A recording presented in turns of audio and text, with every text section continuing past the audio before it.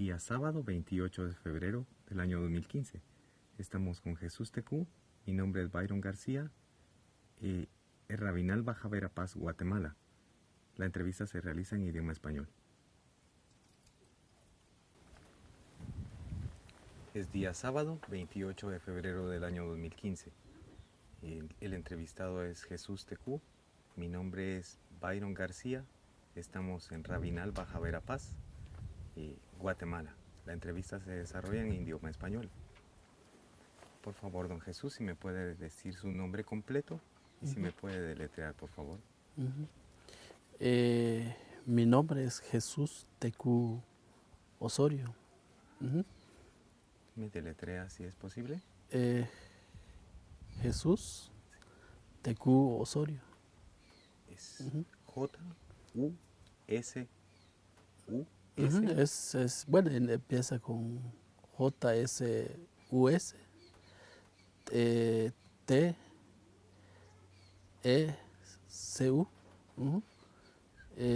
O-S,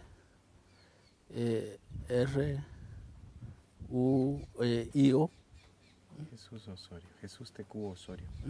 Don Jesús, ¿cuál es la fecha de su nacimiento? La fecha de nacimiento es el 1 de noviembre de 1971. ¿El lugar donde usted nació cuál es, don Jesús?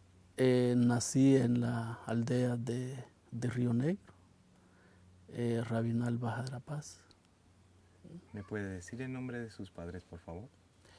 Mis padres eran Laureano TQ y Martina Osorio Chen. ¿Ambos originarios también de Río Negro o venían ellos de otro lugar? Ambos son originarios de Río Negro. ¿El nombre de sus abuelos?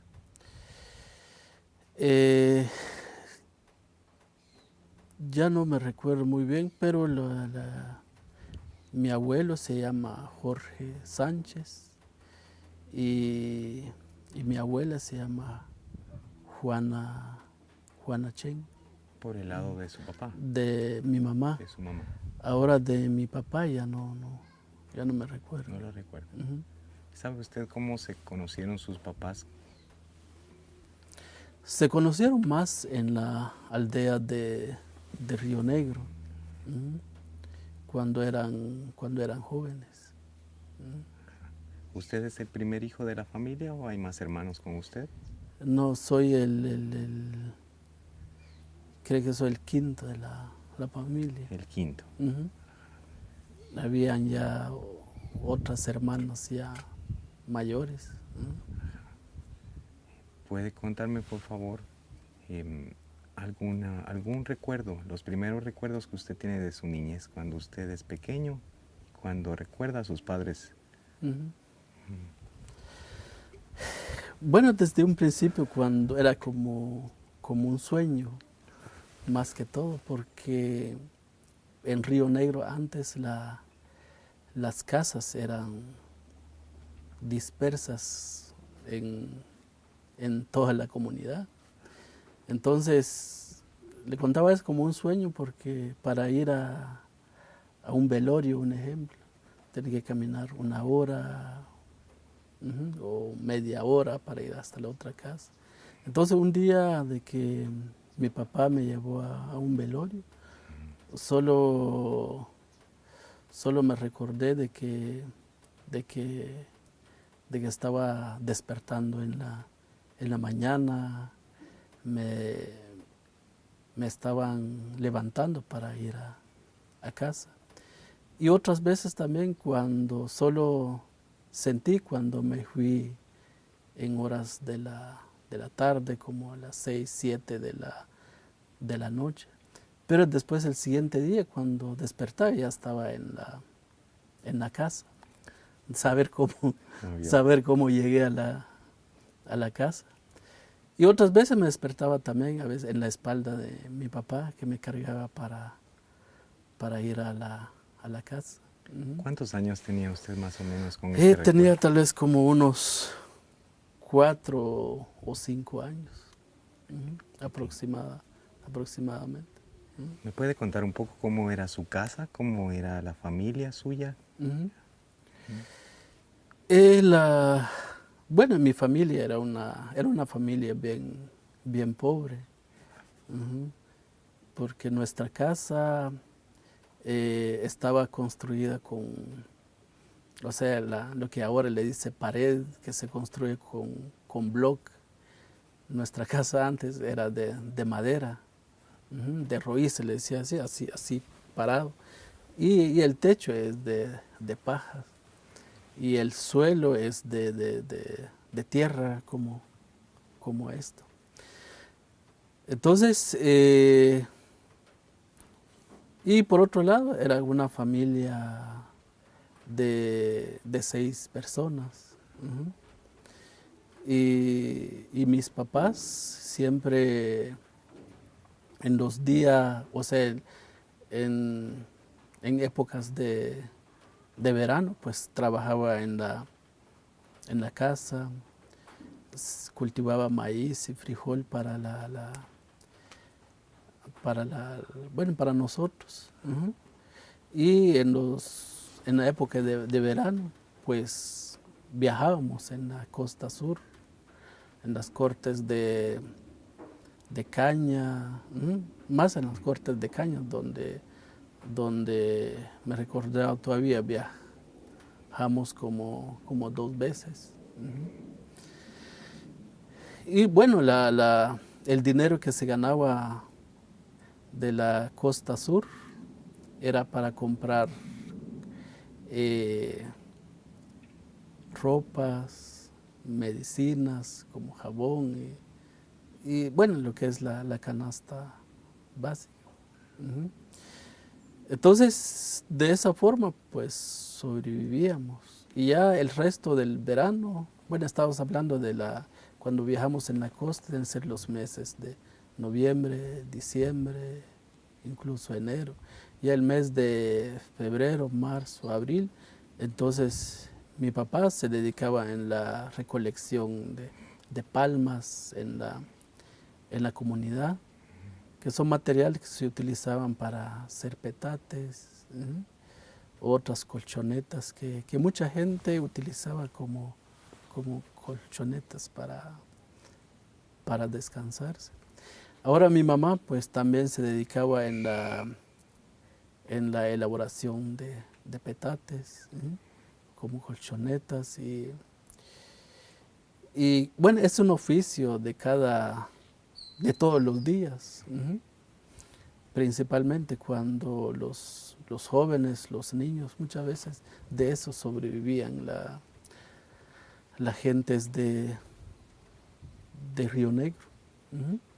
Cuando se iban a la costa, ¿se iba toda la familia junta o se quedaban las mujeres? ¿Cómo era esto? Eh, bueno, depende depende cada familia, pero en mi familia, los 2 veces que viajé, viajé con toda la familia completa. Aunque también otros señores de la comunidad viajaron también, pero sin familias. Ujú. Cuando iba toda la familia, ¿todos tenían trabajo en la costa o solo el padre se ocupaba de las tareas de corte? Casi, casi todas. Todos, un ejemplo con mi familia. En ese tiempo yo era el más mayor de 3 hermanos. Ujú.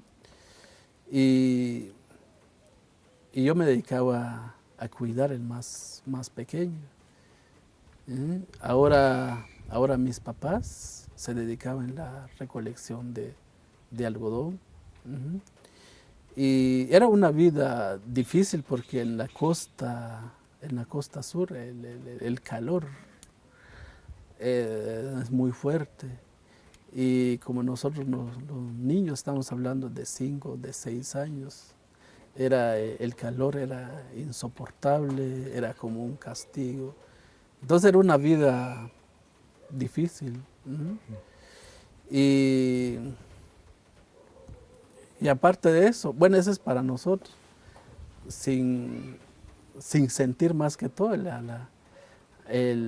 el calor y otros sacrificios también que hacían mis papás, porque desde a las 4 de la mañana ya empezaron a trabajar, porque aprovechando de que en la mañana pues el algodón estaba mojado con sereno, algo así, entonces eso pues pesaba el algodón cuando pesaba en horas de la tarde.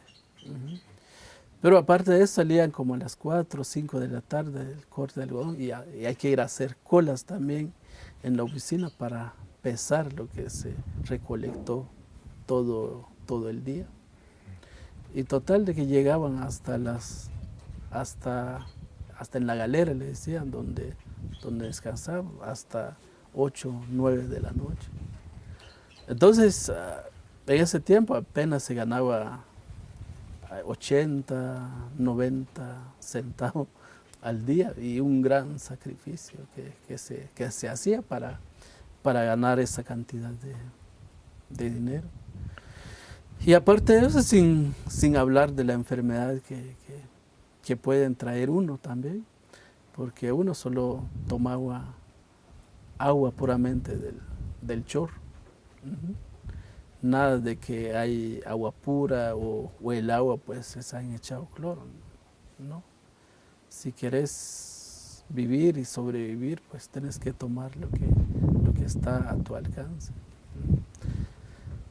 Esa es la vida de mis papás. ¿En qué finca se desempeñaban ellos? ¿Sabe usted cómo se llamaban este nombre? Fíjese de que Fíjese, cuando yo tenía como 5 o 6 años, fuimos a una finca que se llama Torapinto, le decía. Y después de allí, creo que la primera vez que viajamos, estuvimos en una finca Torapinta. Mis papás creo que no ganaron nada. Entonces decidieron pasar a otra finca que se queda en el municipio de Tiquizate, que se llama Petencito, le decía. Entonces esos dos fincas donde me recordaba todavía, donde estuvieron trabajando mis papás. Cuando me menciona las galeras, era el lugar donde se descansaba. ¿Cuántas familias podían haber en este lugar? En las galeras muchas veces ingresaba alrededor de unas 75 a 100 personas, porque otros dormían aquí, otros por allí, otros por dentro de estaban como en cola la gente dentro de la galera. ¿Hay camas? No había camas, sino que no, dentro de la galera hay el suelo igual como estas, pura tierra. Y bueno, qué bueno sería si fuera esto. Porque uno puede descansar en este lugar, no hay tanta, o sea, no hay animalitos, pero muchas veces en las galeras donde llevaban a la gente, allí dormían perros, incluso caballos, animales. Entonces cuando uno llega, entonces tiene que casi desinfectar el lugar, poner como algún insecticidas para matar a los animales, como piojos, pulgas, incluso hasta garrapatas que habían ahí. Ya la última vez que cuando ya tenía ya como 14, 15 años, fui a una finca de café aquí por las nubes, aquí por Guazacapán, Santa Rosa. Y nos llevaron en un potrero, solo había una galera ahí. Y como dentro de la galera no entraban toda la gente. Entonces tuvimos que salir y ahí estuvimos bajo los árboles. Y después cuando terminé el mes y estaba en la casa y resulté con un dolor de aquí. Como que me dolía con el corazón y después como que poco a poco abrió un pequeño agujero y alguien me dijo de que ese es colmoyote. Y yo no sabía qué es eso. Entonces un día traté la manera de sacar, apretando la piel, y cabal era un colmoyote el que conseguí yo por ¿Qué, ahí o en esa finca. qué es un colmoyote? ¿Nos puede contar? Fíjese que es una plaga que muchas veces se pega mucho a los animales, ujú, a las vacas más que todo. Ujú. Y como eso, nos fuimos a vivir casi cerca de un mes donde duermen las vacas. Entonces ahí donde me pasaron esa enfermedad. Ujú. ¿La comida en las fincas cómo era? La comida en las fincas solo te dan 6 tortillas. Eso es lo que decía un ración, le decía. Y te dan tu frijol. Ujú. Y muchas veces el frijol solo te dan casi bastante caldo y solo te dan como unos 5 granos de frijol nada más. Y esa es la comida para todo el mes. Ahora si quiero carne o quiero huevos o arroz o que otras cosas más como incaparina, que puede, que puede variar un poco la alimentación durante el mes. Entonces uno mismo tiene que llevar dinero porque ahí hay tiendas, hay que ir a comprar y si no hay dinero pues uno tiene que pasar todo el mes frijol y tortilla, frijol y tortilla. Ujú. Entonces esa es la vida no solo de mis papás, sino que casi es la vida de todo el pueblo maya de Guatemala. Ujú. ¿Era diferente cuando están en su casa, cuando están en su vivienda? Es diferente porque cuando viviendo en mi casa, aparte de que puedo descansar y jugar, pero también la comida es un poco variable. A veces los huevos que ponen las gallinas de ahí de la casa, muchas veces mi mamá a veces lo vende, pero muchas veces para comprar azúcar o comprar una libra de encaparina. Pero casi la mayoría pues consumíamos los huevos que ponen las gallinas, o a veces mi mamá pues mata una gallina. Ujú. Pero aparte de esto, de que como Río Negro, ahí pasaba el río Chiquisoy, entonces íbamos al río a pescar y sacar pescados del río más que todo, y ahí y comíamos. Pero aparte de eso, también en la comunidad había muchas plantas de mangos, en épocas de mango, casi hasta se podrían los mangos también, porque casi ya la gente ya no son capaces para comer. Ujú.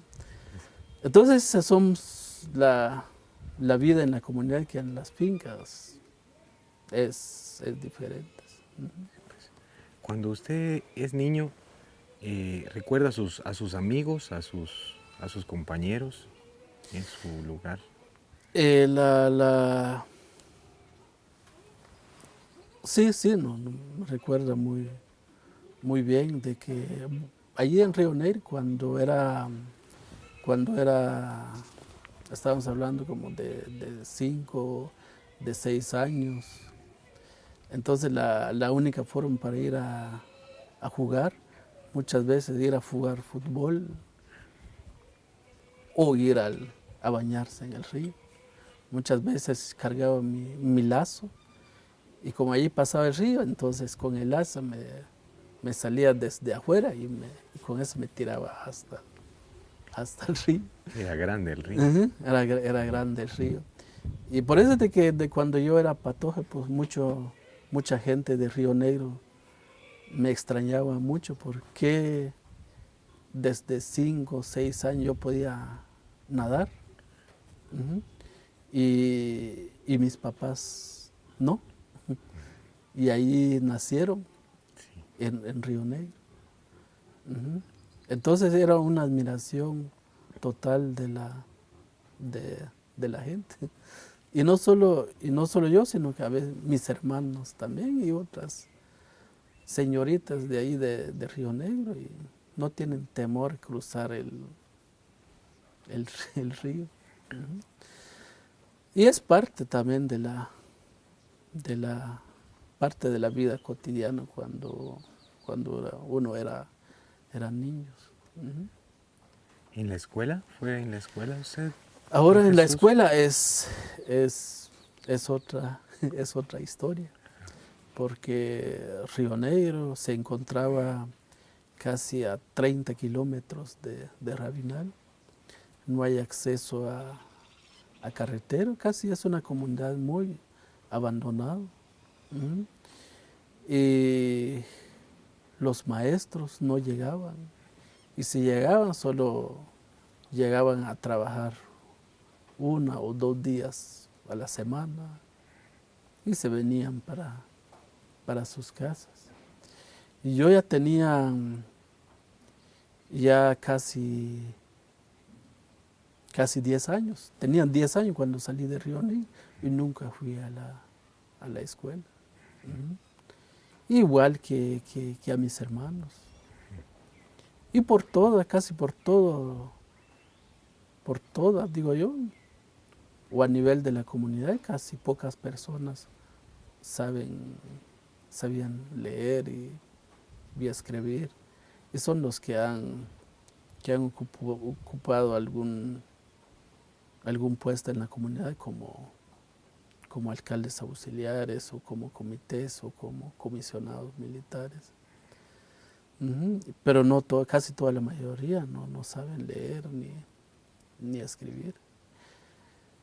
Y eso es con relación ya puramente a educación. A nivel de salud es más peor, porque muchas veces solo, bueno, si hay medicina, pues mandan a través de los promotores de salud y si no, pues hay que, hay que traer, hay que traer un enfermo desde Río Nerias en caballo o en lo que sea, pero hay que traer al pueblo. Cuando tenía tal vez como 5 años me di cuenta de que se murió una hermana.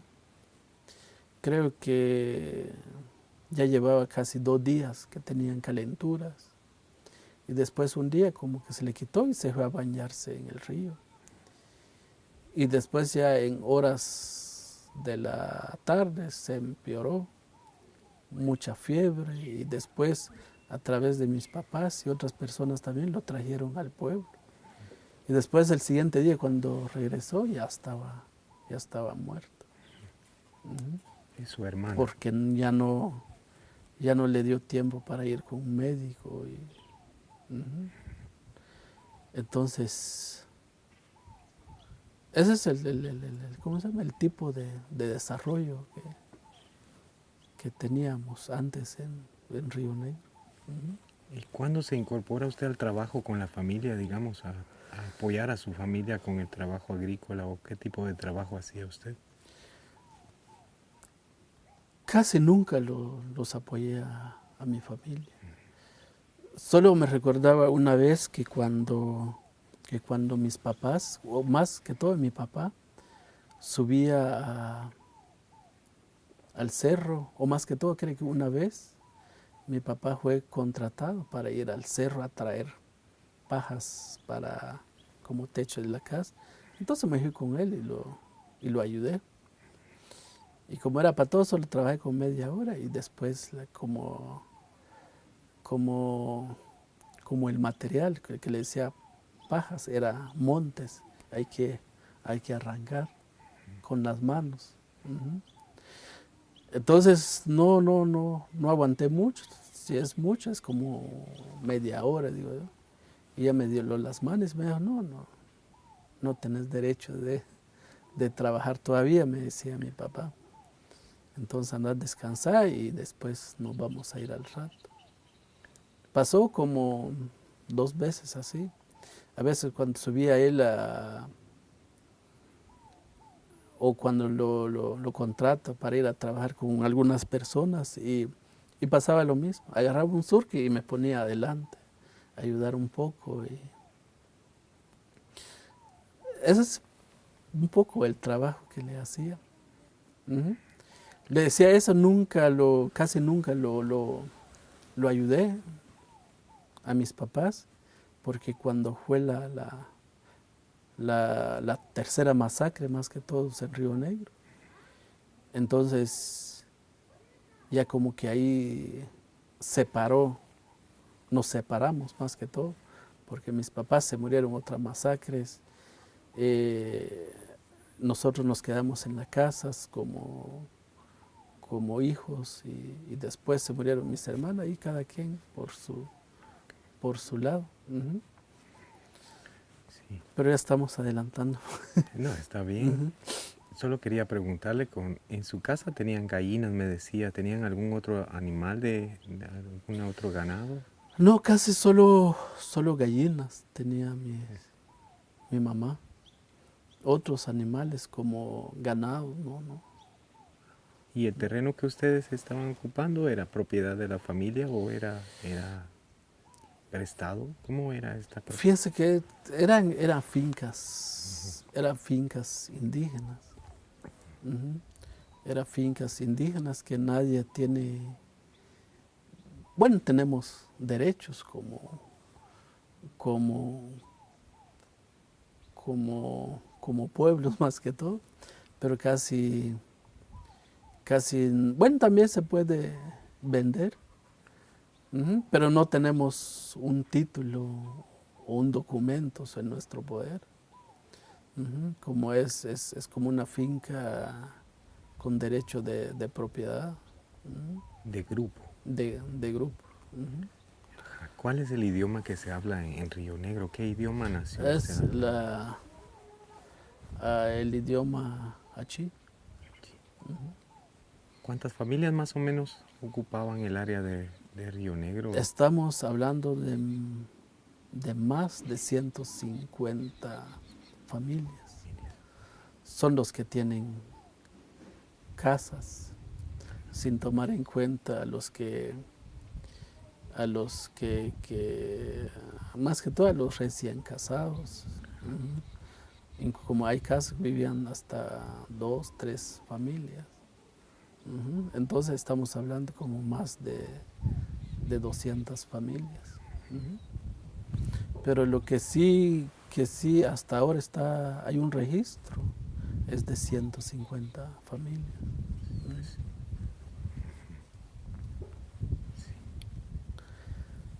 siempre. Entonces, estamos hablando como de más de 2.800 personas. Ujú. ¿Hay algún otro recuerdo que usted tenga de esa parte de su niñez? ¿Recuerdos alegres?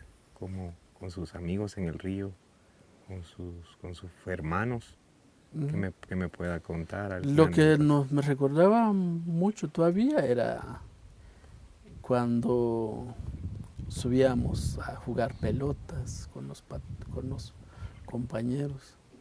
Pero también a veces jugábamos en el río, muchas veces jugamos venado, le decía, nombramos un venado y,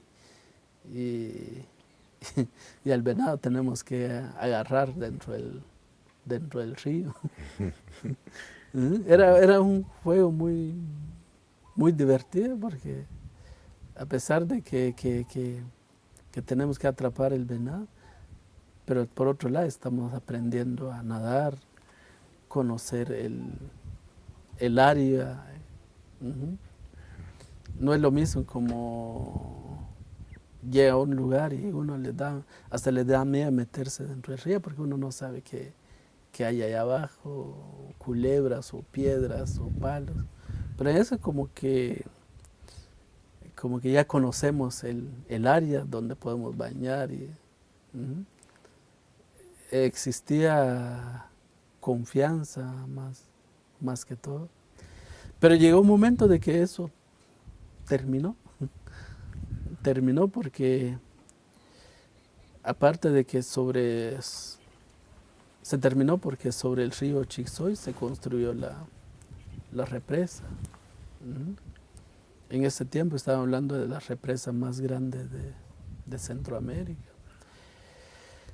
Y nosotros no teníamos ninguna idea qué es represas, pero también nuestros papás, que solo hablaban de una represa para saber qué es, y solo decían de que algún día se va a inundar su comunidad y ustedes tienen que salir, porque si no se van a morir o se van a ahogar.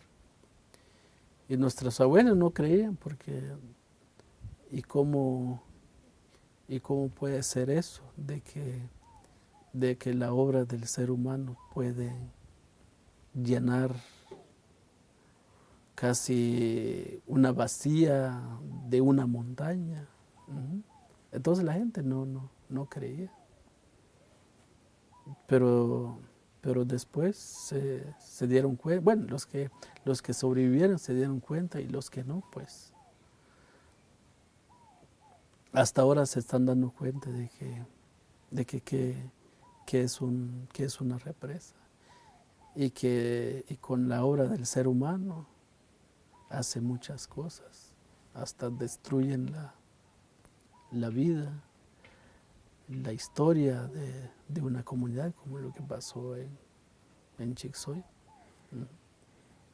¿Llegaban gentes a platicar con su familia de la represa para decirles qué iba a suceder o cómo ellos se enteraron de esto?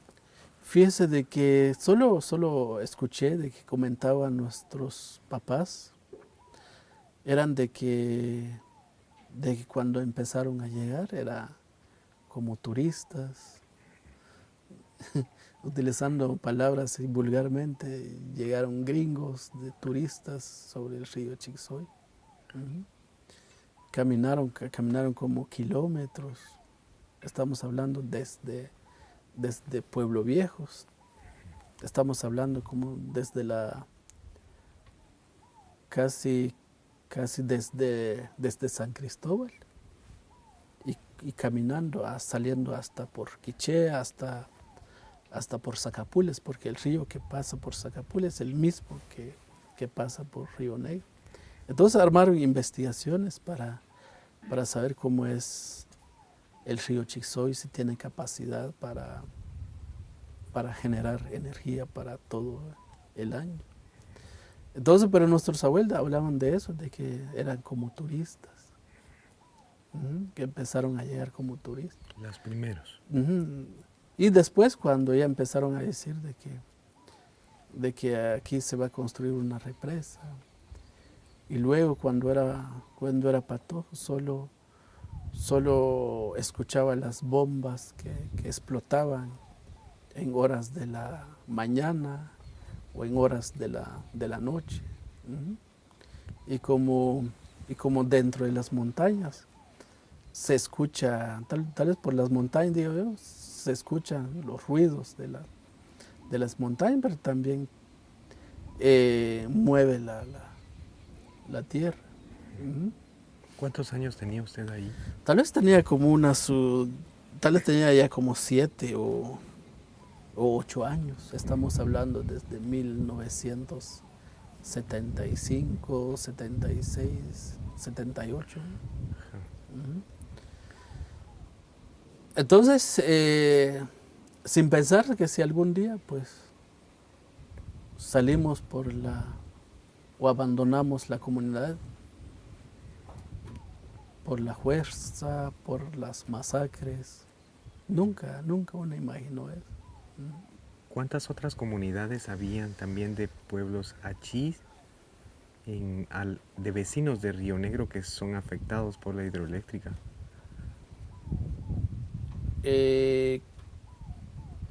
casi estamos hablando de 15 comunidades. ¿Recuerda usted los nombres de estas comunidades? La comunidad más grande es Río Negro, Los Encuentros, la comunidad de Camalmapa, y luego parte de Cubulco está Chicruz, ¿cómo se llama? Chitomás. Ya no me recuerdo otros nombres de otras comunidades, pero eran como 15 comunidades que fue afectado por la represa. ¿Todos población de origen achí? Todos son de origen achí. Sí. Los primeros recuerdos que usted tiene de cuando se empezó el problema, ¿o está junto con lo de la represa?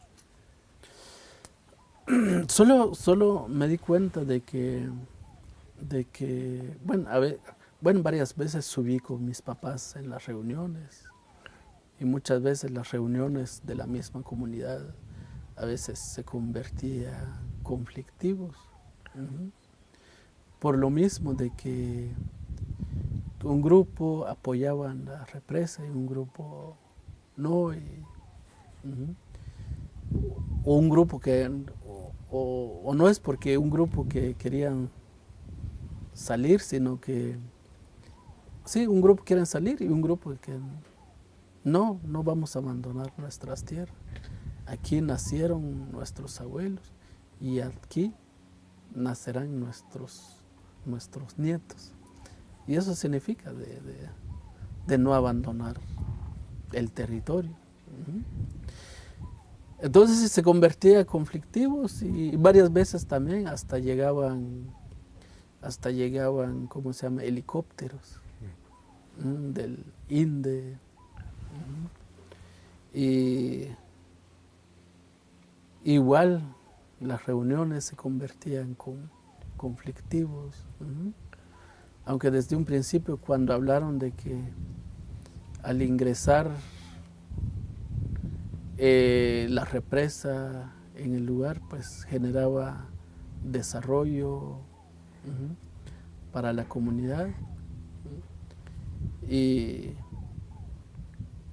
tal vez por una parte sí y por otra parte no, porque desde un principio casi toda la gente trabajaron con el INDE, hasta mis papás también trabajó con la empresa, y me di cuenta de que no había necesidad en la casa, porque mi papá tenía un trabajo. Pero pero sin pensar de que si el desarrollo de la comunidad se interrumpía, la construcción de la represa, uno no pensó de esa consecuencia. Y también poco a poco, como le decía hace rato, de que conflictivos, porque en una oportunidad había un montón de personas en la capilla, le decíamos capilla a la iglesia. Y había un montón de gente, pero también había unos soldados por ahí. Y yo llegué de curiosidad, me metí dentro de la gente y llegué hasta ahí donde estaba uno de los militares, o PMA creo que sí. Y solo me di cuenta de que habían discusión, y otro gritando. Entonces, hasta ahora estoy entendiendo de que ese día creo que varias, bueno, no varias, sino que eran como 2 o 3 personas fueron a Pueblo Viejo, donde está la compañía, y creo que varias personas entró en una bodega donde trajeron frijol y otros víveres más para de la compañía. Robaron más que todo. Y después, en horas de la tarde, llegó a Río Negro una comisión del del ejército. Estamos hablando como de un PMA y 2 soldados. PMA, ¿qué es Es PMA? policía militar ambulante. Ujú. Y, y los 3 que entraron al comedor lo agarraron. Ujú. Y, y creo que lo fueron torturados y después lo encerraron ahí en Pueblo Viejo. Y a través de las torturas que sufrieron estos hombres y revelaron nombres de otras personas más de Río Negro. Entonces el ejército fueron a Río Negro a traer a los otros, sin saber, sin prevenir, si la presencia de ellos generaba conflicto. Llegaron a Río Negro y la gente no dejaron salir a los que aparecían en la lista. Se organizaron y dijeron que no, y hay otras personas que estaban muy enojados por la negociación del desalojo y dijeron de que aquí se van a ir, pero hasta que dejen libres nuestros compañeros detenidos. Y como a las 5 de la tarde salí de ahí, me fui para la casa. Era como a las 2 de la mañana, solo se escuché los disparos. Se escuchó varios disparos ahí. Y el siguiente día, como a las 7 o 8 de la mañana, me fui corriendo para ver qué pasó en la capilla. Y después me di cuenta de que otras personas estaban tirados por allá, y otros por ahí, y otros estaban adentro de la capilla, casi ya no se veía su cabeza, estaba aplastado su cabeza dentro de la capilla. Y otra mujer se quejaba por otro lado. Según la historia de la comunidad, de los líderes, de que en horas de la noche, estamos hablando como a las 11 de la noche, el PMA disparó con sus armas en contra de la gente que estaban por ahí y logró matar como a 7 personas y varios heridos. Se los llevaron a Cobán y otros se fue a Salamá.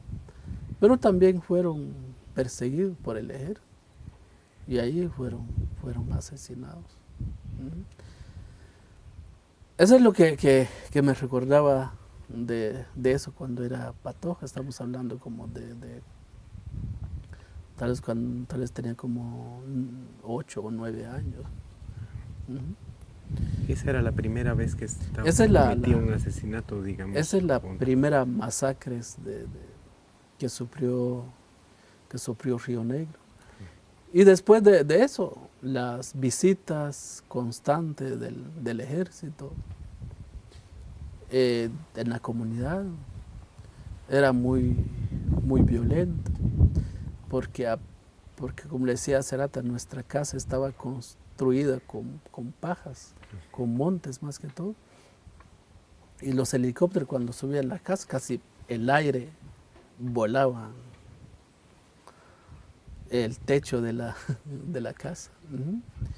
Y de esa forma intimidaban a la gente, capturaban ilegalmente a la gente, los llevaban a la zona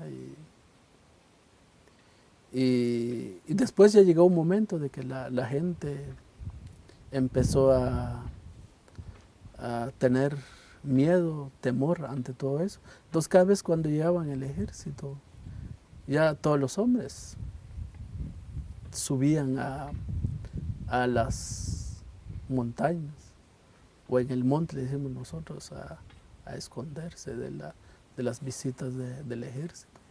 Y solo se quedaban las mujeres y niños en sus casas. Y ya después, sin pensar de que si solo eso, o va a llegar otro momento donde todos van a ir a vivir en el monte, nunca se pensó de eso. ¿Su papá también salía a Mm, esconderse o Salían. usted también? Mm. ¿Cuáles eran Y la ya familia? después, ya después de ahí de la comunidad de Río Negro se organizó las patrullas de autodefensa civil. Cuando aquí en Rabinal pues se cometían ejecuciones extrajudiciales, o sea, los paramilitares, los judiciales, y la G2 mataban a mucha gente. Si se encontraba en su casa, si encontraban trabajando, pues igual los mataban. Entonces la única forma para la gente de Rabinal era irse en esas comunidades lejanas de Rabinal como Río Negro, Canchún, Chitucán, son las comunidades montañosas de Rabinal. Pensaron de que ahí sí se puede esconderse y salvarse la vida. Entonces, en Río Negro se organizó las patrullas de autodefensa civil y su trabajo era capturar a los sospechosos de la guerrilla, a los que entraban en la comunidad a comprar comidas. Y me recordaba también de que como nuestra casa casi se encontraba casi en la salida de la comunidad, casi en el camino que conducía hasta Chitucán, casi sobre una montaña como esta. Y entraban la gente en la casa a comprar comidas. Incluso mi mamá no solo entraban comidas, sino les daban comida en la casa. Y ahí se sentaba frente a la casa y comía. Eran gentes de Rabinal y de Xococo. Y yo no sabía si estaban por allá en Río Negro escondiéndose del ejército.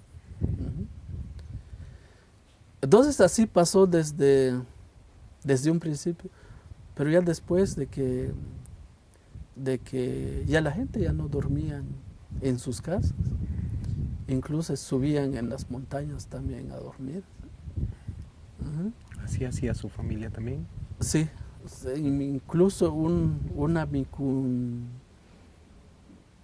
cuñado y me decía, nos vamos a ir a trabajar y te vas a ir con nosotros porque usted solo va a venir a traer comidas, porque a usted el ejército no le va a hacer nada. Entonces subíamos en los cerros a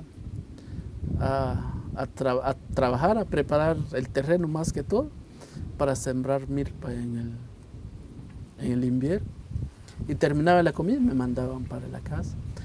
Pero también se escondían del ejército. Así empezó desde un principio, pero llegó un momento de que casi ya casi subían también hasta las familias a esconderse en las montañas. Entonces eso es lo que se pasó desde un principio. Incluso pasó otros momentos también de que eso sí no me consta, no me di cuenta quién fue, pero era también una estrategia más que todo que utilizaron la comunidad para ver si el ejército dejaba en paz la comunidad. Entonces la comunidad como que agarraron a una persona, los que estaban en Río Negro escondido, y lo mataron. Y era como a estas horas. Igual había mucha gente ahí, me metí dentro de la gente y salía allí donde estaba el cuerpo de esta persona. Solo me di cuenta que estaban boca abajo y ya no se movían. pero utilizaron como estrategias para mostrar al ejército de que en Río Negro hay patrullas de autodefensa civil y sí actúan en contra de la guerrilla. Pero ni eso funcionó tan bien, porque el ejército siguió llegando y los hombres también subían en las montañas y se escondían del ejército. ¿Esta persona que habían matado era una persona que pertenecía a la guerrilla o era uno que había venido a refugiarse desde Rabinal? ¿Cómo? No eran guerrilleros, eran refugiados. Sí, pues. Que salió no sé, de otras partes de Rabinal. ¿Qué pensaba usted como niño? ¿Entendía qué estaba pasando? ¿Cómo veía usted la situación? Fíjese de que ese rato solo fui a ver, nunca entendía si eso se murió para siempre. Yo pensé que eso solo por un rato y pensé que eso puede vivir o levantarse el cuerpo otro día. Solo fui un momento y después regresé. Pero lo único que me llamó mucho la atención es la actitud de la gente, porque otros estaban llorando porque reclamaban la muerte de esta persona, y otros rechazaban y otros reclamaban. Habían de todo. Eso es lo que me di cuenta en ese momento. ¿Los comisionados militares que usted mencionaba estaban viviendo dentro o eran parte de la aldea Río Negro? Eran parte de la aldea de Río Negro. Eran comisionados militares de la comunidad. ¿Cuál era su trabajo o función de ellos? Fíjese de que sus funciones era más que todo controlar a la comunidad. Y reportar al ejército si alguien de la comunidad se metían en babosada, como le decían. Eso, babosada sería la organización de la guerrilla. Entonces los comisionados eran como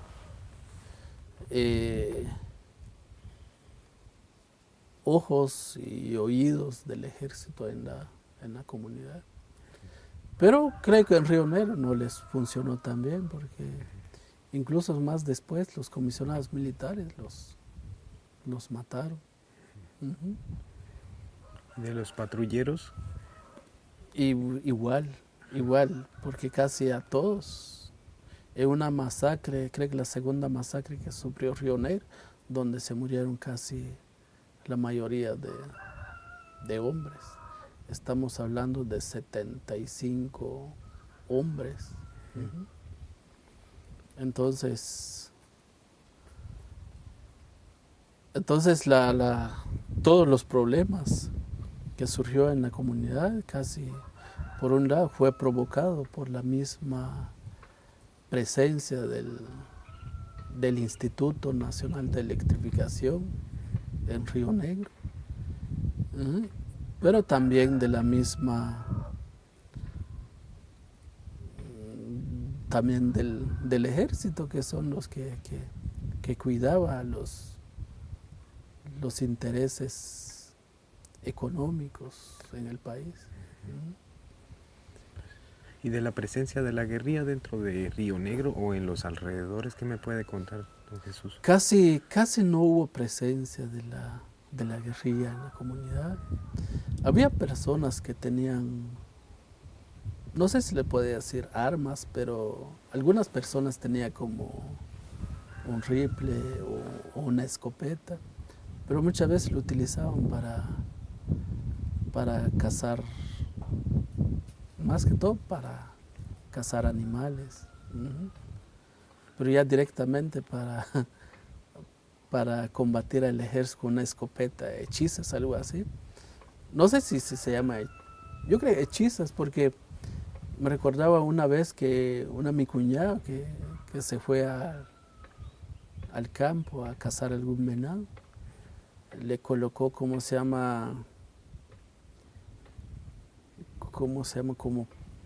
pelitos de maguey, y le echó un plomo y pólvora en eso, y se fue a cazar, se fue al monte a cazar venado. Y con un arma de eso, combatir al ejército, un ejemplo, no sirve. Ujú. Entonces, creo que es el único armas que tenía la comunidad en Río Negro. Ujú. Pero ya movimientos o grupos que realmente se organizaban fuertemente armados, no había. Y yo creo bueno, no solo en Río Negro, sino que a nivel de Rabinal, a nivel de Baja Verapaz más que todo, porque hasta ahora no hay ningún registro donde hablaban, donde hablan de que en Río Negro hubo combate o en Rabinal hubo algo combate, casi no hay. Dentro del informe de la Comisión para el Esclarecimiento Histórico no registró eso. Uh-huh. De parte de su familia, don Jesús, después de la primera masacre que mencionaba de 7 hombres, ¿continuaron, digamos, apoyando la hidroeléctrica o se separaron de esta con el trabajo que me mencionaba de su papá? Uh-huh. Fíjese que mi papá, según me estoy recordando ahora, regresando a casi 40 años más atrás. Bueno, mi papá era una persona muy, muy sencilla. Uh-huh. Estamos hablando de tenía como unos 35, 37 años en esa época. Y solo apoyaban la decisión de la mayoría. Si la mayoría que dice que sí, pues ahí estoy yo también. Uh-huh. Nunca opinaban diferentes o lo que yo digo, pues eso es lo que hay que hacer, sino donde va la mayoría, pues allí va él también. Uh-huh. Entonces me imagino que mi papá está dentro de la opinión de la mayoría de no abandonar su territorio. Uh-huh. Que, bueno, el territorio estamos hablando de donde estaba nuestra casa, donde están los sitios arqueológicos, uh-huh, y la historia milenaria del pueblo maya Achí en la región del río Chixol. Ahora que me habla de esto, ¿cuál era la religión que tenían ustedes en su familia? ¿Qué religión practicaban, digamos? Pues mis papás se inclinaban mucho a la religión católica. A la religión católica porque me recordaba también de que cómo adoraban también la llegada de los padres también. Uh-huh. Llegaban mucho en la iglesia y por eso muchas veces gentes los quería mucho como padrinos de casamientos, de primera comunión, de confirmación, algo así. Eran buscados me imagino por lo mismo que se inclinaba mucho a la religión católica. Aunque de vez en cuando también celebraban también como ceremonias mayas, pero eso lo hacían cuando hay enfermedad, cuando anuncias alguna enfermedad muchas veces. Y eso sí lo celebraban.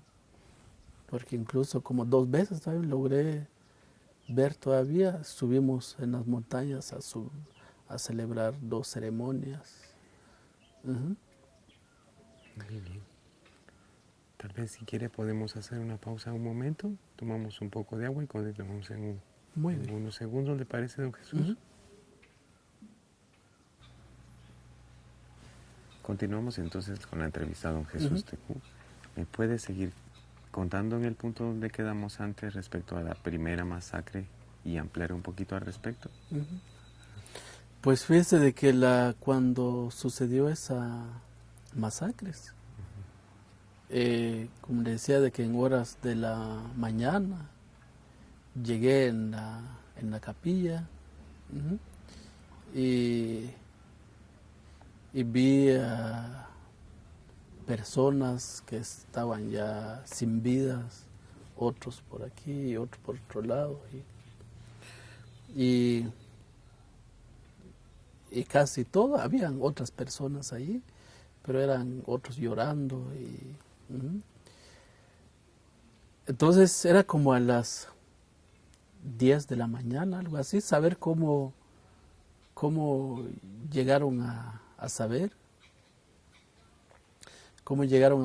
pero llegó un helicóptero. Y creo que ahí donde iba una persona que trabajaba con el INDE, que se llama Gaitán Sánchez, algo así. Y según entiendo yo es de que desde arriba, porque eso sí pasó, pero después que pasó como fue a dar la vuelta y se aterrizó ahí en Río Negro. Y según él es de que me bajé por aquí porque me di cuenta que había mucha gente y para ver qué estaba pasando, entonces les vengo a ver. Pero no se aterrizó ahí donde estaban tirados los muertos, sino que casi se paró ahí casi en medio del río, porque el río por la fuerza agarró otro camino por un lado y otro por este lado, y en medio dejó un lugar como una playa, algo así. Y ahí se aterrizó el helicóptero y fueron a ver y le dijeron que la seguridad del Instituto Nacional de Electrificación allá en Pueblo Viejo son los que provocaron estas muertes. Y a través de este helicóptero llevaron los cuerpos a Cobán, varios heridos a Salamá. Y bueno, los que llevaron a Salamá fueron asesinados ya después, porque fueron perseguidos por el ejército. ¿En el mismo Salamá o cuando volvieron? No, en el mismo hospital. Porque la esposa de una víctima dice que después de 8 días fue a ver a su esposo en el hospital y ya estaba bien y le dijeron que lo van a dejar salir 3 días después.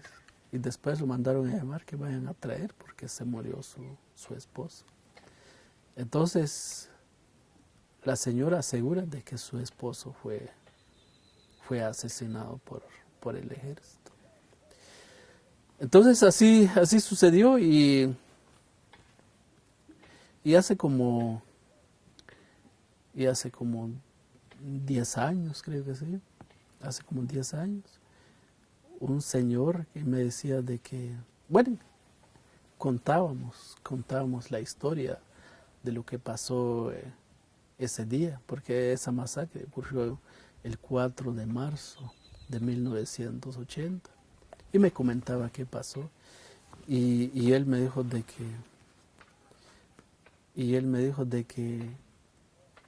que para salir un poco del grupo, porque había un grupo en la capilla, entonces traté la manera de cruzar el río,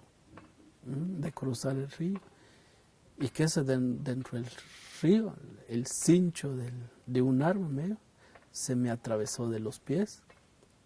Entonces lo que hice, lo jalé y después me di cuenta que era un arma del PMA. Entonces lo lo llevé con el arma conmigo del otro lado del río. Allí lo escondí dentro del monte, ¿no?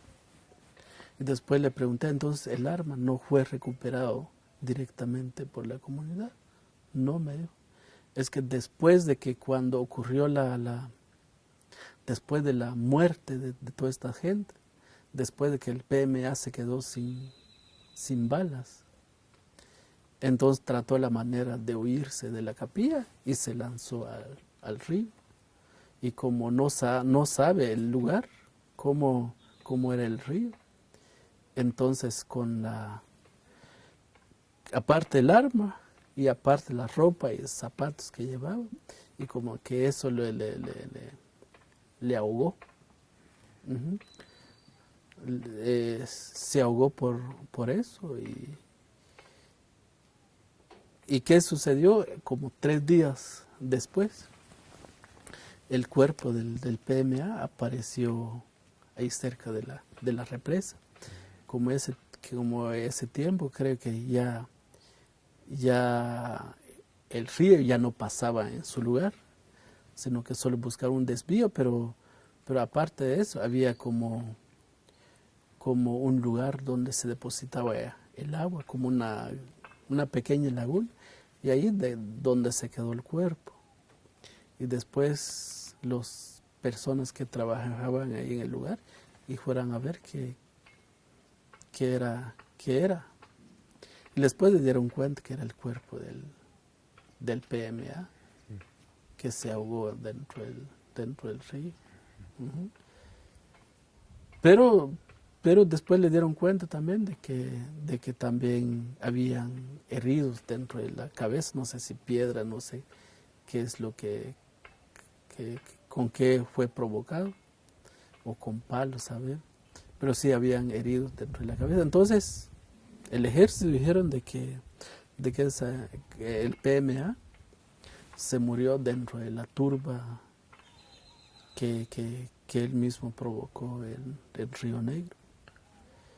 Y ahí donde se dieron cuenta de que el arma se quedó en poder de la comunidad de Río Negro.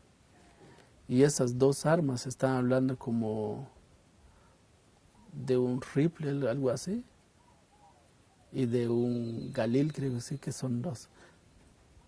Bueno, el arma más potente es la galil. Entonces eso como que, según es que el ejército se asustaron por eso, porque a poder de la comunidad se quedó un arma que tiene mucha potencia, algo así.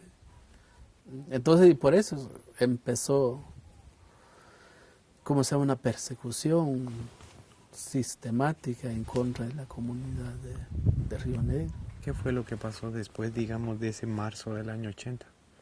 ¿Con su 4 familia? El ¿Con 4. Sí, Bueno, el 4 de marzo mi familia casi no pasó nada, porque como le decía hace rato, de que después fui a dar una vuelta, se vino mi papá y después me quedé otro rato para ver qué estaba pasando ahí, y me vine para la casa. O sea, mi familia estaban en la casa cuando ocurrió problemas ahí en la capilla. Solo, como le decía hace rato, solo esa vez solo ese rato, como no sé si hasta las 12 o a la 1 de la mañana, se escuchó el sonido de las armas que fue disparado. Uh-huh. Pensaron de que, bueno, siempre hay en la comunidad, siempre hay gente que dispara con una escopeta. Y entonces, pero mi familia ese rato pensaron de que era algún borracho que disparó con una escopeta y ya. Pero después era como a las 2 de la mañana, una señora ahí cerca de nuestra casa empezó a gritarse y llorando. Levántese, levántese, porque el ejército ya mataron a mucha gente en Río Negro. Entonces ese rato cuando mi familia, bueno, ¿qué pasó? Pero mi papá siempre dijo de que, bueno, hasta que amanezca, vamos a ver qué pasó. Uh-huh. Y entonces así sucedió ese día. Ujú. ¿Cuándo se vio su familia por primera vez afectado, digamos? ¿Cuándo le empezó a afectar directamente a la familia ya? Ya directamente Violencia. ya como a principios de febrero de 1982. Le contaba eso porque como le decía hace rato, de que en Río Negro había presencia de refugiados de otras aldeas del pueblo de Rabinal. Entonces como de esas personas salió como una venganza. Entonces nos vamos a ir entonces ahora vamos a vengar de los patrulleros de Chocó, por ejemplo, porque ahí donde es una comunidad donde se organizó casi todas con las patrullas de defensa civil, inclinado hacia la política del ejército. Entonces, un día creo que todos los refugiados que están en Río Negro sí se organizaron y se vinieron a Chocó y quemaron tiendas, mataron a personas que estaban trabajando en su terreno. Entonces, ¿qué pasó ahí? Entonces el ejército y los patrulleros de Chocó dijeron de que fueron la gente de Río Negro. Pero aparte de eso, creo que dejaron algunos papeles ahí donde decía que vive la EGP de Río Negro. Uh-huh. Entonces el ejército apuntaron contra la gente de Río Negro, que fueron ellos los autores materiales e intelectuales de la quema de la tienda, de la muerte de estas 4 personas. Y empezó como que se reforzó más la persecución en contra de la comunidad. Entonces ya como, eso ocurrió como el 6 no, tal vez se ocurrió como a principio de febrero. ¿Del año 82? Del año 1982. Entonces la gente de Chocó dijeron que mejor vamos a llamar a la gente de Río Negro y que vengan a ver lo que nos pasó. Así decían la gente de Chocó. Y vinieron la gente de Río Negro, vino mi papá. Uh-huh. Y mi papá vio cómo torturaban los patrulleros, personas de otras comunidades de Rabinal, allá en Chocó. Entonces el día 6 aproximadamente llegó a la casa y estaba llorando. Uh-huh. Estaba llorando, triste, porque le dijo a mi mamá de que no sabemos si vamos a sobrevivir, porque en Chocó, frente a nosotros, mataron a estas personas de la laguna, mataron a estas personas de Canchún, de Chitucán. Entonces en Chocó sí están matando gente. Y hoy regresamos, pero nos dijeron que tenemos que regresar a Chocó el 13 de febrero. Uh-huh. Porque el día 6 les quitaron la cédula. Uh-huh. Y les dijeron que regresaran a Chocó el día 13 de febrero para venir a recoger las cédulas. Uh-huh. Entonces ese día mi papá estaba llorando, ya no es lo mismo como antes, uh-huh, sino que estaba incómodo también con mi mamá y había mucho temor, Había mucho temor, no solo con mi familia, sino que también a nivel de la comunidad. Ujú. Entonces, eso pasó y durante los 8 días, estamos hablando del 6 de febrero hasta el 13 de febrero. Entonces le decía a mi mamá, a mi papá, entonces el 13 el 13 de febrero, la otra semana, sí me voy a ir con usted a Xococo. Ujú. Porque tal vez por mí, pues no, tal vez no son capaces los patrulleros para matarlos, entonces me voy a ir con usted. Pero y aparte de eso, si nos matan, pues que nos matan los dos. Ujú. Así de que no me quedo solito con los patojos, así le decía mi mamá a mi papá. Ujú. Entonces llegó un día, creo que llegó un día antes, sí, un día antes de la... Entonces era como a las 6 de la tarde, estamos sentados frente a la casa, estamos cenando. Y después como teníamos una casa por aquí, pero también del otro lado estaba una casa de mi hermana, que estaba casada. Y mi mamá me dijo de que Jesús me dijo, anda ve en esta casa porque entró una persona ahí. Una persona vestido de blanco o algo así. Anda ve y que era, me dijo. Entonces fui a ver, entré en la casa, no había nada, y le dijo que no había nada. Entonces, pero y ese mismo momento estaba reclamando a ellos, porque quería viajarse con ellos a Xococo. O sea, el día 12 de febrero. ¿Mm? Entonces le dijo yo de que mañana me voy con ustedes a Xococo. ¿Mm? Y mi mamá me dijo de que no, porque tenemos que levantar casi a medianoche. ¿Estaba muy lejos, Xococo? Estaba muy lejos, casi 5 a 6 horas de camino. Entonces, si alguien sale a la 1 de la mañana de Río Negro, a las 6, a las 7, entrarían en Xococo. Entonces, y me dijo de que como solo vamos a dar vuelta a traer los papeles de papá y regresar. Entonces ese día era como a las 4 o 5 de la mañana. Me desperté y ya no había ninguno.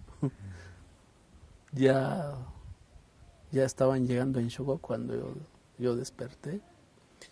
Y después hubiera venido con ellos, ya ni estaría vivos. ¿Sí? Entonces, el día 13 de febrero, ahí estuvimos en la casa, como a estas horas, esperando. ¿A qué hora llega? Y como nuestra casa está en una montaña, estamos viendo para abajo cuando llegaban. Cuando llegaban y era como a las 6, 7 de la noche, nada. Pero los perros, como teníamos perros, solo los perros salían, ya como a las 7, 8 de la noche, salían, igual como las otras veces cuando llegaban mi mamá o mi papá, cuando salía también en Rabinal o en Xococo. Entonces los perros salían a encontrarlos. Y lo mismo hacían los perros ese día. Y salía corriendo también, pensando que ya llegaron. Y me imagino tal vez es el espíritu o saber qué miraban los perros en ese momento. Porque igual las otras veces cuando llegaba mi papá, salía al encuentro. Y lo mismo hacían ese día, pero ese día era falso, digo yo, porque no, ya no llegó mi papá. Entonces, ese día seguimos, nos quedamos en la casa. El día siguiente ya no llegó mi papá. Y entonces seguimos viviendo ahí con mis hermanos, porque ahí estaba mi hermano. Pero el siguiente día ya corrió la noticia en la comunidad, como a las 9, 10 de la mañana. Y corrió la noticia de que todos los hombres que viajaron a Chocó ya no van a venir, porque todos fueron asesinados. Entonces, ese día se quedaron un montón de viudas. ¿Cuántas personas fueron? Huérfanos. En Chocó, ahí se murieron alrededor de 55 hombres y 18 mujeres y niños ese día. Entonces ya después de 5 o 6 días, pues que ya no llegaron a mis papás, pero siempre estamos esperando saber qué pasó, tal vez van a venir. Yo no perdía la esperanza de que puede ser vienen la otra semana. Y como ahí en Chocó, pues, bueno, que mi papá tenía familiares ahí en Chocó, y luego pensé que pues están con algunos familiares, tal vez van a venir la otra semana. ¿Cuántos hermanos se quedaron? Porque se quedaron solo ustedes, digamos. Yo era el más mayor de mis 3 hermanos. Yo tenía 10 años a principios del 82. Y mis otros hermanos, que se llama Marcelo, tenía como sus 8 años. Y el que se llama Marcelo, que se llama Anastasio, él tiene como unos 5 años. Y tenía un hermano que es el bebé, que tal vez tenía como tal vez su año y 2 meses o 3 meses. Pues. Entonces ya después de 5 días, entonces mi hermana, o sea, mis 2 hermanos, mis 2 hermanos decían de que yo me voy a ir a vivir con otra hermana y mis 2 hermanos se van a quedar con ella. Nos dividimos entre mis 2 hermanas que ya están casadas. Entonces, pero llegó un momento de que porque las visitas del ejército siguió, después de la masacre en Chocó, siguió la visita del ejército. Entonces llegó un momento, nos fuimos a escondernos en un terreno o en una finca que se llama Los Pajales. Es un terreno también de Río Negro. Y no aguanté ni siquiera 15 días. Y por el hambre, porque no se podría vivirse así dentro de las montañas. Entonces solo estuve como 15 días y le decía yo a mi hermana, que se llama Laura. Entonces le dije, mejor vamos a regresar con mi hermana Juana, es el que se quedó en Río Negro. Porque allí, bueno, aparte de que con mi hermana casi nos dan comidas, pero a veces no nos ponen a trabajar. Que con mi hermana Laura a veces el marido es bien bravo. Pero aparte de eso, que también como niños no estamos averiguando si alguien nos escucha dentro de las montañas, que estamos escondidos. Estamos gritando, jugando, como que estuviera en la casa. Entonces como que eso molesta mucho a mi cuñada y me dijo, "Mejor que se vayan a Río Negro, porque si seguimos aquí escondidos y ellos hacen bulla, nos encuentra el ejército". Y regresamos a Río Negro. Tal vez como 8 días después de haber llegado a Río Negro, llegaron el ejército de nuevamente a terminar con la vida de las mujeres y los huérfanos que se habían quedado. Y es la masacre del 13 la masacre del 13 de marzo de 1982, donde murieron la mayoría de niños y mujeres. Entonces así sucedió, pero pero durante tal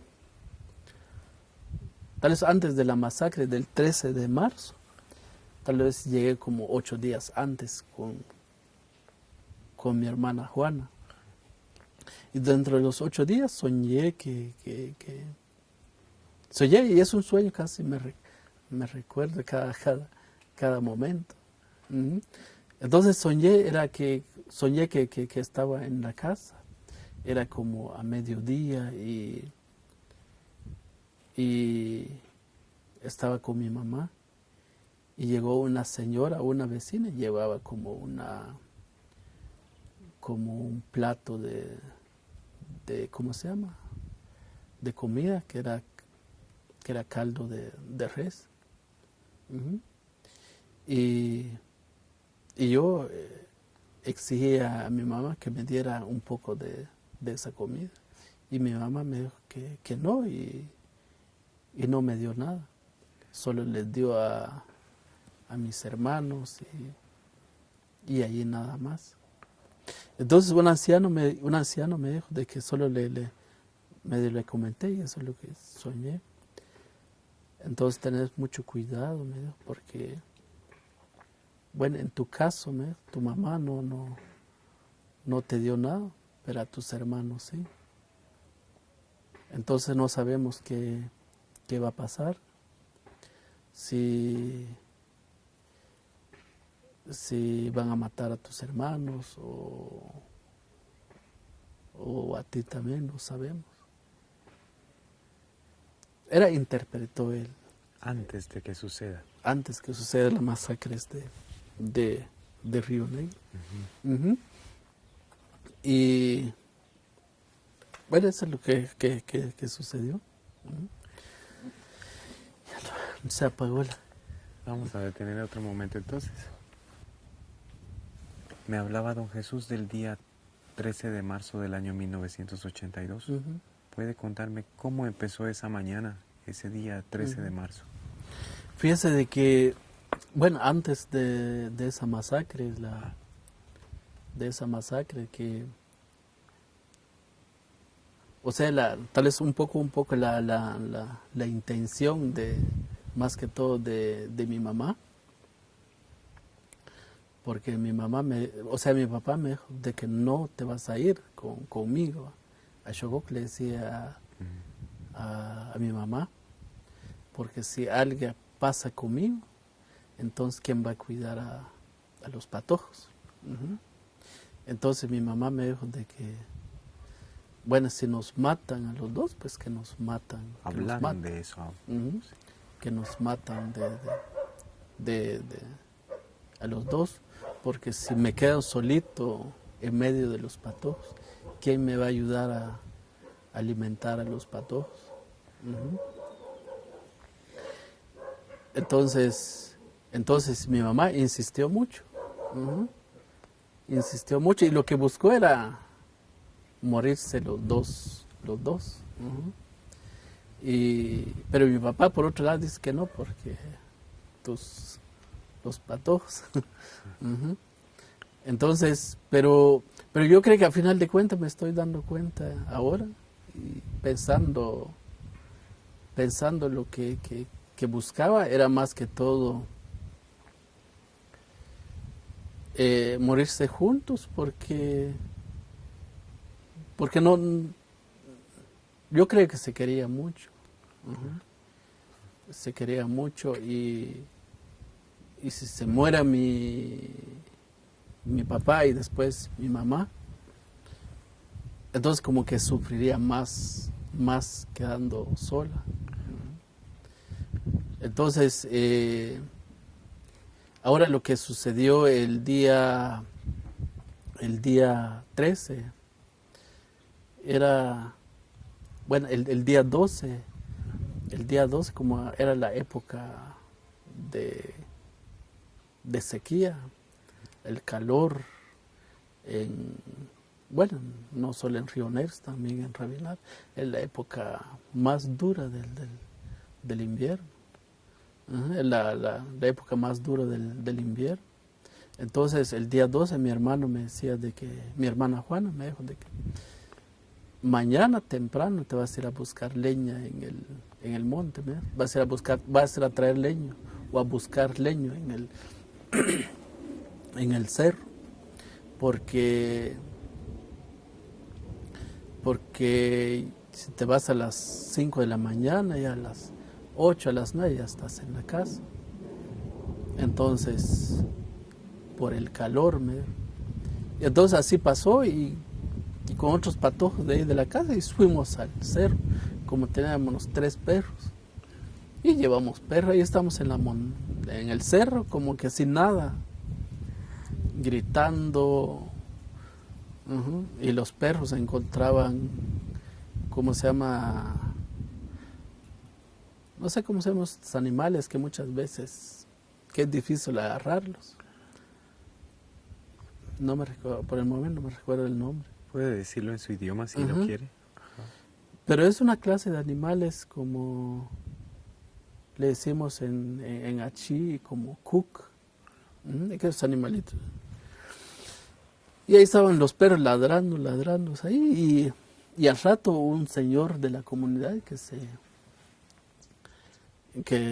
llamaba Don Siriaco, y nos regañó. Buenos patojos, dejan de estar gritando, regresen a la casa, porque el ejército ya entraron en la comunidad y ya llevaron a todas las mujeres y niños. Y inmediatamente regresé a la casa, corriendo, sin leña, sin nada. Y después estaba llegando a la casa, como le decía hace rato, que mi casa estaba sobre una montaña. Y llegué a la casa y vi para abajo que el ejército ya llevaban a las mujeres para arriba. Y hace rato le dije a mi hermano de que ahora sí el ejército nos van a matar.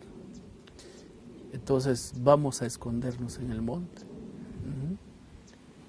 Y mi hermana no quiso. Y le dijo, vámonos, le dijo yo, como vivíamos ya en la salida de la comunidad, había mucha oportunidad para meterse dentro del monte, pero son oportunidades que nunca supimos, tal vez no supimos aprovechar, sino que son momentos de que uno puede salvarse la vida, y uno no sabe si ese día pues es el último día de la vida, más que todo. Entonces mi hermano me dijo que no, y entran para adentro, y cerró la puerta. Era una puerta también de madera, que se saca y se coloca otra vez cuando uno lo cierra. Y uno de los soldados, que tenía un pañuelo rojo en el cuello, y llegó y solo pateó la puerta y entró para adentro. Y le preguntó a mi hermano que dónde está dónde está la herría, dónde está las armas, así apuntando a mi hermano. Y mi hermana dijo que no conocemos qué son las armas, qué son la guerrilla. Y empezaron a registrar todas las cosas que tenemos. Tiraron para afuera y ese rato, sin haber desayunado, llegué a la casa, se me fue el hambre más que todo, me preocupé más que qué va a pasar ese día. Entonces mi hermana había preparado como atol, como incaparino o mosh, creo que sí. Y no sé dónde había conseguido carne y frijol también. Y mientras que ahí está la comida y el soldado que estaba interrogando a mi hermano y empezó a preguntar dónde está su marido, y frente a nosotros intentó como acosar, a tocar a mi hermano, pero por nosotros que estamos ahí, entonces no insistió mucho para violar a mi hermano. Entonces después de un rato nos sacaron afuera de la casa y ahí nos obligaron a estar con las mujeres que estaban llegando. Y ellos empezaron a cocinar en la cocina, empezaron a comer toda la alimentación que había preparado mi hermano. Y nosotros, y ahí estuvimos con las mujeres que estaban llegando. Y como ahí frente a nuestra casa había un árbol que se llama conacaste, entonces en ese rato había mucha sombra del árbol y ahí aprovecharon para reunirse a todas las mujeres ahí frente a nuestra casa. Lo que me di cuenta es de que, y casi me recuerda cada momento, es que todas las mujeres ancianas que llegaban, cómo respiraban mucho, porque caminar una montaña casi de esto para arriba cuesta mucho con las ancianas. Y llegaron a nuestra casa y puchica, cómo respiraban mucho. Pero al mismo tiempo los patrulleros y los soldados llevaban a las mujeres, a las señoritas en el monte. No lo vi si las violaron, pero sí las llevaban en el monte. Y eso lo hacían los patrulleros y los mismos soldados.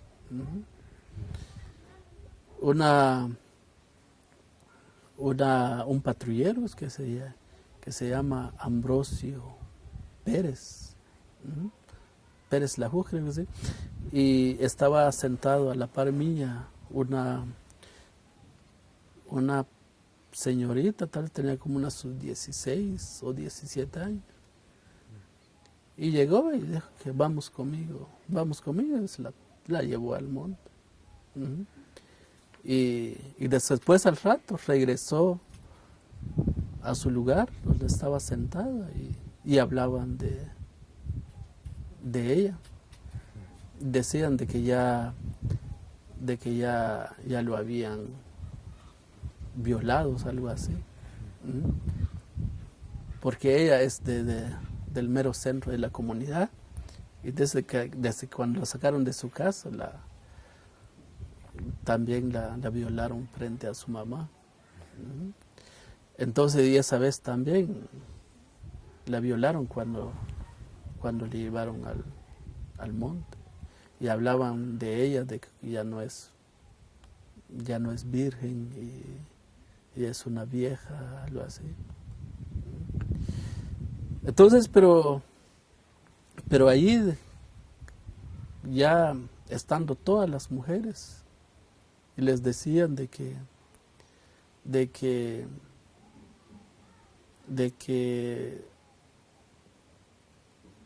desde Río Negro los van a llevar hasta Pacush. Entonces Pacush era un reasentamiento humanos que fue construido por el Instituto Nacional de Electrificación INDE, que empezó a construir como en el año 1977, 78, 79, para todos los afectados de las represas, más que todo para la de Río Negro.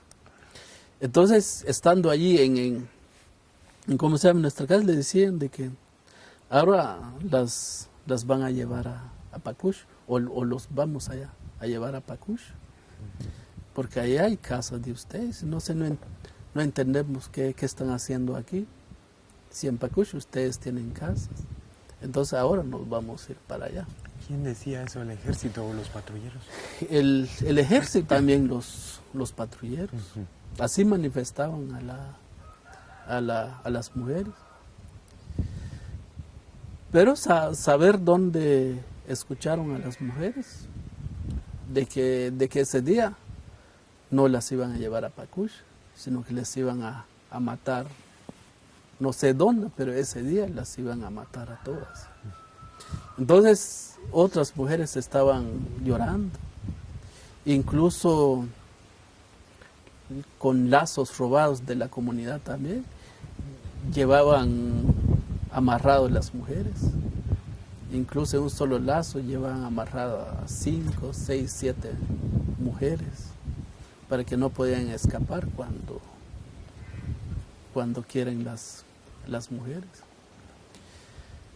Y después de ahí,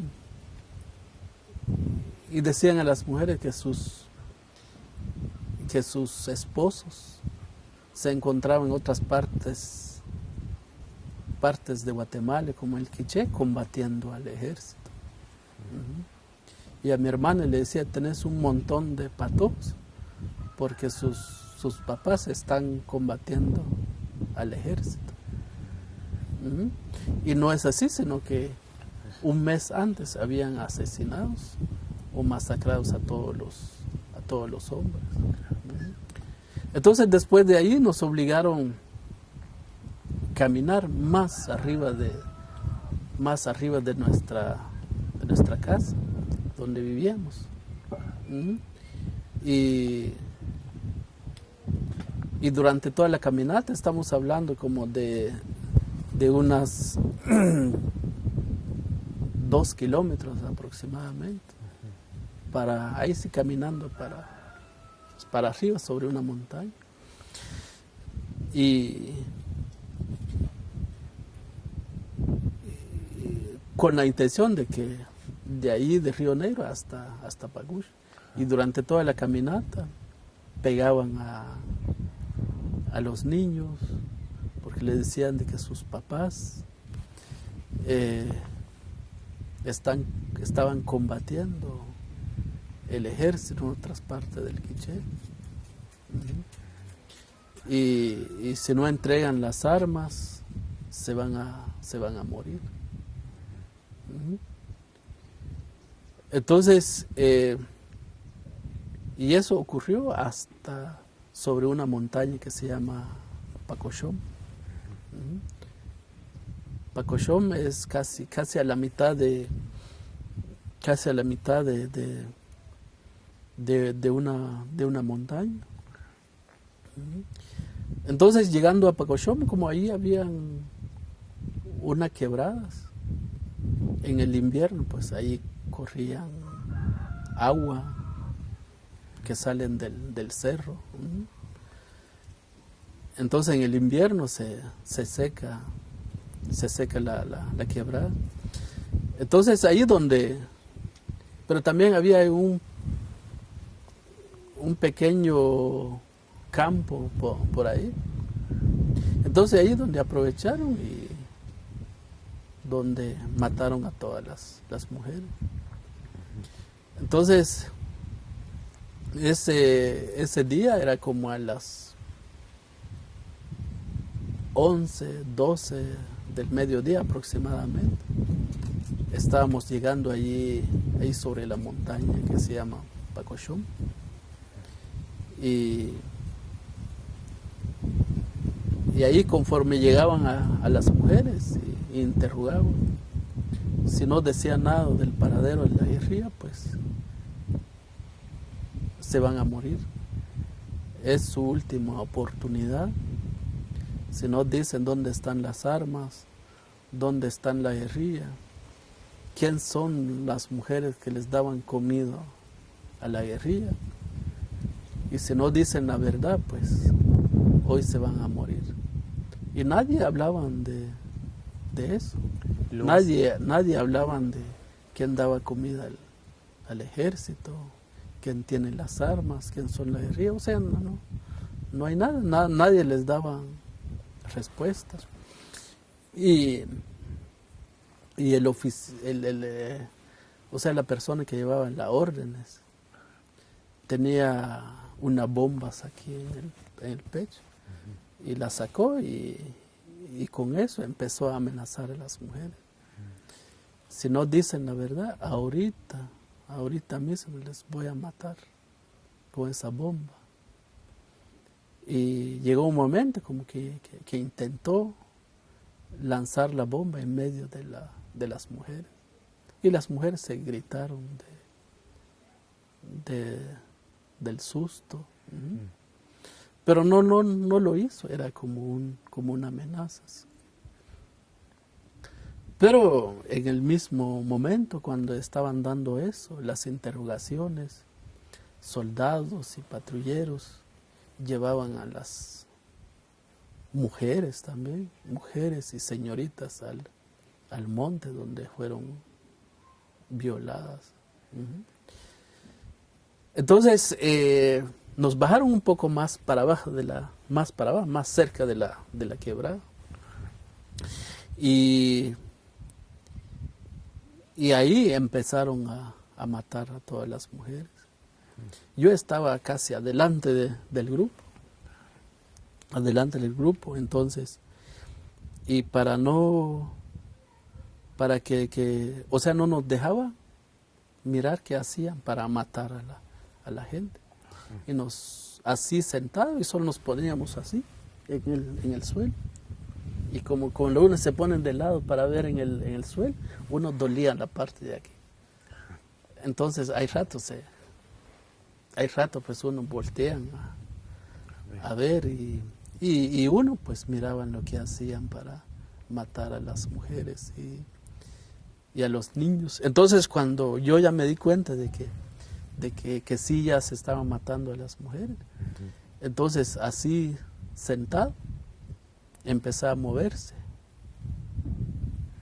y fui hasta atrás de las mujeres, buscando más que todo para ver qué va a pasar después de la masacre.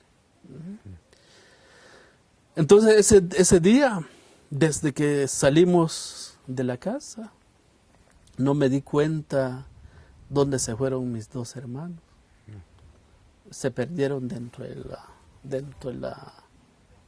la multitud Los pequeños. de niños y mujeres también. Entonces así pasó, y ahora, bueno, mis dos hermanos, ahora mi hermano más pequeño, que se llama Jaime, eso lo llevé yo porque lo cargaba en mi espalda cuando subí hasta Pacoshom. Entonces cuando empecé a mover ahí al frente del grupo, empecé a mover y fui hasta atrás con mi hermano para ver qué pasaba después de la masacre. Y después hay mujeres que intentaban escapar, y los soldados, los patrulleros, más que todos los soldados, los agarraban matando con las armas, sin importar cuántas balas utilizaba para matar a una señora, o utilizaba una cartucha, ¿sabes? y mataron a las mujeres indiscriminadamente con sus armas. Y llegó un momento de que una señora, solo me di cuenta que estaban boca abajo y un patrullero estaba encima. Solo me di cuenta que tenían un lazo en el cuello y de acá atrás les estaban dando vueltas, buscando para que el lazo presiona el cuello para que ya no respirara la señora. Solo la señora estaba ahí, estaba metiendo sus manos dentro de la tierra. Y saber si se murió, no sé si se murió por eso o no. Y después lo que me di cuenta es que la señora, después de un rato, empezó a moverse los pies y temblaba su cuerpo. Más que todo no quería morirse, no quería morir la señora. Y después cuando el patrullero se dio cuenta de que no se murió la señora, empezó con el mismo garrote que tenía, empezó a golpearse en la cabeza para matar por completamente. Y así pasó con muchas mujeres. ¿Cuántas mujeres fallecieron ese día? Era como 70 mujeres y 107 niños y niñas. Y así pasó y hay mujeres también, de que las mujeres que también fueron violadas y matadas, también lo llevaron en otro lado, en la misma quebrada. Y otra, bueno, eso ya ocurrió ya después, de que yo ya no podía, uno no quería ver lo que estaba pasando. Entonces llegó un momento, estaba un patrullero ahí, le dijo yo de que, como es de Chocó, que hablan el idioma, y le dijo yo si me daba permiso. Si me daba permiso para ir al monte con mi hermano, para hacer su necesidad, y me dijo de que, andate, me dijo. Y fui y llevé a mi hermano dentro del monte. Pero era una mentira, porque lo que buscaba era un espacio donde puede escapar. Entonces ya me metí dentro del monte y después me di cuenta de que donde quería escapar, ahí estaban unos soldados escondidos dentro de un árbol de pino. Entonces allí me quedé y estoy buscando de qué forma puede escapar. Y después subí más arriba. Y cabal me fui a encontrar con un soldado. Estaban violando a una señorita. Estaba encima de ella. Estaba encima de ella y después solo me di la vuelta, subí un poco y allí me quedé sentado. Y estaba pensando de qué voy a hacer. A ver si no hay, a ver si dentro de los árboles, a ver si no está otro soldado por ahí o no. O solo él que estaba violando a la compañera, le dijo yo. Pero ahí me quedé. Y ahí me quedé y después el soldado, después que terminó de violar a la señorita, y después me dijo de que, vos, pato, ¿qué estás haciendo aquí? Me dijo. Andate a la mierda, me dijo. Andate a la mierda, ya vas, si no te voy a matar. Entonces bajé otra vez para abajo, pero ya no salía en el mismo lugar donde entré la primera vez, sino que salí en otro sitio. Y cabal salí ahí donde estaban matando a las mujeres y a los niños. Y todo lo que estaban, todas las mujeres que ya estaban muertas, estaban tirados dentro de la quebrada. Otros encima de otras mujeres y otros ¿cómo les dijera yo? Y otros tenían cortado la garganta. Y otros agonizaban, pero muchas veces por la sangre, por el pesor también de otros cadáveres se fue encima. Y eso, me imagino, tal vez no permitió respirar. Imagino se murieron por él. Entonces, después de eso, uno de los patrulleros que se llama Pedro González Gómez, y me dijo que, vos, Pato, ¿qué estás haciendo aquí? Me dijo, andate para allá, me dijo, y me fui corriendo. Pero que con la misma intención, no me quedé al frente del grupo, sino que me fui hasta atrás otra vez con mi hermano. Pero ese rato, cuando me dije que andate a la mierda, ahí estaban otra señora. Y después cuando me dije andate a la mierda, y con el machete en la mano. Y después pues volví a ver si no me alcanzó con el machete. Y después, pues ese rato cuando volví a ver, me di cuenta de que le zampó, no sé, 1 o 2 machetazos a la señora, que la señora cargaba un bebé en su espalda. Y solo me di cuenta de que ese rato cuando volví a ver atrás, la señora se cayó de lado, es como que se quedó así. Y el bebé también se cayó la mitad en el suelo, metido dentro del peraje. Entonces, ese rato no me di cuenta si la señora se murió o saber qué pasó con ella. Vamos a detenernos un momento para cambiar la batería. Bye. Pero Jesús, disculpe. Bye. ¿Me cuenta más o menos a qué horas estaba sucediendo esto que me cuenta? Tal vez como aproximadamente como a 12 a 1 de la tarde. ¿Hay más niños que están como usted dispersos en medio de la situación o es usted el único que está intentando escapar, digamos, de esta situación? No me di cuenta.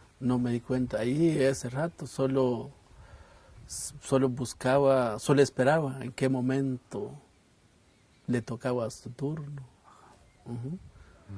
Entonces, ese rato lo que me di cuenta es de que varias mujeres estaban llorando, niños también. Incluso llantos también de niños recién nacidos, como de 3 meses, de 2 meses. Y lo único que más se escuchaba era el sonido de las armas que utilizaban para matar a las mujeres. Entonces con esta señora, ya después ya no me di cuenta, pero sí se cayó de lado, más que le cortó el cuello, saber qué pasó. Pero lo que logré ver todavía es de que ella se cayó de lado y la mitad del bebé se cayó en el suelo. Y la otra mitad se quedó prendido en la espalda, porque la mitad del peraje creo que se quedó prendida como por aquí, creo. Entonces así pasó, y ahora con los niños era más fácil, porque los soldados, los patrulleros solo llegaban y a veces con la culata de las armas los somataban en la cabeza, en la parte más peligrosa de la cabeza. Y con eso ya después de que se mueren los niños, solo jalaban de sus pies y lo tiraban en la quebrada. Uh-huh. Y muchas veces también solo llegaban y el lazo con un nudo, llegaban y los colocaban en el cuello y los llevaban en las zanjas o en la quebrada. Y muchas veces los niños, porque el lazo lo apretaban en el cuello, ahí iban pataleando. Uh-huh. Y ya después, no sé cómo los terminaron, cómo terminaron después de quitarse la vida. Y ya después, tal vez ya solo había como unas 50 mujeres tal vez. Y ellos estaban sentados en medio de varias señoras que ya de edad, o sea, ya son mayores de edad, estamos hablando de 50, 60, incluso una señora que era mi tía y una señora también es comadrona de la comunidad, que se llama Petronila Chen, y otra mi tía que se llama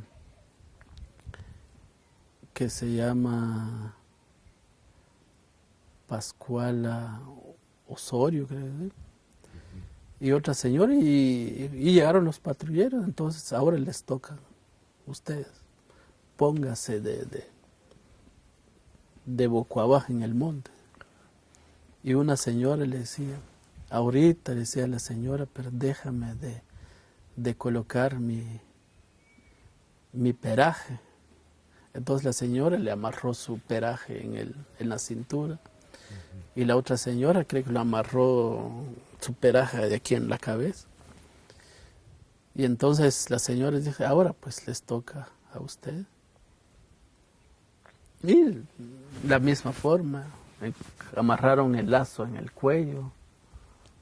Ahí frente a mí, sentado ahí, y aquí donde empezaron a matar. Y escuché muy bien cuando con la fuerza del lazo ya no podían respirar y con las manos también metidas dentro de la tierra, donde buscaban fuerza o auxilio, algo así. Uh-huh. Y ya después salí de ahí, ya no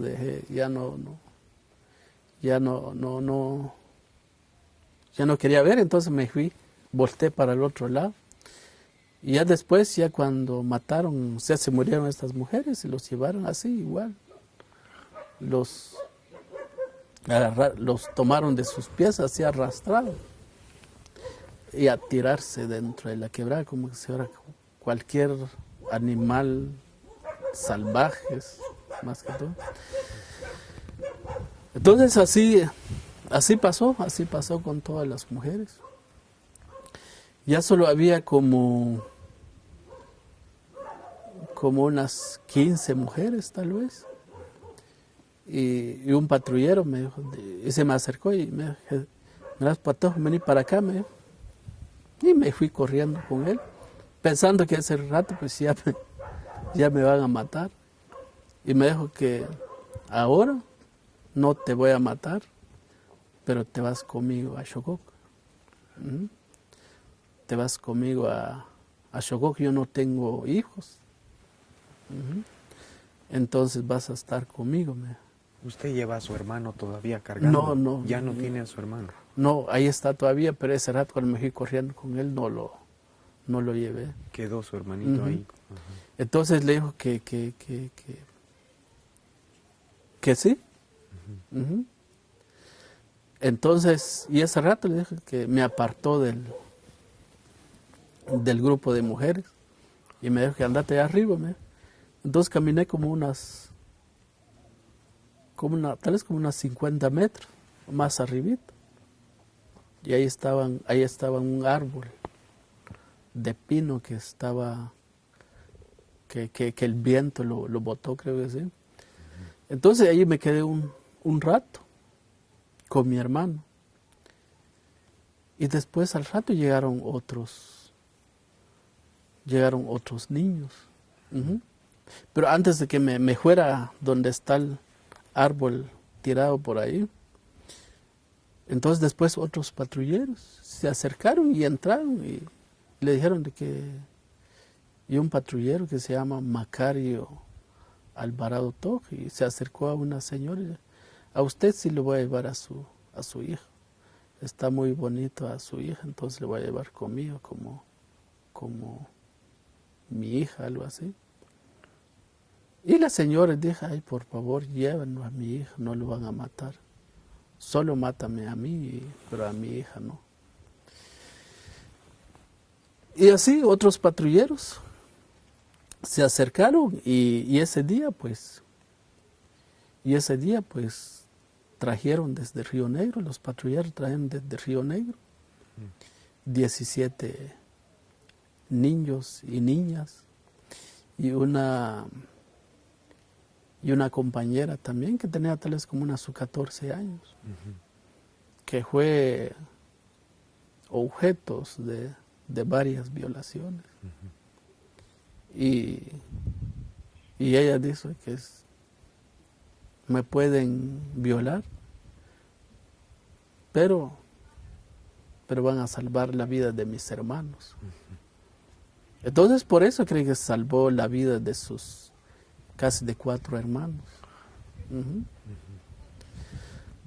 Pero igual cuando llegaron a Chocó creo que también la violaron. Entonces así pasó, entonces ya después del rato. ¿Lo llevaron usted, los 17 niños? Los llevaron a Chocó. ¿Con su hermano? ¿Cuál es el nombre de su hermano que iba con usted? Se llama Jaime. Jaime, era pequeñito él, me Pequeño. dijo, ¿verdad? Entonces me dijo que no sé más que se dio cuenta que yo tenía un hermanito o no. Después de ahí entonces me fui donde está el árbol que estaba botado por ahí. Y entonces estaba escuchando mujeres llorando, disparos todavía desde arriba. Y después al rato llegaron los patrulleros y empezaron a revisarse si todo salió bien, si no se murió algunos de ellos por ahí o en la masacre. Y entonces ahí estaba sentado, entonces, pero ya no lo reconocía el patrullero quién fue, me sacó la primera vez. Ajá, no. Sino que después se acercó otro hombre conmigo donde está el árbol. Pero después me di cuenta que es la misma persona. Y me dijo de que ahora no vamos a Chocó, pero no vamos a llevar a tu hermano, me dijo, porque tenemos que caminar toda la noche. Y además yo estoy cansado, yo no puedo llevar a tu hermano. Nosotros no tenemos hijos y no queremos mantener a tu hermano. Y así que vamos a dejar a tu hermano por aquí. Entonces, y ahí estaban los otros niños. Y los otros niños cuando estaban hablando, negociando con el patrullero con relación a mi hermano, y los otros decían de que la compañera que tenían 14 años, y no lloren, decían su hermano, porque no sabemos todavía si nos van a salvar o nos van a matar. Entonces, y así me dijo, volvimos a retomar con ellos la negociación, y le dijo yo de que no, porque si usted no puede llevar, yo puedo llevar a mi hermano hasta Chocó. Yo lo voy a cargar. Sí, pero si no querés, mejor se van a quedar los dos. Ujú. Se van a quedar los dos aquí de una vez.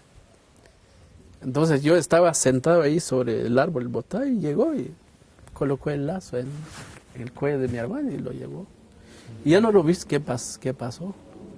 Porque otros niños lo agarran, si no se muere por el lazo colgado en el cuello. Y llega al lugar donde está, lo agarran de sus pies y los somatan en las piedras o en los árboles que había por ahí. Y puede ser, pasó lo mismo con él. Hermano Jaime. Uh-huh.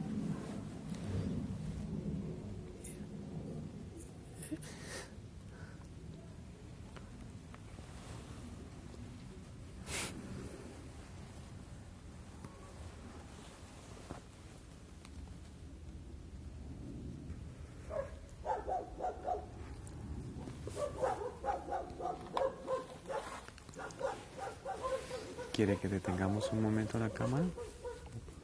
No, está bien. ¿Está bien?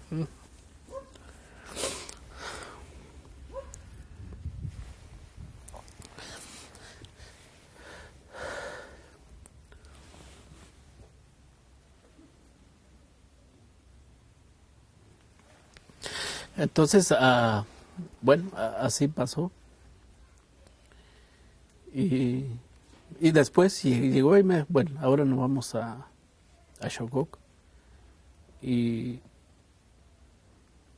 después, como utilizaban kaite, uh-huh,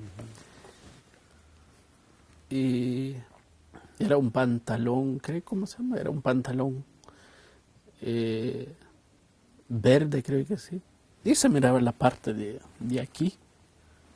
Y el kaite también estaba manchado de sangre. Y salimos de Río Negro como a las 4 o 5 de la tarde, ¿no? Tal vez como a las 4. Y durante toda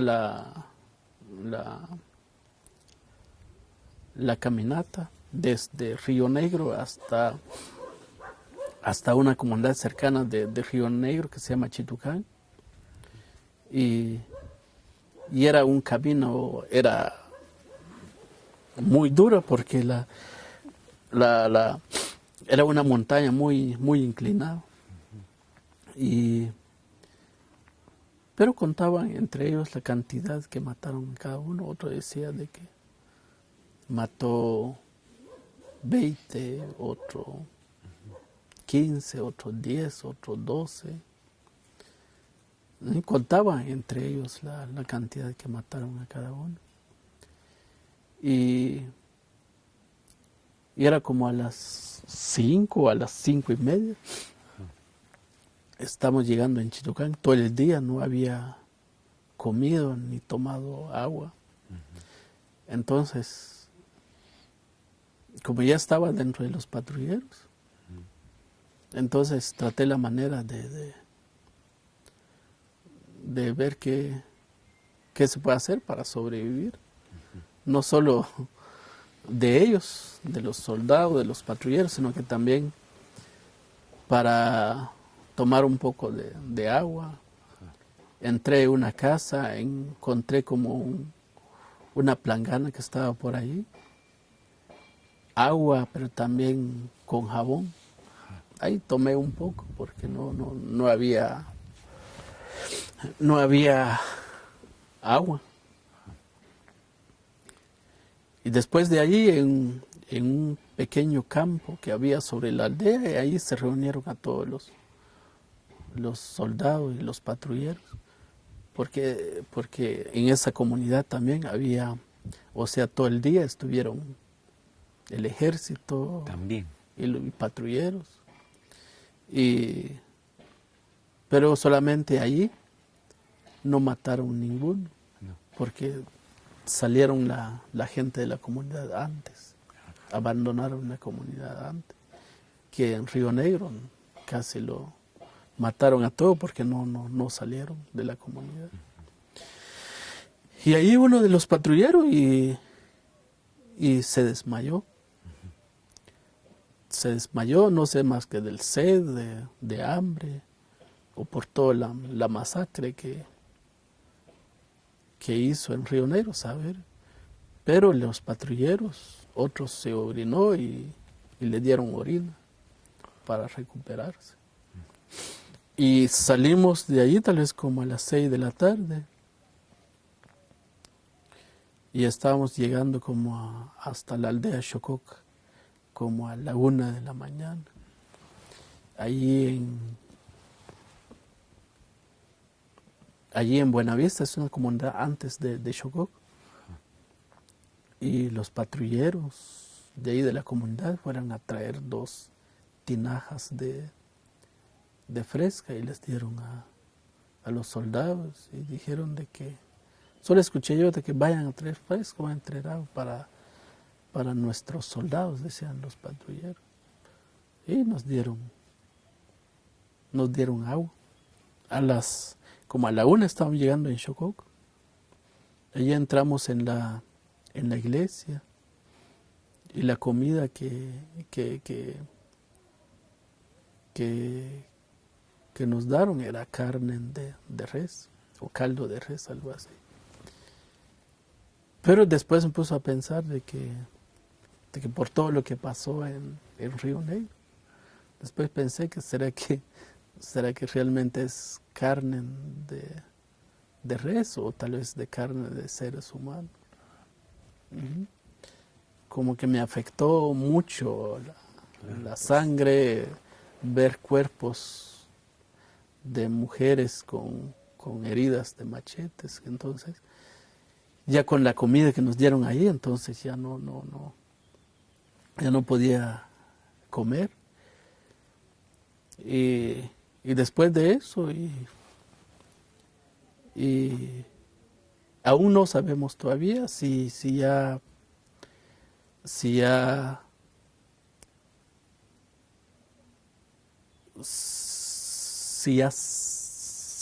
¿cómo dijeron? Si ya estamos salvados o todavía no. No se entiende. Porque la última decisión era del jefe del destacamento. ¿Y el nombre de esa persona no lo sabe? Es el que se llamaba, que se llama Capitán Solares, le decía. O sea, que se llama conocido más como José Antonio Solares González. Y después, ya en horas de la noche, aún no sabemos, y fui a dormir a la par del patrullero. El patrullero que me trajo de Río Negro se llama Pedro González Gómez. Y toda la noche no podía dormir, porque sentía como que alguien me quería matar. Cada rato levantaba y gritaba. Y como 2 veces desperté, sentía que estaba dentro de mi casa en Río Negro. El siguiente día, como a las 6 de la mañana, y levantate, me dijo, porque nos vamos a la casa.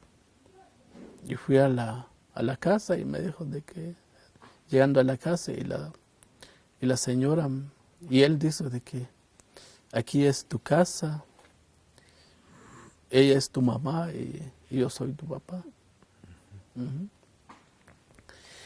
Y así fue, y llegué y empecé a hacer petates, a ayudar a la señora a hacer petates.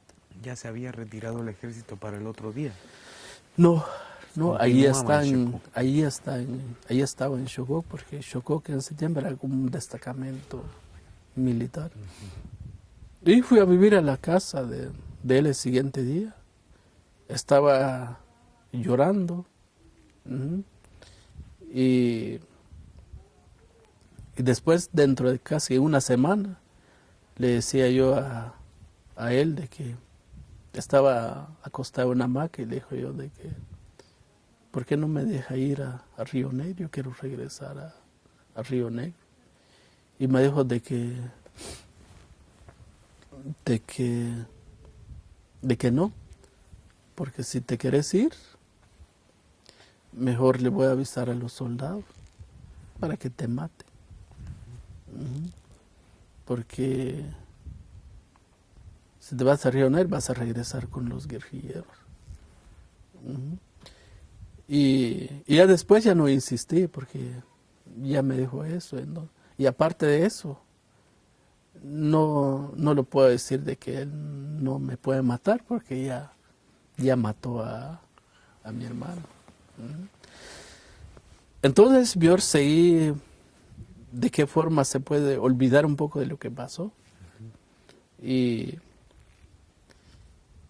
ayudar a la señora y vivir con él a ver qué pasa. Y así pasó y después de que cuando llegué a Chococ, allí no hay niños. Desde los 10 años empecé a hacer trabajo en el campo. Que cuando vivía con mis papás, y mis papás me decían que no podía hacer trabajos pesados porque soy patojo. Pero ahí no, desde niño empecé a hacer trabajos pesados. Y fue una vida difícil, una vida de un esclavo por completamente.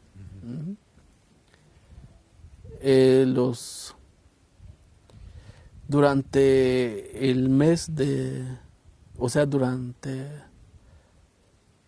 la época de verano, la tarea es hacer petates. Cuando llegué a Chococ me miraba como si fuera una máquina para hacer petate, porque me vino de Río Negro. Y como la gente de Río Negro solo de eso se dedicaba.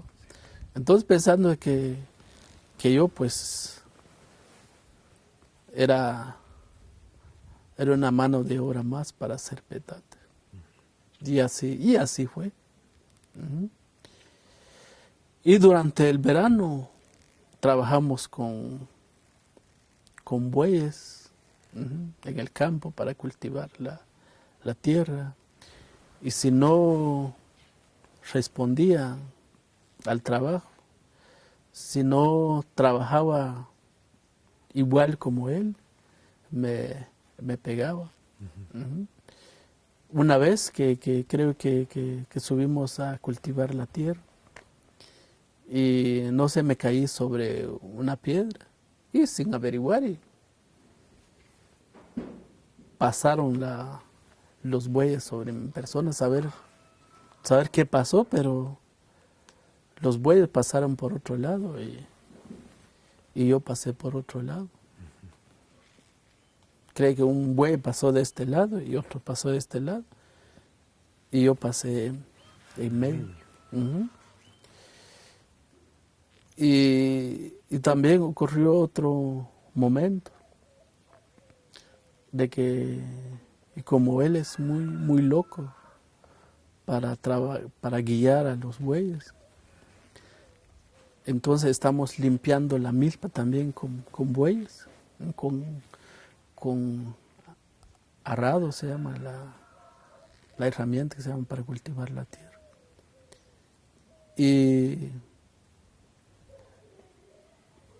Y los bueyes se metieron dentro de la milpa, arrancaron, ¿sabes cuántas matas? Y me dijo de que mis papás eran unos guerrilleros, porque nunca me enseñaron a trabajar. Y con el mismo palo que utilizaban para pegar a los bueyes, casi un palo casi igual con eso, es más grande con eso. Y me pensó de que me iba a pegar por la espalda, y no, sino que me dio en la parte de acá. Y después al rato empecé a vomitar sangre. Saber de dónde me salió la sangre, más que en los pulmones, ¿sabes? Pues empecé a vomitar sangre. Entonces, debido a eso, ya me empezó a dar miedo. Ujú. Porque ya estamos ya casi a finales del 82, casi ya. Y aún me di cuenta que es peligroso vivir con él. Entonces una vez creo que uno de los bueyes, creo que lo robaron. Y me dijo de que no sé cómo, pero tenían que encontrar. Porque si no encuentro, entonces a mí me toca. Ujú. Y un día me dijo de que si no lo vas a encontrar los bueyes, entonces tal día me vas a esperar tal lugar, porque ahí te voy a encontrar. Me dijo. Entonces lo que sucedió es que me dijo eso, entonces ya no fui, ni fui a ver a buscar los bueyes. Creo que fue un 1 de mayo, creo que sí. Que aquí en Rabinal, el 1 de mayo es el día de la Santa Cruz, pero también estamos en la puerta del invierno, o en la entrada del invierno. Y me dijo de que así pasó. Entonces ese día ni fui a buscar el buey para encontrar en tal lugar, no fui, sino que fui a una aldea que se llama Buenavista. Y fui a acompañar a los bailadores del costeños, que se llaman, que son los bailes que salían para la fiesta de la Santa Cruz. Y entonces ahí pasé todo el día y me regalaban comida, ¿sí? Entonces ahí pasó el día. Y después, el siguiente día, fui a la casa de él y la señora me dijo, ay, mira, si te vas a quedar ahí en la casa, porque ahora está muy, muy enojado. Y yo incluso ya no quiero vivir en la casa, porque si no ha hecho muchas cosas y puede hacer lo mismo a ti o a mí. Entonces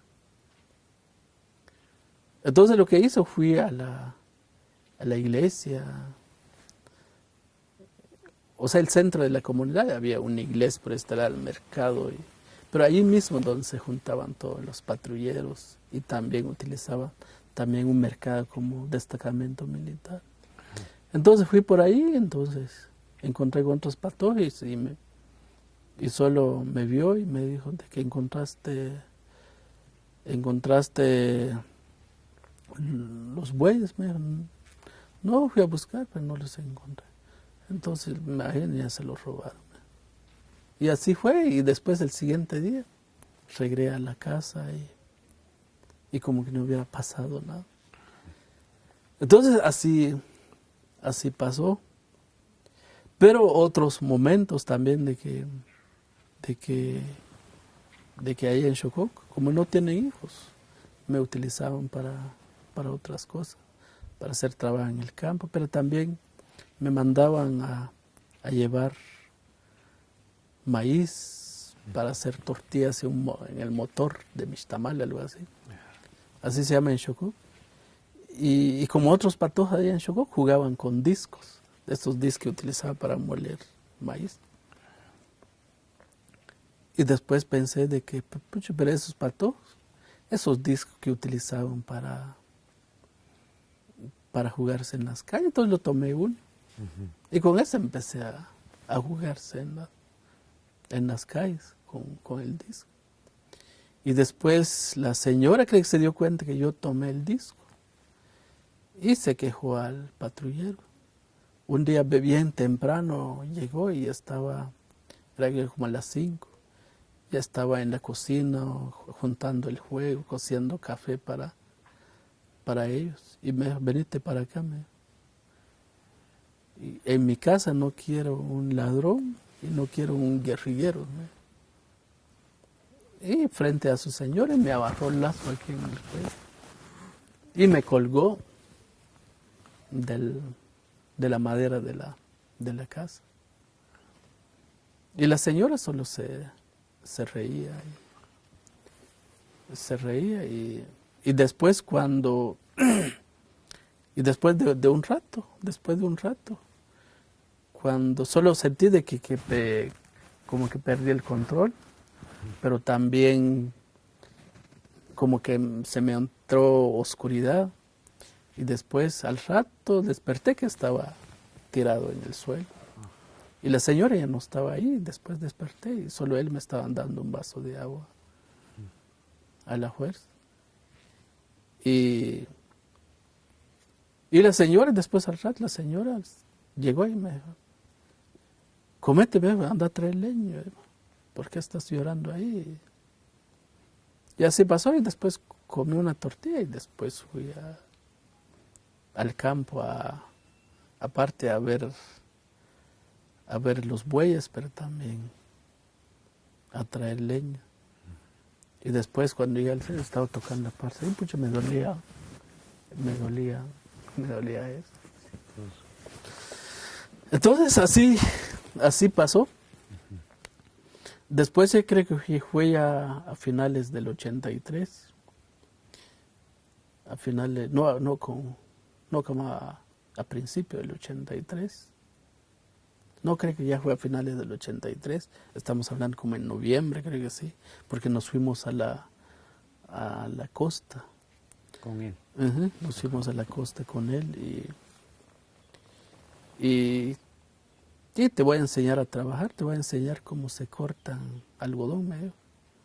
Entonces, así se cortan sus manos, así. Y como el algodón tiene, ¿cómo se llama? Tiene, ¿cómo se llama? Cascabilla se llama. Y muchas de las cascabillas, si uno no lo controla bien, como que lo puya en los dedos y sacan sangre y duele. ¿No? Y entonces, igual, entonces cortó la rama de algodón y me dijo, pone tus manos así, me amarró, me pegó en la pata. Y solo así pues se aprenden a trabajar. ¿No? Entonces, un mes estuvimos en la costa. En la costa, la finca que se llama Ixtepeque, se llama. Ajá. Y era un infierno, porque levantaba a las 3 de la mañana, el caldo del frijol lo utilizaba más como café, Ajá. tomaba un poco de caldo de frijol y eso nos vamos temprano a cortar algodón. Entramos a las 7, 8 de la noche, bien cansado el siguiente día.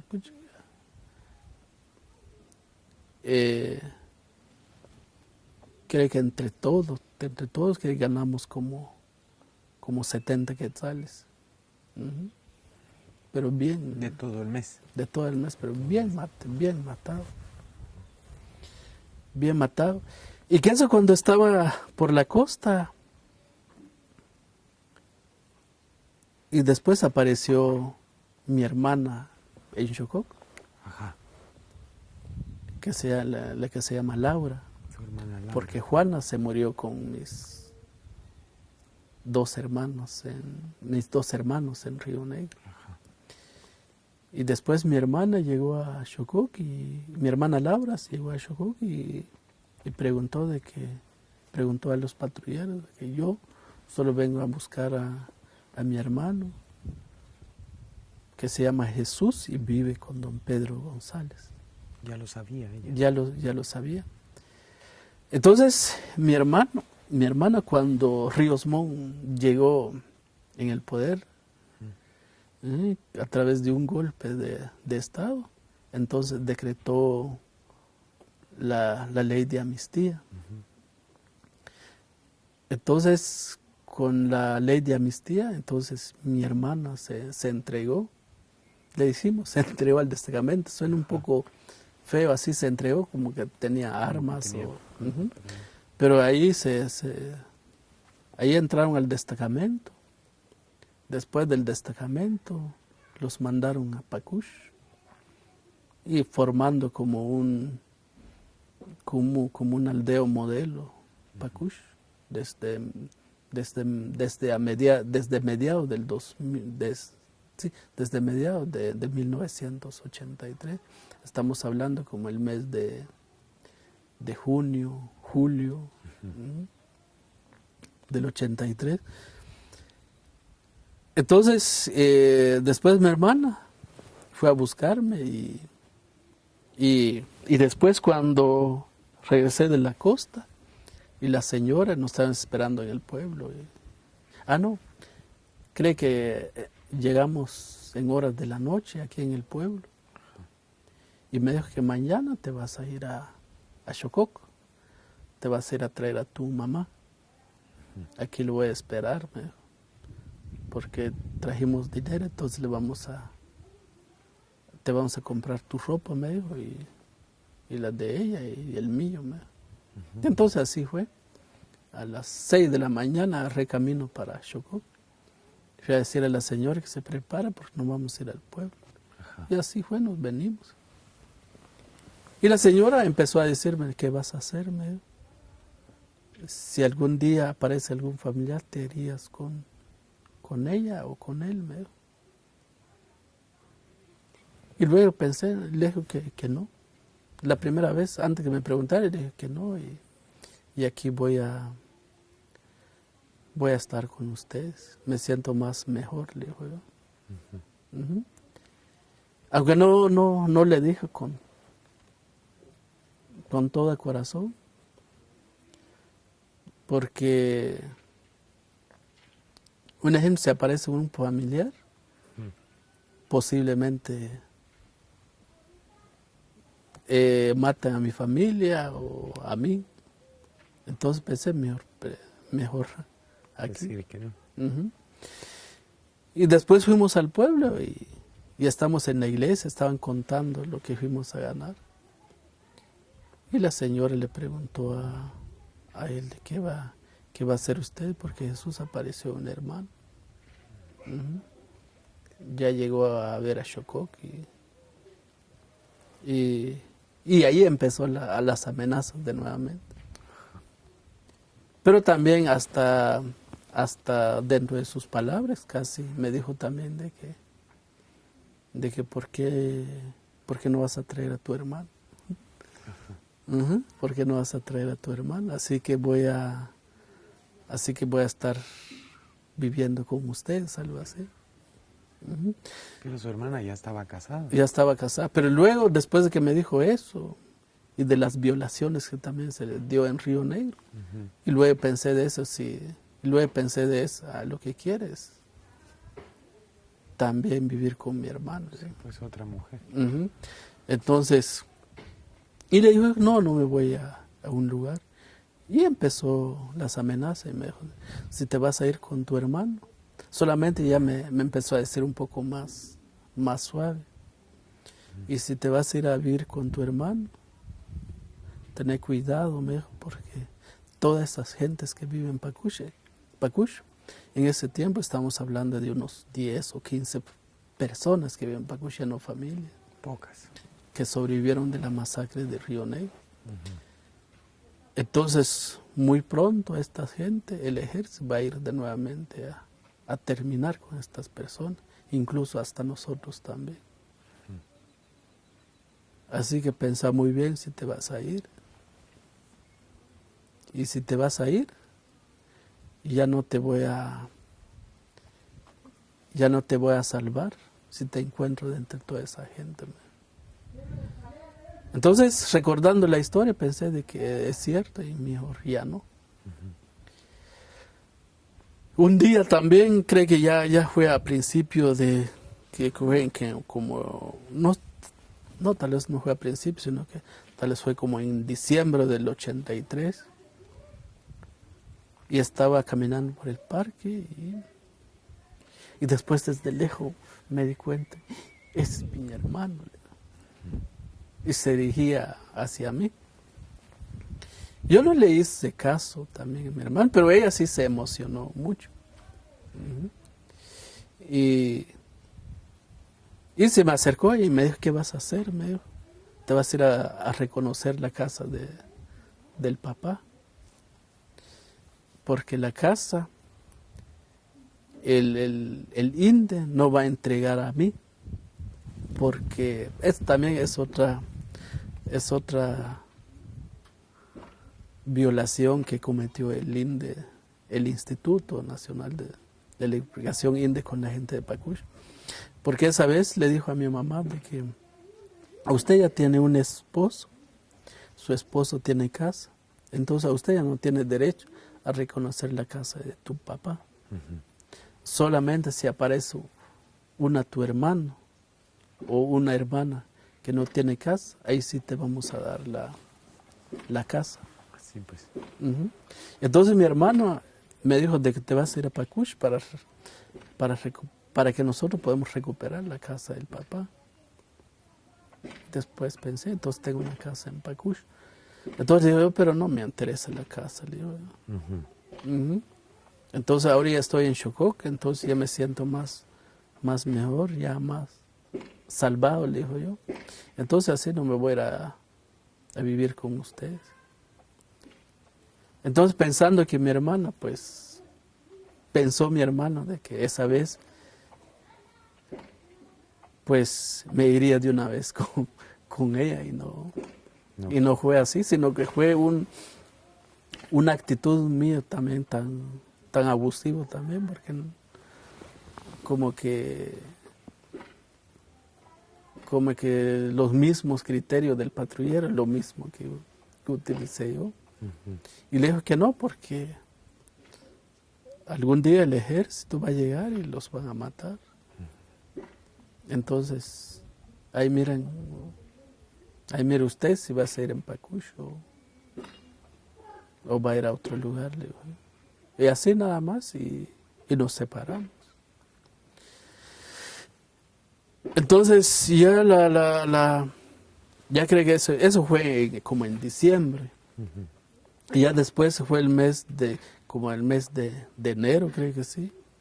Igual lo encontré a mi hermano otra vez y con la misma insistencia. Y me dijo de que entonces va a ir a ver la casa del papá. No me importa si seguís viviendo en Chocó, pero venía a reconocer la casa. Entonces, igual ni las palabras mías no fue de su agrado. Entonces nos separamos pero ella siguió con todos los trámites a través de la municipalidad, a través de la gobernación, a través de la gobernación y llegó un momento, creo que fue como a finales de febrero, a través de la municipalidad llegó una nota citando al patrullero o a Pedro González para que me llevara a la municipalidad a entregar al niño Jesús. Pero saber qué pasó ese rato, creo que no nos fuimos. Y yo no me recuerdo qué es lo que pasó y hasta nueva orden, creo que sí. Creo que lo que pasó es que dentro de los mismos patrulleros como que inventaron, como no sé, más que amenazas, creo que sí. Entonces por eso no fuimos. Entonces creo que el 19 de marzo es la segunda cita ya del 84. Y esa vez sí ya no regresé a Chocó. Desde temprano la señora me dijo, ve que bañate Jesús y come y se van a ir. Me dijo. Pero luego me dijo de que si el alcalde insiste mucho, entonces salí corriendo de ahí de la municipalidad. Me dijo. Y desde que, y así fue. Y así fue todo lo que me había dicho, así fue. Lo hizo usted. Ujú. Y desde que, bueno, temprano me dijo de que salimos de la casa, llévate 80 centavos, me dijo la señora, porque a ver qué pasa si salís corriendo, entonces con eso puedes pagar tu pasaje de transporte hasta Chocó. Entonces lo tomé 80 centavos y nos venimos. Y y la actitud del alcalde fue muy, muy fuerte, porque incluso hasta amenazó a Pedro, diciéndole que yo no puedo estar en su poder sin la autorización de un juez. Ujú. Tiene que haber declarado tiene que haber declarado por un juez que yo estoy bajo su responsabilidad. Ujú. Pero apareció un hermano, entonces me tenían que entregar a mi hermano. Claro. Ujú. Y solo escuché y salí corriendo Salió corriendo. salí corriendo de ahí de la municipalidad. Y que ese mi cuñado me siguió y me alcanzó. Y me alcanzó ahí por el parque y me dijo de que me abrazó y por qué. Y le dijo a mi cuñada, es que no puedo ir con ustedes porque ustedes son guerrilleros, son resto de la guerrilla y en cualquier momento el ejército, los patrulleros de Chococo van a llegar de nuevamente a terminar con ustedes. Y mi hermano me dijo que no, eso ya no va a ser posible. Ahora pues ya se ha mejorado un poco la ley, entonces ya hay un poco más de autoridad. Entonces no va a ser lo mismo. Y me agarraron a la fuerza y me llevaron a Pacush. Desde el primer día que llegué, entonces como miraba a mi hermano que elaboraba petate, entonces le ayudé a elaborar petate. Y me dijo, y mandó a comprar incaparina, pan en la tienda, como leche, algo así. Y ya empezó a preparar alimentación para mí, pero también para su familia. Ajá. Y que en Chocó nunca había visto como leche con incaparina ni pan. Ujú. Entonces, y me dijo de que por la tarde hay jóvenes que se van a ir a jugar al campo.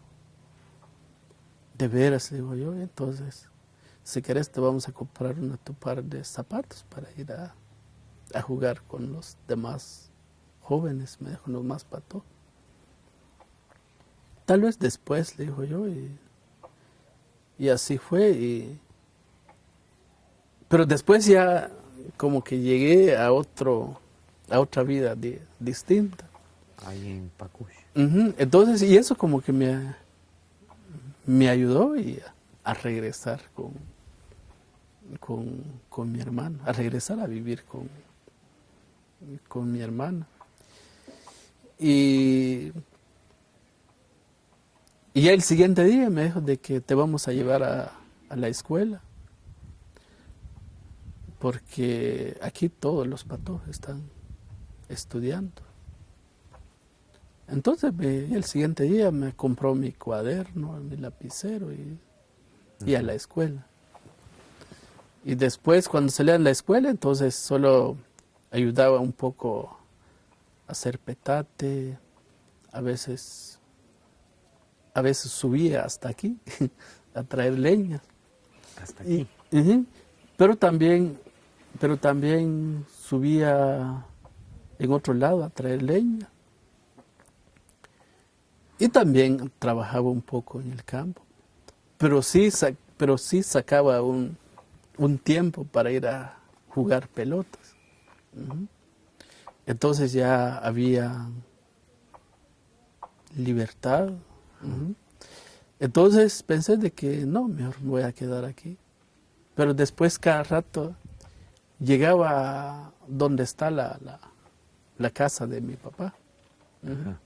donde vivo actualmente. Y llegaba por ahí y ahí está la casa. Aunque me han dicho de que es parte también de la herencia de mi papá. Ajá. Entonces ahí está la casa, pero yo vivía con mi hermano. Entonces, y después llegó un momento de que el INDE dijo de que sí, la casa se va a pasar a mi nombre. Ujú. La casa de Pacush Sí, la casa en Pacush. era la que le iba a pertenecer a su papá, digamos. Sí, sí. Ah, ya. Ujú. Entonces así fue. Solo estuve, ahora con la escuela solo estuve como 3 años. Ajá. Y como había mucha pobreza, ujú, mucha pobreza, entonces, y casi los jóvenes allí, veía yo de que no terminaba con la escuela y se iban a la costa sur, en las fincas de algodón y de café. Y entonces casi hizo lo mismo. Casi solo estuvo como 3 años en la escuela. Ujú. Desde hasta tercer grado nada más. Y después después fui a trabajar en las fincas de café y también de algodón. Ujú. Y ¿Ya tiene usted cuántos años para ese momento? Cuando ya... tenía como 13, 14, 15 años. 15 años. Ujú. Entonces, así pasó. Y después creo que cuando tenía como 14 años, 15 años, creo que sí, creo que 15 años tenía, fui a trabajar hasta Playa Grande, creo que fue como en el año 1987, 86, 87 y 88. Pero sí, en esos 3 años, a través de algunos compañeros nos fuimos. Y ahí encontramos trabajo en la parroquia. Y el trabajo era un trabajo muy suave. El padre nos dio chance para pintar casi toda la instalación de la parroquia. Que es como un trabajo de que cuando termino de pintar donde empecé primero y ya pedían pintura otra vez, solo les daba la vuelta. Era un trabajo casi fijo. Pero después también llegó un momento de que pensé de que vine a buscar aquí. En la parroquia de Playa Grande. Sí, de Playa de Ixcán. De Ixcán, Playa Ujú. Grande. Y después pensé que vengo a buscar aquí. La guerrilla y el ejército se enfrentan casi constantemente. Cerca de una aldea de ahí cerca de Cantabal, que se llama San Pablo. Era un día, o sea, de que allí en San Pablo, pero también en otras aldeas más adelante de San Pablo, en el carretera que se va sobre la carretera que se va a Santa María Atzejá, que se llama Trinitario. Allí durante el conflicto armado llegaron personas de Río Negro También a allá. esconderse por ahí y ahí se quedaron. Entonces ya en el 80, en esos años, estamos hablando del 86, 87, allí fuimos para estar cerca de ahí en la parroquia. Entonces un día, creo que un día sábado o domingo, no me recuerdo, entonces pensé de ir a trabajar con una familia de Río Negro que vivía en San Pablo, que es esa persona que se llama don Julián Sánchez se llama. Entonces Me dijo de que si quieres trabajar conmigo, venís el sábado, así de que vamos a ir a trabajar. Y así fue, y yo creo que ya no me recuerdo si es el día sábado temprano o el día domingo temprano. Y se escuchó la balacera como si fuera un cumpleaños ahí cerca de la comunidad. En Santa María Tzeja, No, en ¿cómo se llama? En la aldea San Pablo. aldea San Pablo.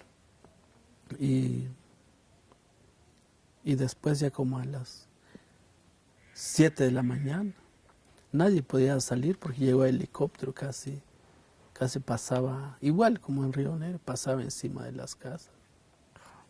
Y estaba ahí en la casa, pucha, ¿qué vengo a buscar aquí? Hubiera quedado en Rabinal o hubiera ido a otro lugar.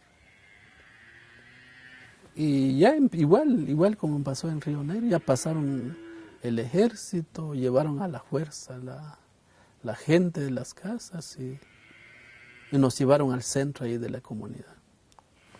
Y el ejército empezaron a interrogar a la gente. Como ahí donde se enfrentaron, la guerrilla llevaban pan recién salido de ahí de la comunidad. Y dijeron de que aquí salió. Y ahí hay una venta de panadería ahí. Y ya después de la reunión era la persona que se quedó a mano del ejército. Saber si lo mataron, saber qué pasó. Y ya después de ahí mejor decidí regresar decidí regresar a Rabinal, pero después pensé de que cuál es cuál es la mejor forma. Regreso a Rabinal o me voy a ir a meterme a la zona, ahí en Playa Grande. Y hay otros jóvenes que están ahí, vamos a la zona, hombre. Ahí no nos van a pegar, porque si somos menores de edad, entonces no nos van a pegar. Pero le dijo yo de que pues, con esa gente, qué bueno si te pegas, ¿no? Te matan. ¿No? Entonces, lo que hice, me regresé a Rabinal. Otros compañeros se fue a meterse ahí, pero yo regresé a Rabinal. Y casi salí a escondido de ahí de la parroquia. Un día creo que, ya no me recuerdo qué día exactamente, pero salí como a la 1 de la mañana. Porque la carretera desde Ixcán hasta Cobán era una carretera feo. Ya existía carretera. Ya existía carretera, pero feo estaba.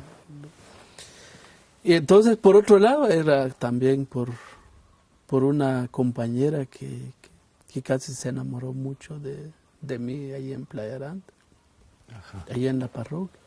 Pero por otro lado, también casi me discriminaban, porque casi no podía hablar muy bien el español.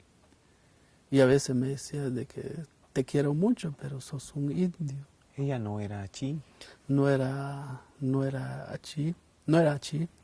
También era una ladina que saber dónde venía, pero también solo llegaron allí en la aldea San Pablo, porque la aldea San Pablo era una aldea que fue conformada por varias personas que se huyeron de diferentes lugares por el conflicto armado. Correcto.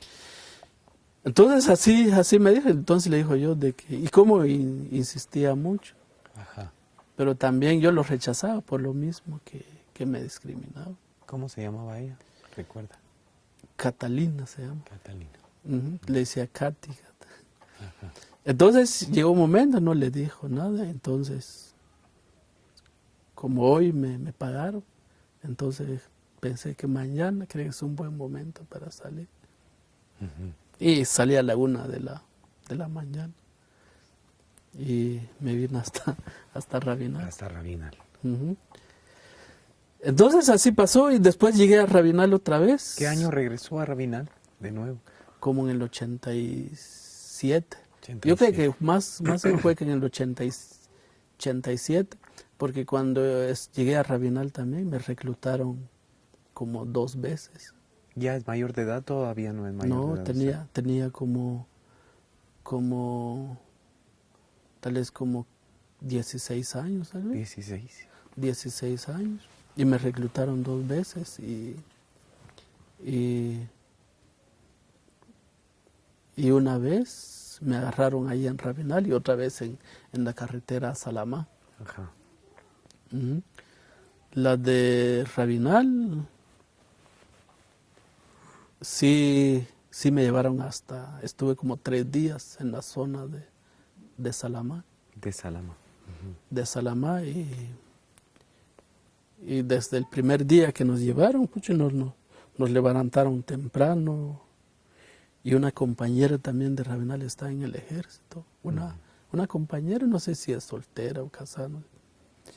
Y a las 3 de la mañana así con el zapato del ejército y para despertar nos pasaban encima de nosotros y donde pasaba era aquí. Ujú. Y si uno se nos despierta antes, seguramente lo golpean con los zapatos, ¿no? Y entonces solo con eso pensé de que no, aquí no es para mí. Estuvo 3 días. Ajá. 3 días ahí, traté la manera de salir y hasta le dije yo al mayor, hay una persona que le decía mayor, entonces le dije, yo no quiero estar aquí, quiero regresar a mi aldea y nada más. Y me dejaron salir en la mera entrada otra vez. Me dejaron salir, pero en la entrada estaba saliendo y entrando otro grupo. Ajá. Y uno de los oficiales que estaba en la entrada, mire mi mayor, le decía al que iba en el camión, usted les cuesta mucho para ir a traer a esos guerrilleros pisados. Y estos ya quieren salir. Y me dijo de que te doy 3 segundos, me decía el mayor, que le decía mayor, 3 segundos para que desaparezcas de mi vista. Y después cuando me dijo eso, salí de una vez en la calle. Porque si me va a golpear en la calle, entonces no le daría vergüenza, digo yo. Frente a mucha gente me van a agredir, entonces cree que no es capaz. Y salí corriendo hacia en la calle. Y así pasó. La segunda vez creo que ya fue como, ya no me recuerdo si eso ya fue como en el 80, como en el 90 y tal vez fue como a finales de los 90 y 93. Ya tiene tiempo usted estar viviendo de nuevo aquí, digamos. Sí, pues. Ya han pasado unos años que está viviendo aquí. Porque ya en el 93 ya estaba casado, Ah, sí. pero al mismo tiempo, ya después de la exhumación de Río Negro, Sí. porque me recordaba todavía cuando me agarraron y le decía yo de que no quería quedarme, le decía al oficial, porque la primera vez que me vine, presenté voluntariamente, que no me recibieron, entonces ahora ya no, ya tengo familia, dijo yo, entonces no quiero estar aquí. ¿Ya tenía sus hijos en ese momento? No. Acaba de casarse. Pero solo como lo inventé de que sí ya tenía hijos. Ah, sí. Uh-huh. Y le dijo yo, aunque la primera vez también me agarraron, diciéndole que presenté con mi voluntad, Sí, pues. con el pretexto de salir de ahí. Pero le dijo yo de que ahora tengo familia, pero también tengo un trabajo. Y allí con el arzobispado, creo que allí trabajaba un conocido, un padre de Rabinal, que se llama Fernando Suazo, le dice.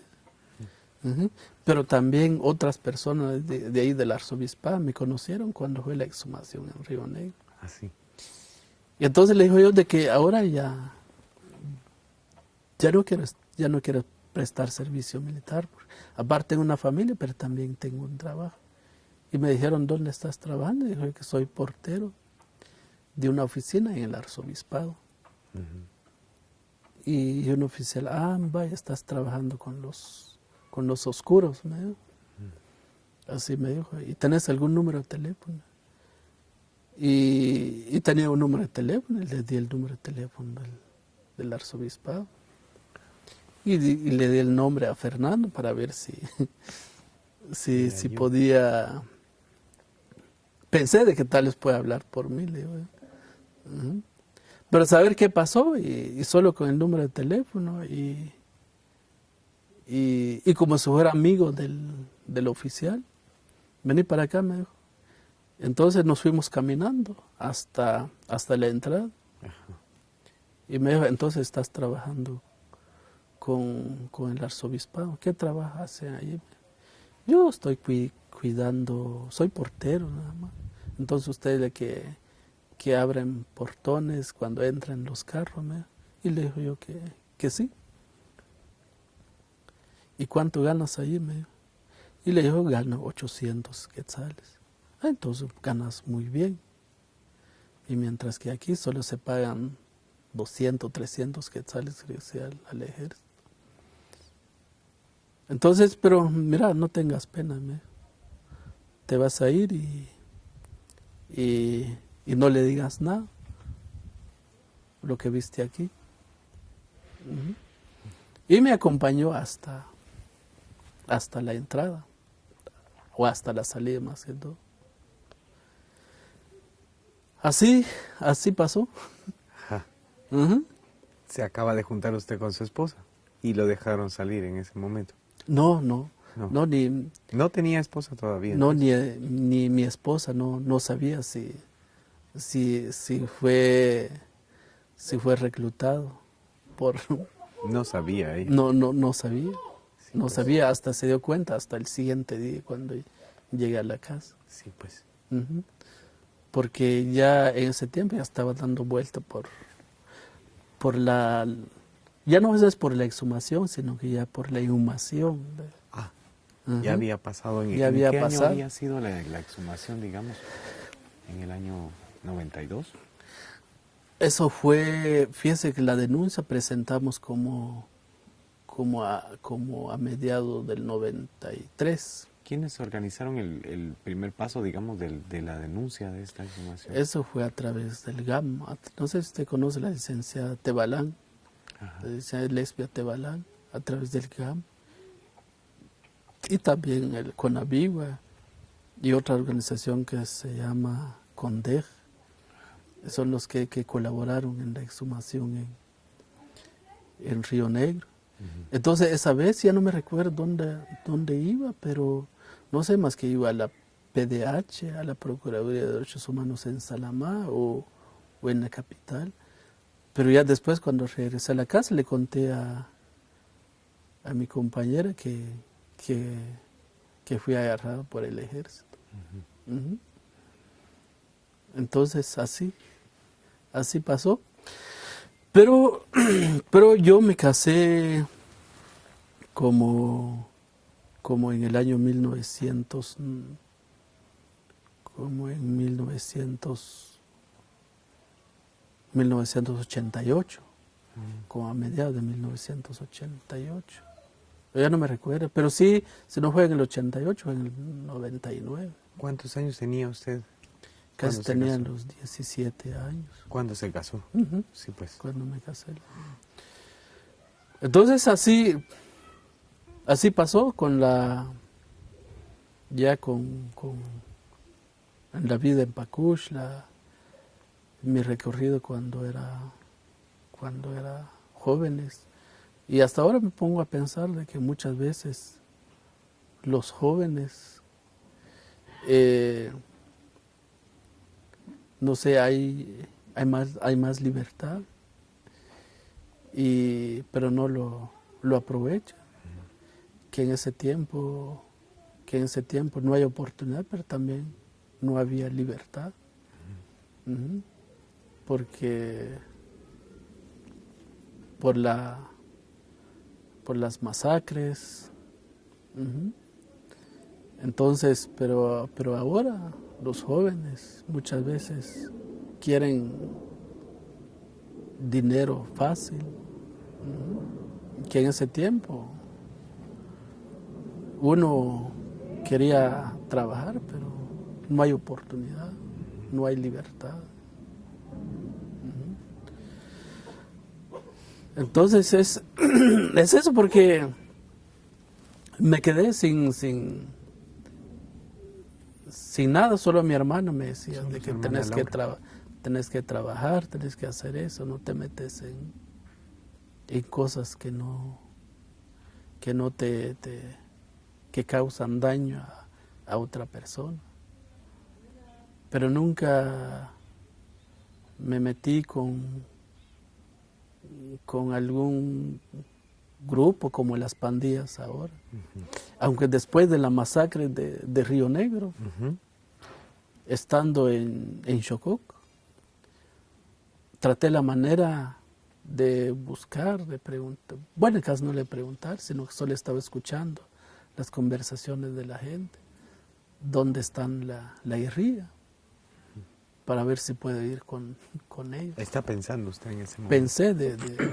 Pensé de ir con la guerrilla, para ver de qué forma se puede hacer algo, vender, ¿es cómo se llama? Vengarse la muerte de mis papás, de mis hermanos, de toda la gente. Pero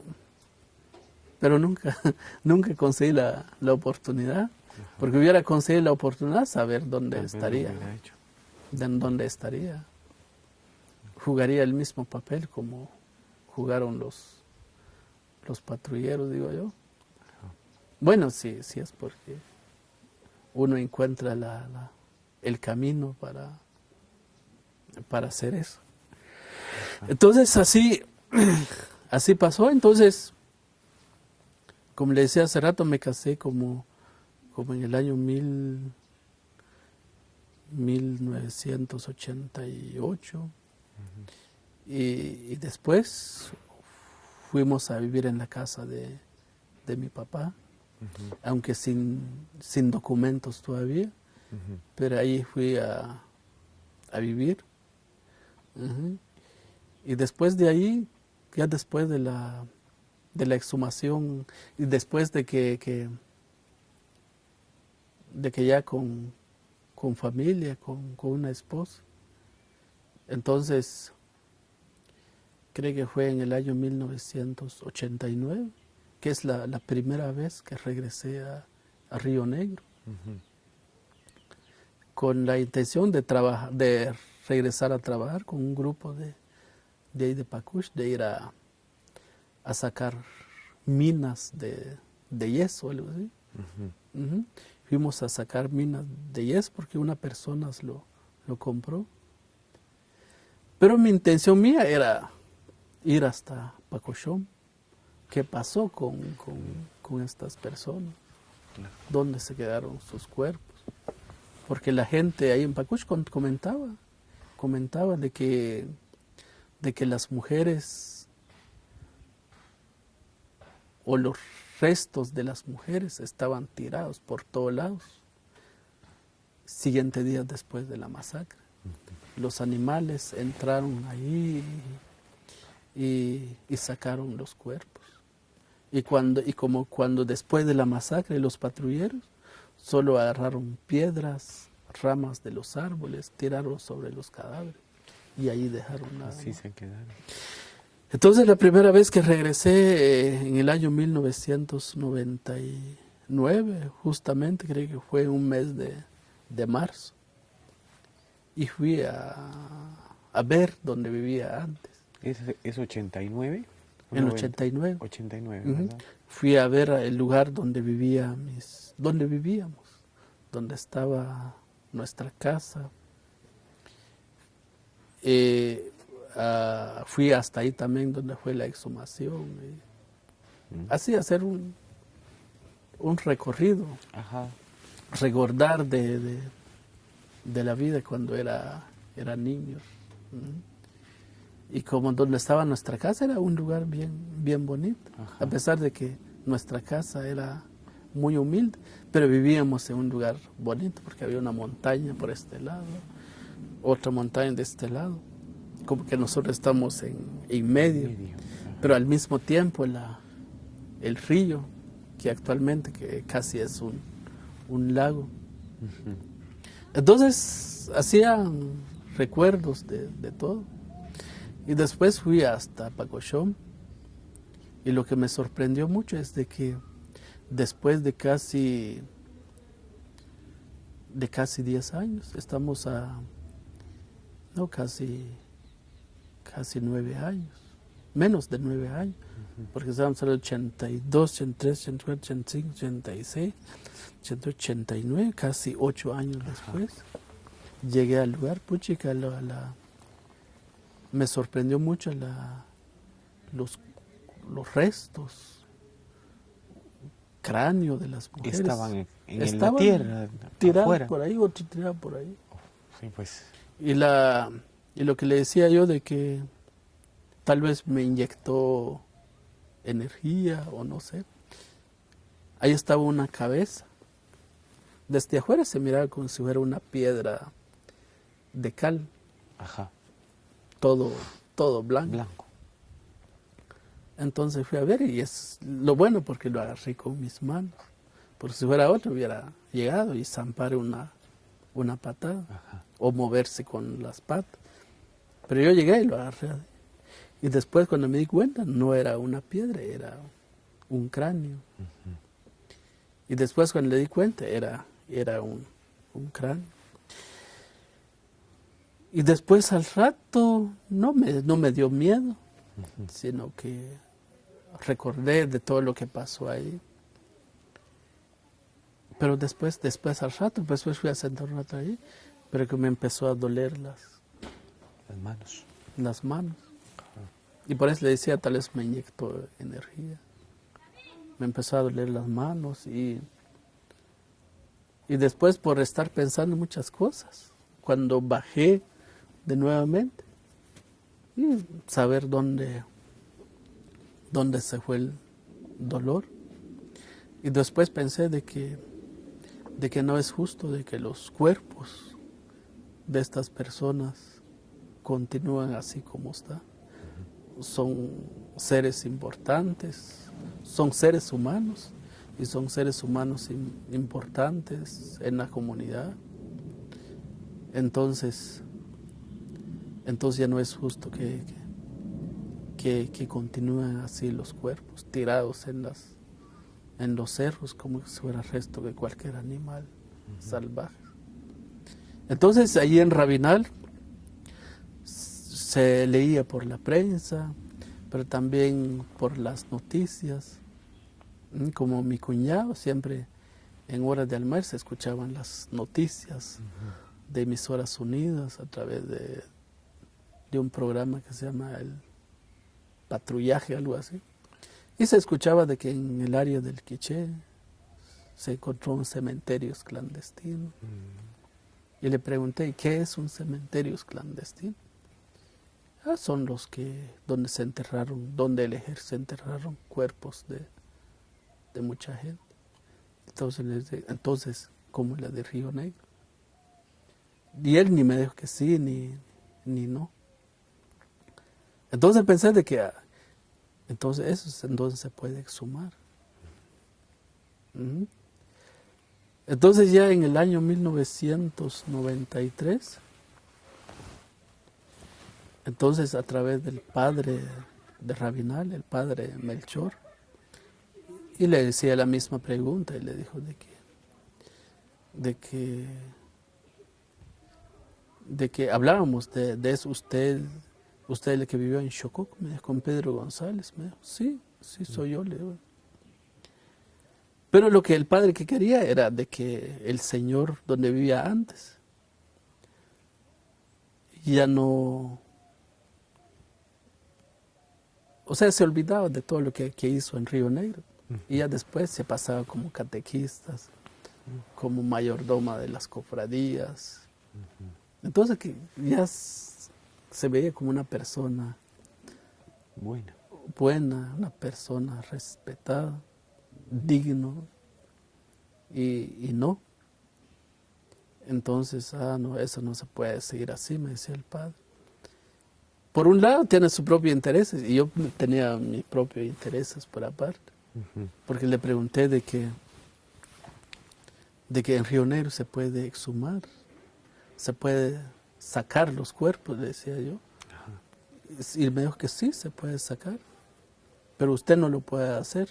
Entonces, ¿quién va a hacer? Le dijo yo. Tiene que buscar gente para que lo saquen de ahí, pero tiene que saber un juez. Ahí se complica más la cosa para mí. Pero después, creo que un mes de mayo, fui a Guate con otro catequista. Fuimos a preguntar de qué forma se puede lograr la exhumación, lograr sacar los cuerpos. Y me dijeron de que sí se puede poner una querella. Presentaron una querella al juzgado y el juez o la organización que está apoyando es que propongan quién son las personas que se encargarían de sacar los cuerpos. Y nos fuimos ahí con la licenciada Tebalán, lo encontramos a través del GAM. Pero después me puse a pensar otra vez, que ya estando ahí con la licenciada, ya empezó a preguntar quién son los responsables, que el ejército y los patrulleros. Y lo que más me tocó a mí es de que el otro catequista ya es mayor de edad y se huyó ese día cuando mataron a las mujeres, se huyó en las montañas y no vio cuando mataron a las mujeres. Y él decía de que usted puede hacer la denuncia y usted puede ser testigo, pues usted vio eso y usted vivió en Chocoque. Y ya no solo me fui como denunciante, sino que también como testigo. Claro. Y después pensé otra vez y le decía a la licenciada, mejor la denuncia se prepare con más tiempo, más despacio, le dijo yo, y venimos la otra semana a traer y a firmar y a entregar al juzgado, le dijo yo. Pero lo que busqué era tardar más. Tardar un poco más. Tardar más porque... Por temor. Por el miedo, y aparte de esto, allí en la mera entrada para acá hay un destacamento militar. Existían todavía las patrullas de autodefensa civil, los comisionados militares. Y ahí en Pacush, la fuerza de los comisionados militares era fuerte. Entonces pensé de que mejor no, esperamos un poco. Pero después es como que se metió dentro de mi cabeza que regresar en el lugar y ver los cuerpos de tanta gente. Entonces no es justo de que se continuara. Entonces como que eso me obligó de ir de nuevamente otra vez a Guate, capital, a la ciudad capital y a firmar la denuncia o firmar la querella. Y llegó un momento, le dije a la licenciada, bueno, vengo a firmar la denuncia y si es posible lo voy a llevar hoy mismo y lo voy a presentar al juzgado. Y la licenciada me dijo, bueno, está bien, pero tenemos que coordinar con lo de Condej, a ver si te manda algún promotor para que te acompañe. Entonces, yo no quería porque quería hacer solo, porque con la idea de si me agarran, pues solito, y si logro escapar, pues también solo yo sé qué estoy haciendo, que andar con otra persona, ya puede saber de qué estoy haciendo. Pero me dijo de que, no, nos vamos, me dijo yo no me recuerdo el nombre del muchacho que me acompañó. Ahí te vamos a cubrir tu pasaje, tu alimentación. Y nos venimos y se presentó. Y después se presentó la denuncia. Yo pensé que solo una vez. Y no solo una vez. Y ahí del juzgado, un oficial del juzgado me dijo, tenés que venir el miércoles. Porque se presentó como un día viernes. Tenés que venir la otra semana para ratificar la querella. Y le decía, oye, ten que volver otra vez. Yo pensé que solo con eso. No, tenés que venir a ratificar las denuncias. Ahora le decía ratificar porque Sí, pues ya había ingresado. ya estaba. ya había ingresado. Entonces, volví otra vez. Pero desde un principio es la primera vez que empecé a hablar de la masacre de Río Negro. Uno cuando empiece a contar por primera vez, es como que uno tiene un nudo por ahí, no podía sacar. Pero también si lo saco, ¿qué va a pasar? Y el, ¿cómo se llama? Y el oficial que estaba recibiendo las declaraciones, él dijo y empezó a preguntar nombres. ¿Y usted cómo supo de todo lo que pasó? Ah, no, antes de eso me dijo de que, pero la semana, cuando presentó la denuncia. Yo no me recuerdo si fue cuando se presentó la denuncia, cuando fui a ratificar, creo que sí. Y me dijo de que, no, pero allá no hay cementerios clandestinos. Y con que no hay varios cementerios clandestinos había por ahí. Y le dijo que no. Y también lo inventé. Y le dijo, no, porque ayer estuve allá en el lugar y habían cuerpos humanos en el lugar. ¿Seguro estuviste ayer? Y le dijo que sí. Y no, porque ya llevaba casi 2 años de estar en el lugar. Sí, pues. Y después le dijo, no, ayer estuve en el lugar. Entonces, vení pues, vamos a recibir tu declaración. Me dijo, y fuimos a ver. Y me dijo de que si ahora me tenés que decir la verdad, porque si no me dices la verdad, se va a iniciar un proceso en tu contra por falsedad de testimonio, por difamación o qué otros delitos, ¿no? Porque estoy acusando a alguien que no es responsable. Uh-huh. Y eso cuando le dicen a uno que no sabe nada de leyes, pero aparte de eso, de que también ha sufrido. Lo intimida. Lo intimidan a uno. Y entonces le dijo yo, pero no, ayer estuve ahí y ahí hay cuerpos. Entonces como que eso me dijo de que es cierto y vamos a tomar tu declaración. Y no, desde un principio era como la lucha por la exhumación que se realizó en Río Negro, era como una brecha que se abrió en Rabinal. Pero eso no lo pensé desde un principio, no, sino que solo quería ver si logramos la exhumación en Río Negro y traer los cuerpos, ya sea en Rabinal o enterrar en Río Negro, pero hay que sacar los restos ahí donde están y llevar a un cementerio donde están todos los muertos y que descansen como muertos. Uh-huh. Pero no fue así. Bueno, fue así, pero pasó más de lo que se pensó. Uh-huh.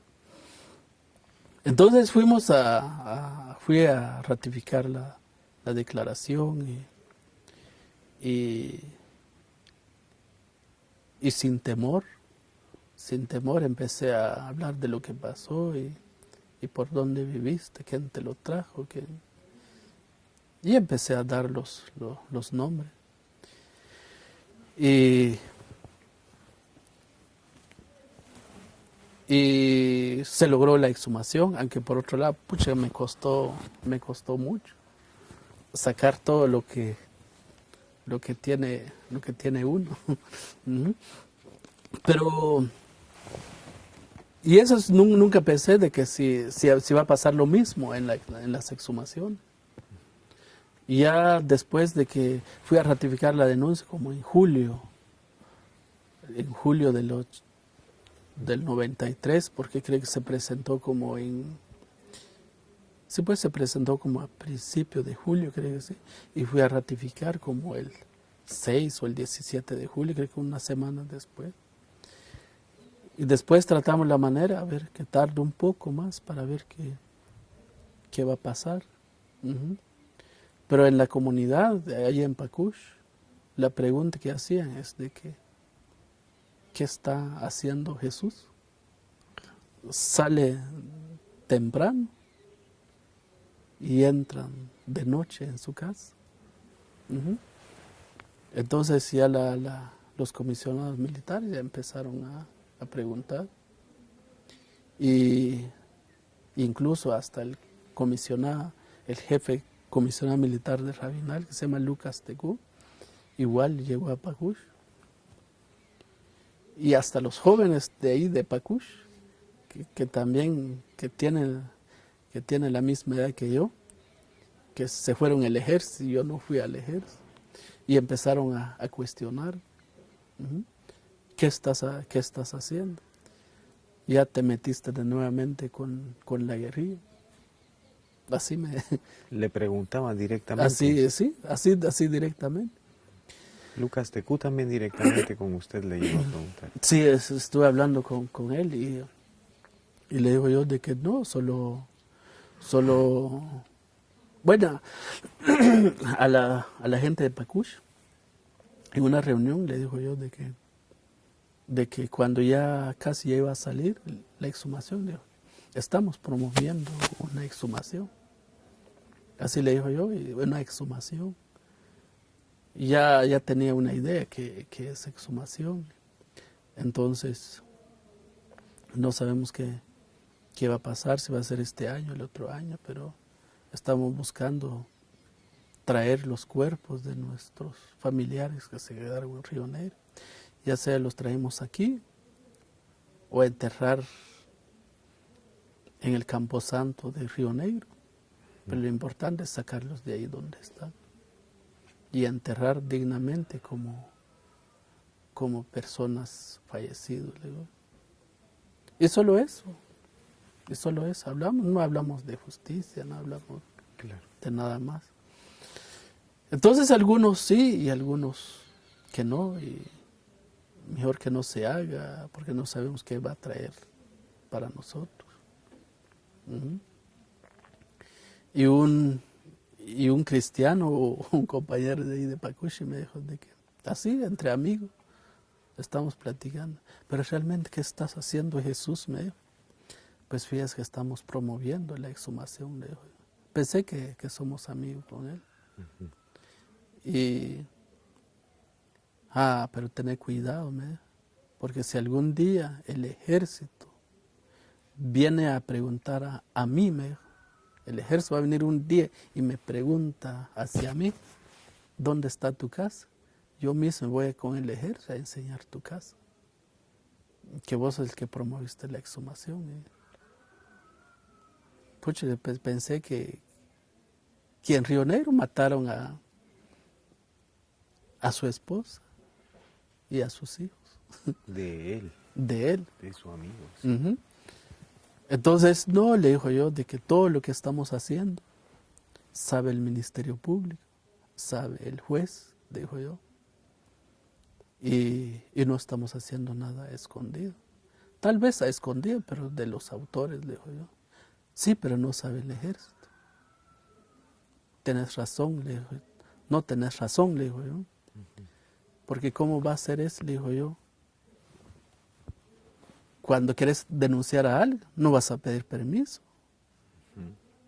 a él para que vayas a poner la denuncia en tu contra, si no, no te dejaría. Le digo. Igual que pasa el ejército, le digo yo. Él les da mucha vergüenza por toda esa cantidad de personas que mataron en Río Negro. Y así era mucha discusión, mucha dificultad, amenazas. Y ¿Su esposa le apoyaba? ¿Estaba de acuerdo su esposa con usted? sí, sí. Y no solo, bueno, a mi esposo, también a mi cuñado, y también incluso otras personas ahí de la comunidad Sí, recibía apoyo. que han prestado servicio militar, pero también sufrieron. Ujú. Entonces, se realizó la exhumación y yo pensé que otras personas que iban a ir a la exhumación y no. Me desplacé hasta Río Negro a ir con el juez y solo estuve como 3 días ahí, tuve que regresar a Rabinal. Pero durante los 3 días que estuve en la exhumación en Río Negro, ya no aguantaba porque llegaban periodistas, llegaban otras personas y ¿qué pasó aquí? ¿Qué pasó aquí? ¿Qué es lo que te pasó? Puchica, ya no aguantaba porque estás en un lugar narrando toda la historia de lo que pasó ahí. Ujú. Causa llantos y tristeza. Claro. Ujú. Pero aparte de esto, en esa vez cuando realizó la exhumación, en Río Negro también, también la gente en Bakush, no sabemos qué va a pasar con ellos. No solo en Bakush, sino que también en Río Negro. Luego pensé de que ojalá que el ejército pueden llegar a matarnos cuando estaba en Río Negro o a matar a la gente en Bakush. Ujú. Entonces uno está pensando aunque no me querían, pero estoy pensando de ellos. Ujú. Entonces, ya solo regresé una vez en la exhumación, pero casi ya estaban terminando y se finalizó la exhumación. Después de que eso ya fue como, creo que se empezó la exhumación como a principios de octubre y terminó como casi a finales de octubre, casi tardó como un mes. El mismo año 93. Del mismo año 93. Y luego algunas personas también se quedaron en Río Negro porque ya después de la exhumación como que construyeron algunas casitas para las personas que prepararon la comida. Pero también dieron cuenta de que la vida en Río Negro como que está un poco más fácil porque iban a pescar, a agarrar pescado y vendían. Pero por otro lado es que iban al cerro a traer leña, a traer ocotes, o sea, todo no es comprado aquí en Rabinal. Entonces, como dos o tres familias decidieron, mejor nos quedamos aquí. Ahí se quedaron, pero no se quedaron con su, ¿cómo se llama? Sin la autorización de las zonas. Tuvieron que ir a pedir permiso para vivir de nuevamente en Río Negro, a la gobernación, incluso hasta la zona de Salamá. Uh-huh. Porque en ese tiempo el ejército subían todavía en las comunidades de comisión. Uh-huh. Entonces, para que sepa el ejército que en Río Negro hay familias que están viviendo por ahí, entonces tenían que ir a pedir permiso. Uh-huh. Uh-huh. Entonces, y así empezó de nuevamente Río Negro. Actualmente en Río Negro hay como 14 familias. Uh-huh. Que se quedan. Hay un pequeño proyecto como que se llama un centro histórico. Ajá. Casi tenían varias casas como esto, que se pueden utilizar como un centro turístico. Llega mucha gente ahí en Río Negro. Y creo que viven más mejor que la gente que está en Pagush. Entonces así pasó en el año 1993 y luego ya como en marzo de 1994 empezamos a empujar no solo la inhumación, el proceso para volver a enterrar los restos de nuestros familiares, sino que también se dio continuidad con el proceso penal. Como que los cuestionamientos que hacían ahí en el juzgado, como que poco a poco iba abriendo caminos, pero también uno va acostumbrando de todo lo que pasa en los procesos legales. Entonces le dimos seguimiento. Subí a la PDH,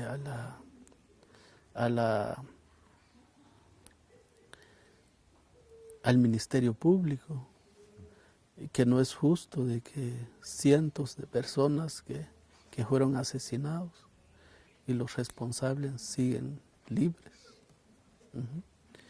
Y entonces ya creo que fue como en agosto de 1994, salió las primeras órdenes en contra de los patrulleros, 3 patrulleros de Chocó. Pero antes de eso, creo que fue como el 24, el 25 de mayo, fue la inhumación de los cuerpos. Igual fue un momento difícil. Es lo mismo cuando uno da cristiana sepultura a un familiar que se muere de una enfermedad. Pero en este caso estamos hablando de grandes cantidades de cajas mortuales de mucha gente. Entonces muchas familias estaban llorando y como uno piensa de que ahora sí le digo un adiós a nuestras familias. Pero lo que ayudó ahí es que todos empezaron como que cuando fue la inhumación, como que todos llamó a la unidad de todos los familiares, porque todos colaboraron, y como que llegó un momento que ya no existía miedo ni temor, a pesar de que a unos 100 metros ahí está un destacamento militar. Pero la gente empezaron a hablar y a colaborar para dar cristiana sepultura a sus seres queridos. Entonces, así sucedió. Y luego después de la inhumación, se colocó una pequeña plaqueta donde en el texto decían de que quién son los responsables materiales e intelectuales de estas masacres. Y luchamos para que eso nunca vuelva a repetir en la historia de los pueblos. Solo ni siquiera aguantó un día. Ya lo quitaron. Lo destruyeron. Y luego siempre con la idea de que eso no vuelve a repetirse. Y es importante construir un monumento más. Construir una pequeña, pero es importante construir uno más grande. Y se logró. Creo que ya no me recuerdo si es en el mismo año de 1994 o fue en el 95, pero nos dieron un fondo. Creo que fue a través de una organización que se llama Épica, no sé, son las iniciales, pero ya no me recuerdo. y dieron un fondo, no es mucho, son como 14,000 quetzales, y se construyó un monumento de concreto, casi de varios, casi de 3 metros de alturas, y es un monumento grande donde se colocó todos los nombres de las mujeres y niños de la masacre de Río Negro. Y ahora es visitado por mucha gente. Mucha gente. Ujú. Vamos a detenernos de nuevo un Bueno. momento, Jesús. Así tomamos agua. Vale. Gracias. Hoy es día sábado 11 de abril, año 2015. Estamos con con Jesús Tecú para la segunda parte de su entrevista. Mi nombre es Byron García. Estamos en Rabinal, Baja Verapaz, Guatemala. El idioma en que se realiza la entrevista es español. Buenas tardes. Hoy es día 11 de abril, año 2015. La entrevista se realiza con don Jesús Tecú. Estamos en una segunda parte de su entrevista. Mi nombre es Byron García. Este lugar es Rabinal, Baja Verapaz, Guatemala. La entrevista se realiza en idioma español. Don Jesús Tecú, buenas tardes. Buenas tardes. La vez anterior nos quedamos con la parte en la que nos habla de la inhumación de los cuerpos de la masacre de Río Negro. Ujú. ¿Me podría usted comenzar a contar desde esa parte cómo ha sido su vida desde ahí para acá? Ujú. Bueno, la lucha por la justicia, la lucha para recuperar los cuerpos de nuestros seres queridos, desde un principio estamos hablando, desde que cuando se presentó la denuncia, ¿En el año qué año es? en el año 1993, como a mediados del año 1993. No se contó con el apoyo más que todo de la mayoría, por razones de miedo, amenazas, porque en la entrada a Pacush había un destacamento militar. Por un lado, y por otro lado, en la misma comunidad existían los comisionados militares, las patrullas de autodefensa civil. Había un control del ejército a nivel de la comunidad. Pero después de que ya se realizó la exhumación, entonces ya pasó la exhumación y como que no pasó nada conmigo, con otras personas que colaboraron en la exhumación. Entonces como que eso motivó más que todo a la mayoría para apoyar más que todo la organización logística de la inhumación, porque estamos hablando de 147 cuerpos incompletos encontrados. Entonces tenía que construir como cajas mortuales donde se colocarían los cuerpos de nuestros seres queridos, y aparte de eso hay que abrir casi unas zanjas para enterrar los cuerpos.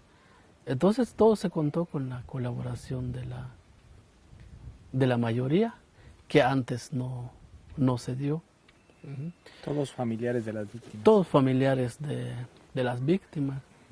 Pero también en el momento cuando se realizó la exhumación, o el día que realizó la exhumación, ya después llegaron otras personas también, de otras comunidades de Rabinal, principalmente familiares también de personas que se murieron y que también fueron desaparecidos en Rabinal. Entonces ese día llegaron una multitud de personas en la inhumación. Entonces, por un lado, motivó a la mayoría de seguir participando en el proceso. Después de la exhumación, estamos hablando como una hora después, se colocó como una pequeña plaqueta que solo duró como una semana. Luego fue destruido. Uh-huh. ¿Qué decía la plaqueta? Lo que decía la plaqueta era exigían la justicia para las personas que cometieron las masacres en Río Negro.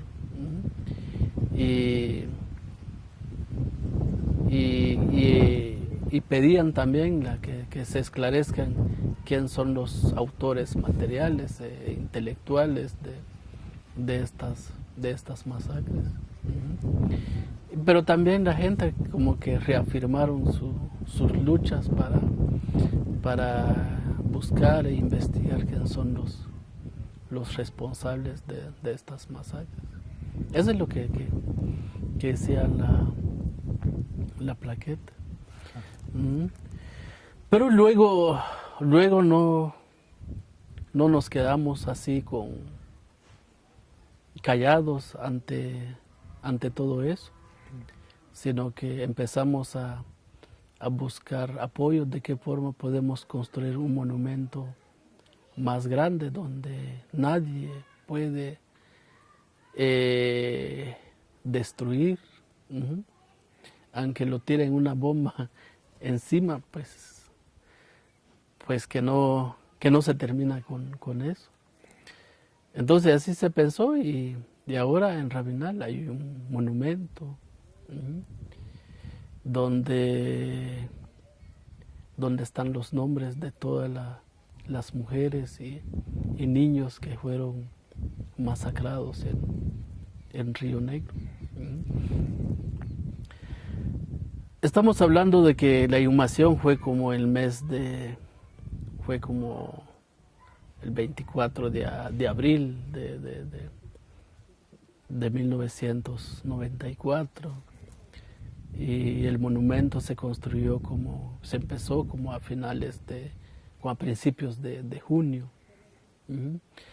Estábamos casi finalizando como a finales de julio. Pero al mismo tiempo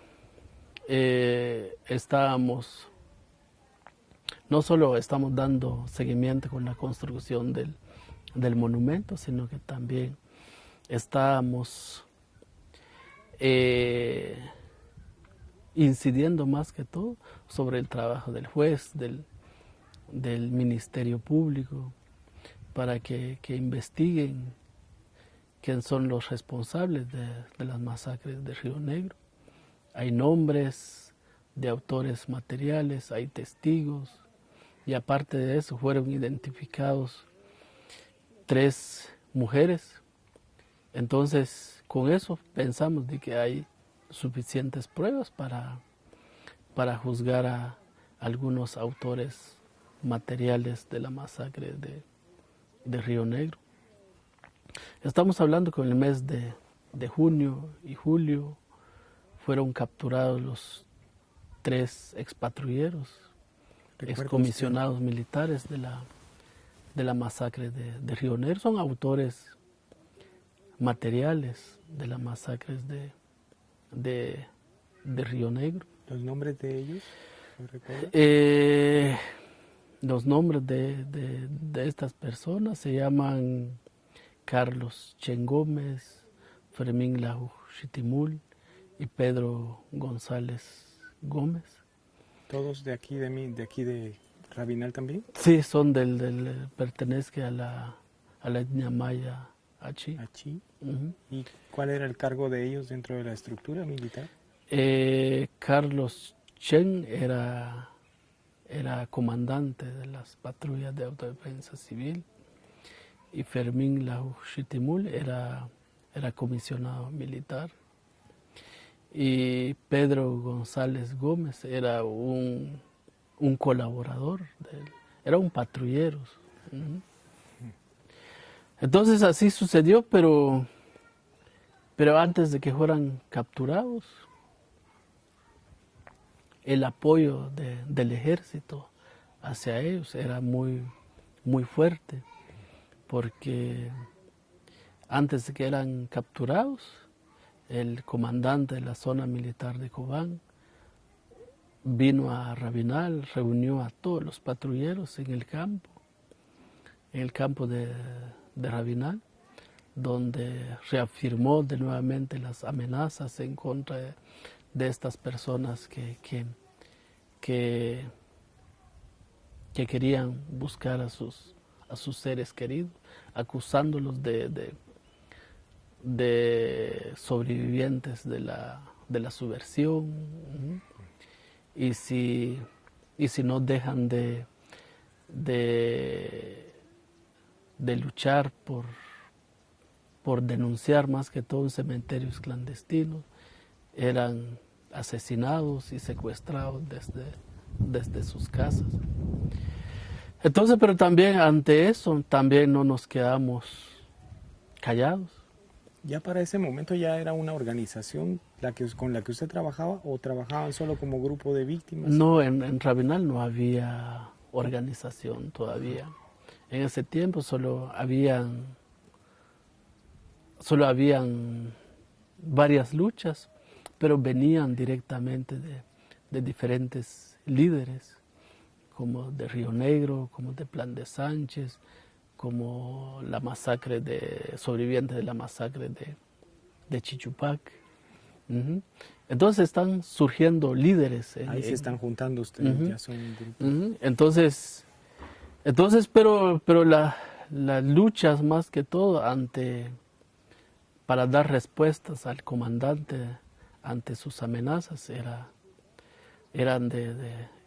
salió más que todo desde ahí de Pacush. Un día, ya no me recuerdo qué día, pero subimos a la ciudad capital, fuimos a denunciar a través del grupo de apoyo mutuo, el GAM y la Oficina de Derechos Humanos del Arzobispado. Y cada una de estas organizaciones empezaron a dar a conocer a través de la prensa, a través de la televisión, lo que estaba sucediendo en Rabinal. Y después, como días después de que ya se empezó a publicar por la prensa, el comandante de la zona militar de Cobán, él mismo que llevó a los 3 exparamilitares y los presentó al juez de Salamán, donde les decían de que vayan a resolver su situación jurídica. Y después fueron detenidos y ya después ya no los dejaron libres. Entonces, pero luego se ha venido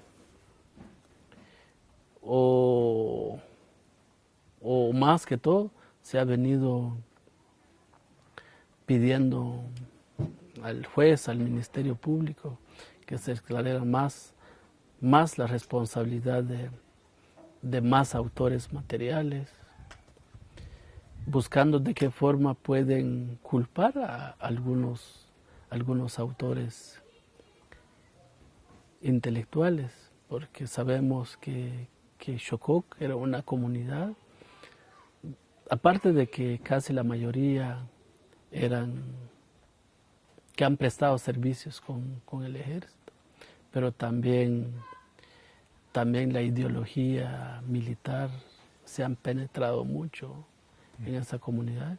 Entonces, de alguna forma saben quién son los autores intelectuales de las masacres de Río Negro.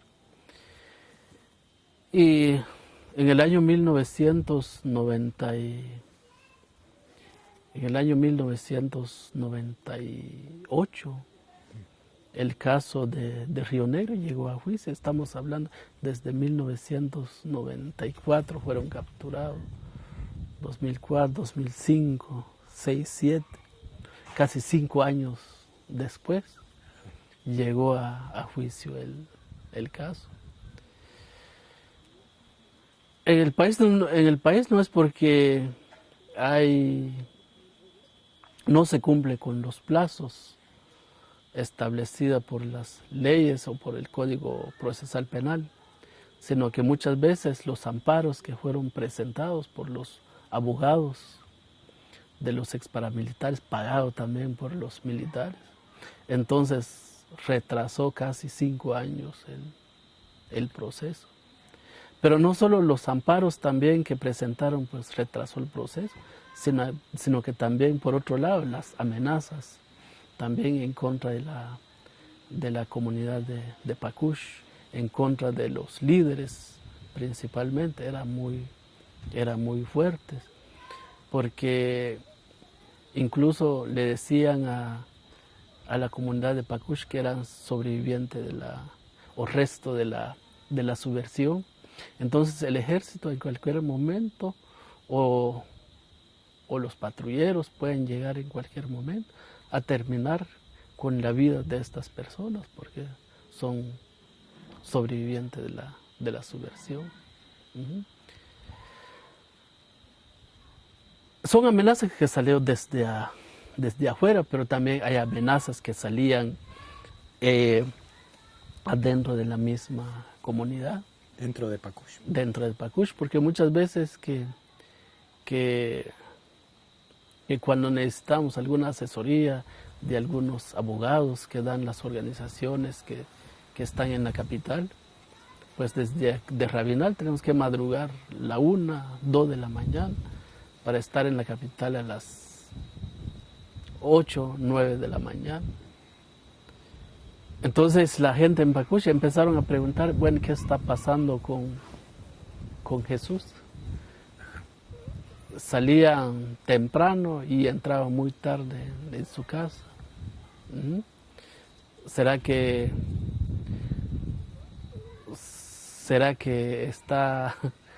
no está metido en algo o en alguna organización ilegal?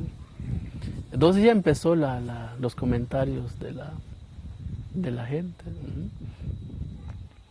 Entonces llegó un momento donde pensé de que como que no tiene mucha importancia para la comunidad, para la población lo que estamos haciendo.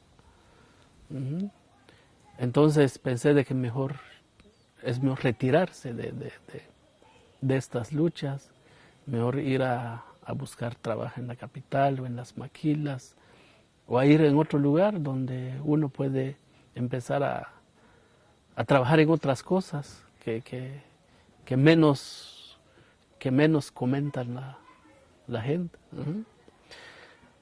Entonces, pero al mismo tiempo, a través de otras personas que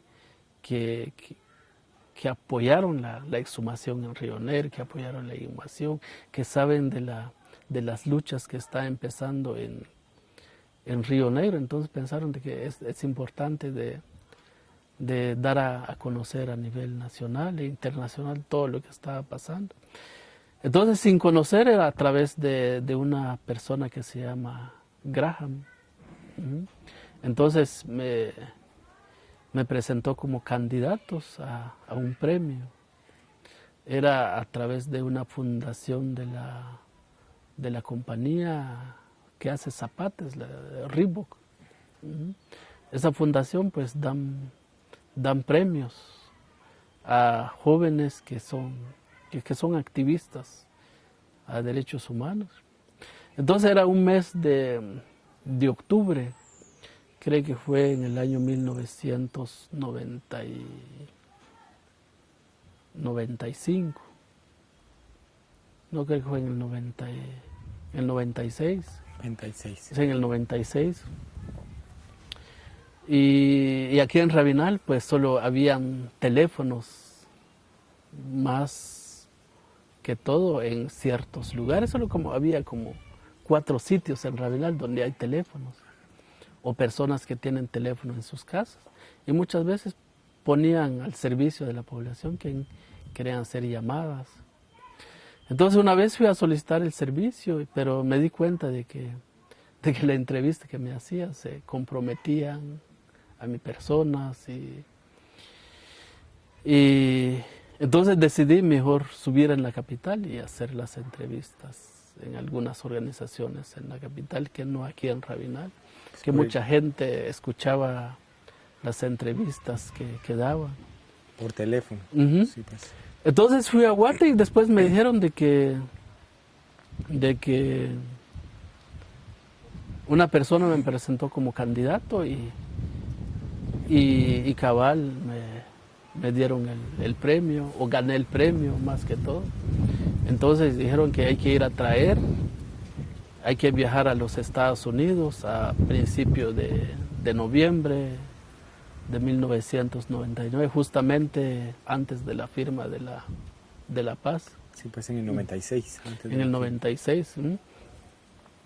Entonces así fue. Entonces regresé a mi casa pensando pensando del premio, porque como le decía, de que ya no quería estar en estos asuntos, entonces me iba a retirarme. Y pensé de que al recibir el premio era comprometerme más con la lucha, con la justicia. Entonces pensé varias veces de no ir a recibir el premio, porque era un compromiso. Pero otras personas me dijeron de que hay que ir a recibir, porque eso es muy, muy importante para Rabinal. Por parte de líderes locales. Por parte de líderes locales. Entonces me dijeron de que hay que ir a recibir. Entonces el consejo, más que todo, o sea, los consejos de otras personas, entonces así se hizo. Viajé a los Estados Unidos y me entregaron el premio de Reebok. Eso fue en Boston. Entonces el premio consistía en un trofeo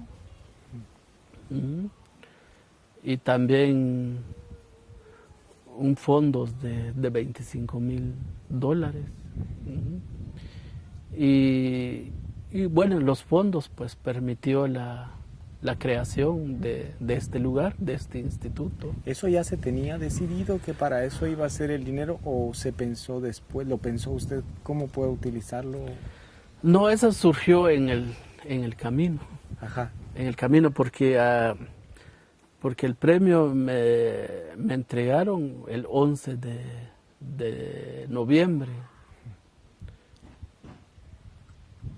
Sí, pues yo no me recuerdo si no es el 11 de noviembre, fue como el 11 de diciembre, es el Día Internacional de los Derechos Humanos.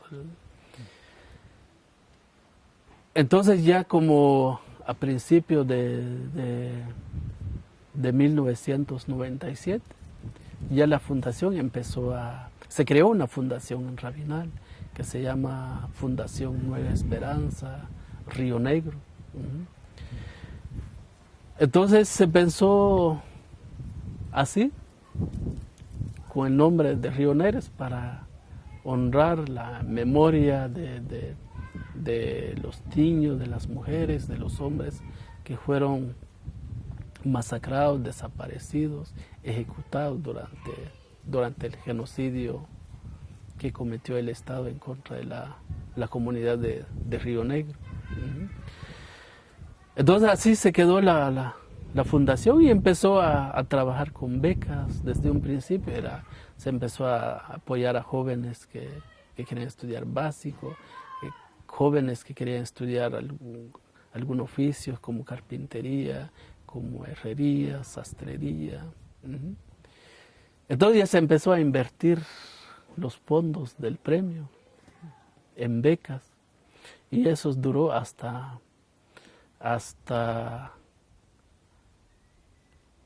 en el año 2002, porque Porque después nos dimos cuenta de que muchas veces los colegios en Rabinal, incluso los institutos, que también es del Estado, muchas veces discriminaban a los jóvenes. A los becados.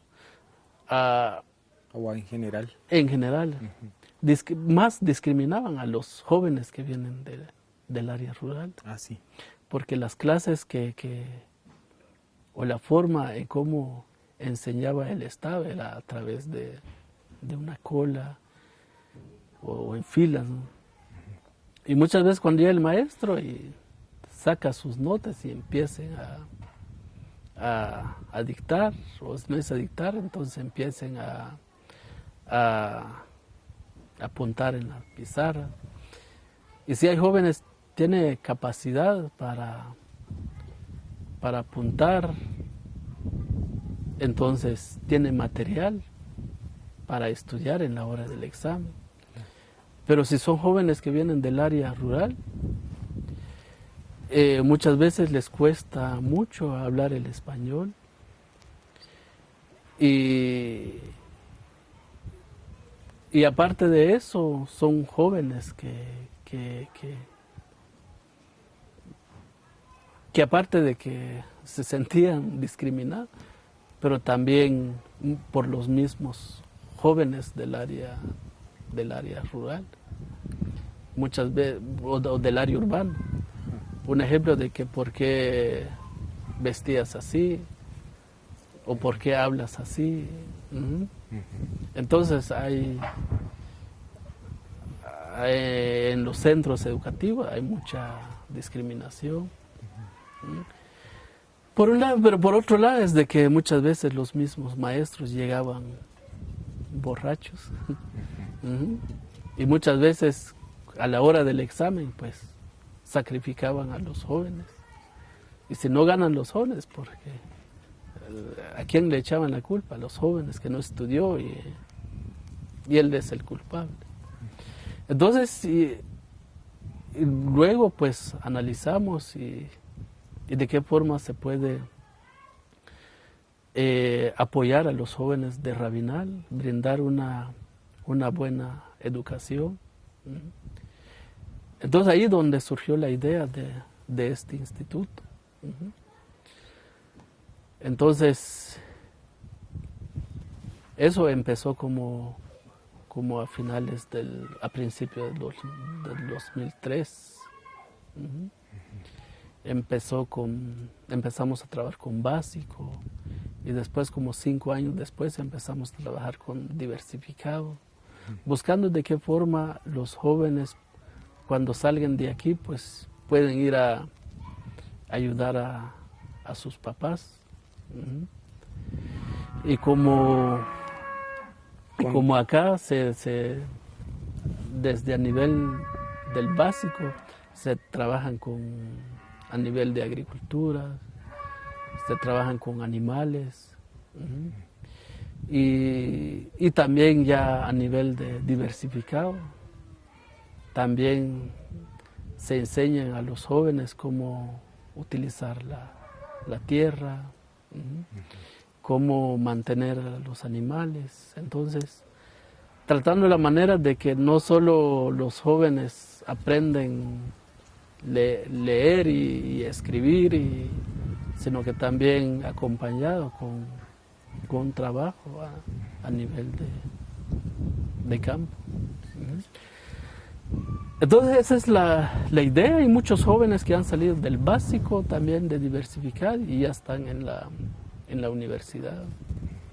Y los que salieron el 2003, 2004, 2005, otros algunos ya se graduó de abogados, de doctor, de ingenieros también. Entonces muchas veces cuando visitan cómo les podemos ayudar. A veces vienen al instituto, entonces de qué forma les podemos ayudar con algún tema, alguna clase. Entonces uno se siente agradecido por los trabajos que se han dado a los jóvenes. Eso es lo que se ha hecho después de que se que después del premio de Reebok.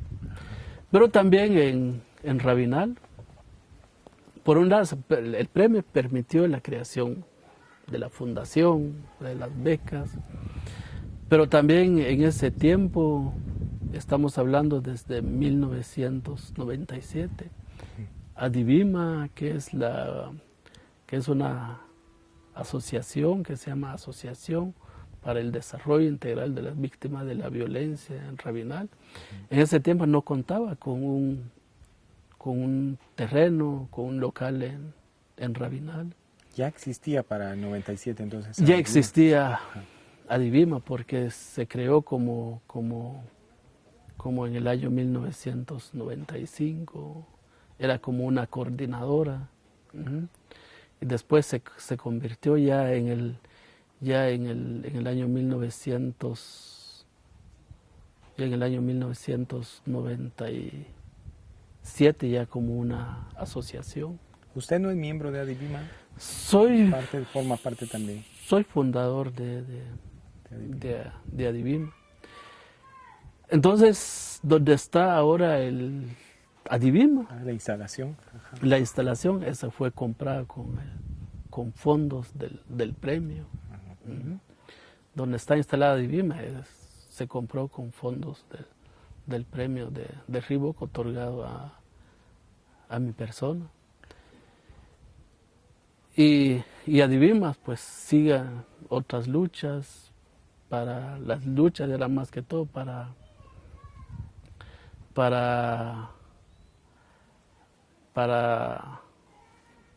buscar justicia, esclarecer la muerte de muchas personas en Rabinal que se dio durante el conflicto armado.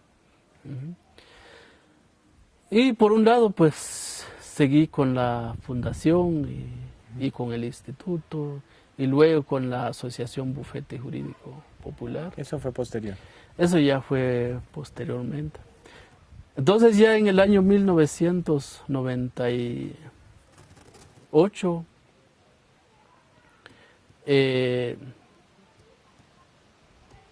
después de que se recibió el premio, casi 2 años después de que se recibió el premio, estamos hablando desde 1998, estamos hablando como casi todo el mes de noviembre de 1998. El caso de Río Negro llegó a juicio. En ese tiempo nos costaba mucho entender cómo se juzgan a un hecho tan inhumano en Guatemala, porque desde un principio cuando cayeron los 3 expatrulleros pensé de que ya se fueron a la cárcel, pues ya eran suficientes o ya fueron juzgados, y realmente no fue así. Estuvimos luchando, casi viajando constantemente al Ministerio Público para pedir al Ministerio Público que no se quedaran en libertad o que no dejaran en libertad a los patrulleros, porque eran responsables materiales de la masacre de Río Negro. Y luego apareció Minugua, entonces vino más a fortalecer el caso. Entonces, el caso de Río Negro llegó a juicio. El juicio empezó como a principios de noviembre de 1998. ¿Este era el primer caso que se abría en contra de personas que habían participado? Es el primer caso que en Guatemala era el primero que estaba el primero que es donde se juzgan a ex paramilitares como comisionados militares, como comandantes de patrullas de autodefensa civil. Entonces, es el primer caso y Pero también es una buena experiencia porque se están apoyando varios casos. Entonces, la idea que se pensó de un principio era llevar mucha gente en Rabinal para que vaya a observar el debate, porque con la idea de que cuando ellos llevan su caso a la justicia, pues ya tiene por lo menos una idea como Claro. de qué se trata un debate. Entonces, casi un mes que tardó el juicio. ¿En dónde se realizó el debate? Es en Salamá. En Salamá. Ahí en Salamá. Entonces casi todos los días viajaban alrededor de 200, de 300 personas apoyando el juicio. Y después al final del juicio, al final del juicio, el tribunal que conoció el caso condenó a los 3 expatrulleros a la pena de muerte por la muerte de 3 personas que fueron identificadas en la exhumación en Río Negro. Pero esa vez no se hablaba de genocidio, sino que solo se hablaba de 3 asesinatos, nada más. Hasta ahora pues estamos hablando de genocidio, pero en ese tiempo casi no. Entonces los 3 expatrulleros fueron condenados a la pena de muerte. Y después me recordaba cuando venían de regreso de Salamá, porque cuando se dictó sentencia era como a las 7 de la noche. Ajá. Nos venimos de regreso y entre todos los familiares de las víctimas preguntaban entonces, ¿ahora cuándo los van a ejecutar? Entonces, pero le decía yo de que eso no los van a matar. Si no lo van a anular la sentencia, se va a repetir el juicio o los van a dejar a 30 años de prisión. No sabemos qué va a pasar porque ahí, me imagino, el abogado defensor va a apelar la sentencia. Y cabal, así se dio. Justamente cuando se presentó el informe de la Comisión para el Esclarecimiento Histórico. ¿En el 99? Creo que fue el 24 de febrero, creo que sí, de 1999. La sala de apelación de Cobán anuló el juicio y nombró otro tribunal. Otro tribunal, creo que es el Tribunal del Progreso, para que conozca de nuevamente el juicio de Río Negro. Y así se dio, y después de que anularon la sentencia, también era un golpe muy, muy fuerte para los sobrevivientes, porque ¿por qué tantas preguntas? ¿Por qué existían dudas en las declaraciones? Y hay grandes cantidades de restos humanos. Entonces, ¿quién son los responsables de estas personas? ¿Quién los mató? Entonces había ciertas preguntas de los sobrevivientes. Pero nosotros le hemos dicho de que no nos preocupemos, porque lo importante es que nosotros estamos libres y podemos seguir con la lucha, podemos trabajar, pero al mismo tiempo seguir con la lucha. Lo importante es que están en la cárcel. Era la esperanza, porque estaban en la cárcel. Entonces se siguió con la lucha, y lo importante ahí es de que ya tuvimos una experiencia. de qué se trata un juicio. Igual casi al año, estamos hablando del mes de noviembre, justamente a principios de noviembre, inició el segundo debate. Y después de que terminó el juicio, el Tribunal del Progreso encontró a los 3 expatrulleros como autor intelectual de la muerte de 3 personas nada más. Y por la muerte de 3 personas le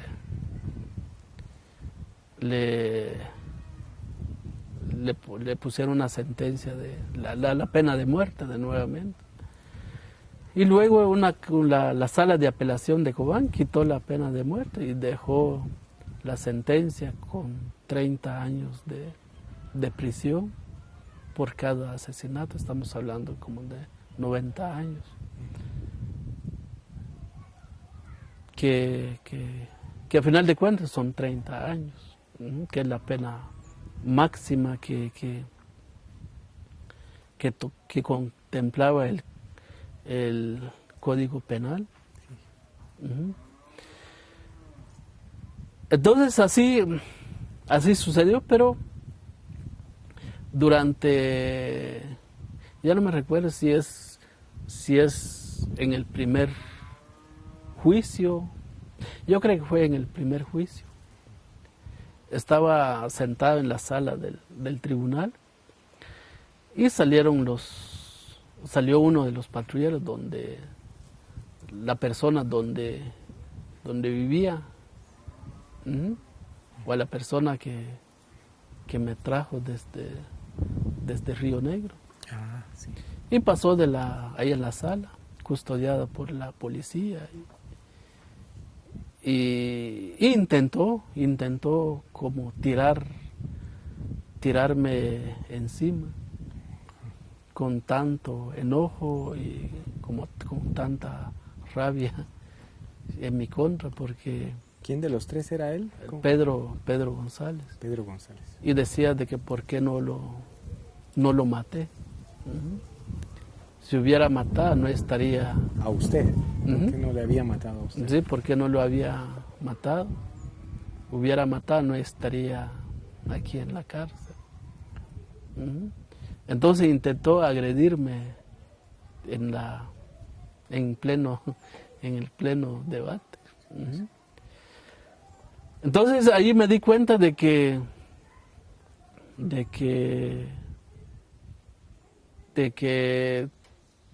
me odiaba mucho, pero también me costaba mucho entender porque yo no maté a ninguno de su familia, ni tampoco fui a buscar refugio a su casa, sino que él llegó a mi comunidad, me lo trajo a la fuerza y tiene mucho que informar a la justicia. Aunque otras personas siempre me decían de que, ¿y por qué no o sea, me decía como que sos mal agradecido? ¿Por qué te atreviste a mandar a la cárcel? Y fue él que te salvó. Sos atrevido, ¿por qué mandaste a la cárcel y al mismo tiempo te salvó? Entonces realmente en un país donde existe democracia, entonces existe el Estado de Derecho. Pero en ese tiempo ni existe el Estado de Derecho. Y cualquier persona tomaba la justicia por sus propias manos, como lo hacía él. Entonces, pero también, si realmente no querían matar a mucha gente, entonces hubiera tomado la decisión de negarse a hacer cualquier cosa, pero me imagino, en una masacre como la de Río Negro, ¿Me imaginas? No solo se aprovecharon de la gente, de matar a la gente, pero también de tantas violaciones, porque en Río Negro también violaron a niñas, mujeres. Entonces también es difícil pensar ante comentarios de otras personas cuando decían, ¿por qué te atreviste a mandar en la cárcel? Y siendo persona que te salvó. Entonces es difícil contestar. Entonces así pasó y después después de la sentencia se quedó abierto el proceso en contra de otros patrulleros más que llegaron en la masacre de Río Negro. Entonces eso ya fue en el año 1900, eso ya fue como a principios del 2003, creo que sí, después del 2000, 2001, 2002, 2003, estuvimos casi luchando para que... Vamos a parar un momento, disculpe, don Jesús. Disculpe usted. Disculpe, don Jesús, continuamos entonces. Me decía del proceso para el año 2003, ¿verdad? Sí, entonces estamos hablando de que después de la segundo debate se quedó abierto el proceso en contra de otros militares. Militares, no patrulleros en este caso. ¿O también patrulleros. Entonces, después de la sentencia, estamos hablando del 2009, 10, no, del 2000, 2001, 2002, que nos costó mucho de documentar los medios de prueba para lograr las órdenes de capturas. Aunque anteriormente, muchas veces de que cuando uno da una declaración, siempre hay algunas informaciones que se quedan afuera. Entonces, ya en el segundo debate, entonces tratamos la manera de ver de qué forma vincular a autores intelectuales en las declaraciones para que algún día de que salgan órdenes de captura. Y entonces así sucedió. Entonces desde que se quedó abierto el proceso, después de que se dictó la sentencia a finales de 1998, del 2009, no, de 1999, 2000, 2001 y 2002, casi 4 años que duró la investigación. El juez de primera instancia penal de Salamá giró órdenes de captura en contra de otros 9 patrulleros. Y el capitán Solares, que en ese tiempo era el comandante del destacamento en Rabinal. ¿Capitán Solares? Era el comandante del destacamento militar. ¿El nombre cuál es de él completo? Es José Antonio González Solares. Entonces, pero por un lado, la justicia avanza que cuando se tratan de autores materiales, cuando se visten de sombreros, de caites, un ejemplo. Ahora, si se tratan de que se visten de uniformes, entonces muchas veces la justicia no avanza. Porque en el año 2003 solo se logró capturar a 6 patrulleros y otros 6, 7, 8, 9, 13 patrulleros se escondieron. Y el capitán Solares también desapareció.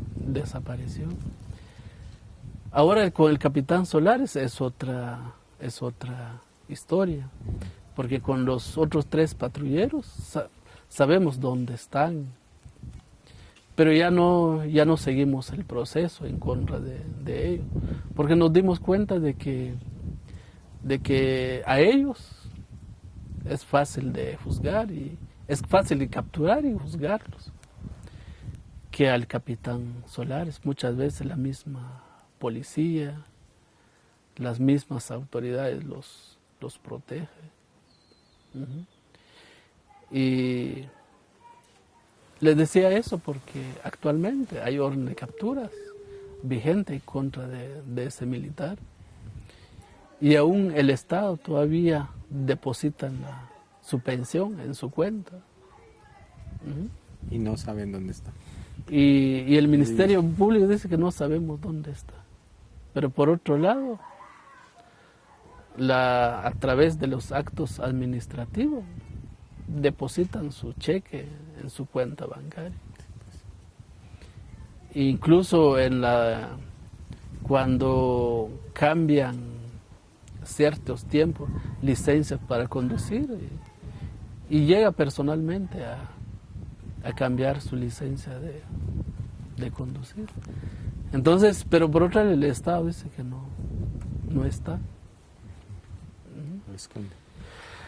Entonces, y por eso le contaba hace rato de que a los 13 patrulleros están en su casa, pero ya no se siguió con el proceso, por lo mismo de que las mismas autoridades los castigan, si es posible, los mandan a matar, que cuando son autores materiales. Entonces así sucedió dentro del caso de Río Negro. Don Jesús, digamos que desde el año 90 y 98, que se había dado la primera sentencia, hasta el 2003, y desde que había iniciado el proceso en contra de estas personas, se siguieron haciendo también exhumaciones aquí en la región. Es decir, Río Negro había sido la primera, pero se hicieron muchas otras. ¿Me puede usted decir en dónde se realizaron estas otras? Entonces, desde un principio en Rabinal, creo que fue a principios del 2003, creo que, si no estoy mal, fue como en el mes de febrero o marzo, se realizó la primera exhumación en Rabinal, la exhumación de Chichupac, donde exhumaron alrededor de 32 personas en un cementerio clandestino. ¿Es el año 1993 o 2003? No, 93. 93, ¿verdad? En el año 1993. Esa fue la primera entonces. Es la primera exhumación. Entonces, cuando ocurrió eso, llegaba mucha gente por el cementerio, pero eran los familiares. Y había un montón de gente por el cementerio y le preguntaba qué estaban haciendo. Y la gente decía, esos son los que fueron matados por el ejército. Y los familiares lo exhumaron, ahora lo enterraron. Por un lado, y por otro lado, la gente dice, esos son restos de la guerrilla que fueron matados y ahora los enterraron. Pero después de curiosidad, era un día domingo, fui a ver y hay una gran cantidad de cajas que fueron colocados en una tumba de como de 15 metros. Algo así.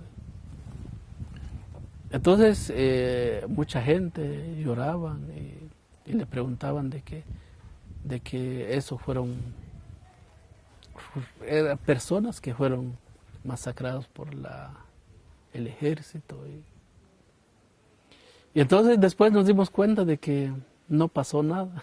Era la brecha que se empezó a abrir en Rabinal. Y luego la entierro de estas personas fue como en abril o mayo de 1992. Y las denuncias por la masacre de Río Negro ingresó como en julio, en agosto de 1993, casi un año después. Sí, pues ya se había dado. Y entonces, la después de que se realizó la exhumación en Río Negro, empezó él cree que fue como en julio, en agosto de 1993, 94, la de Plan de Sánchez.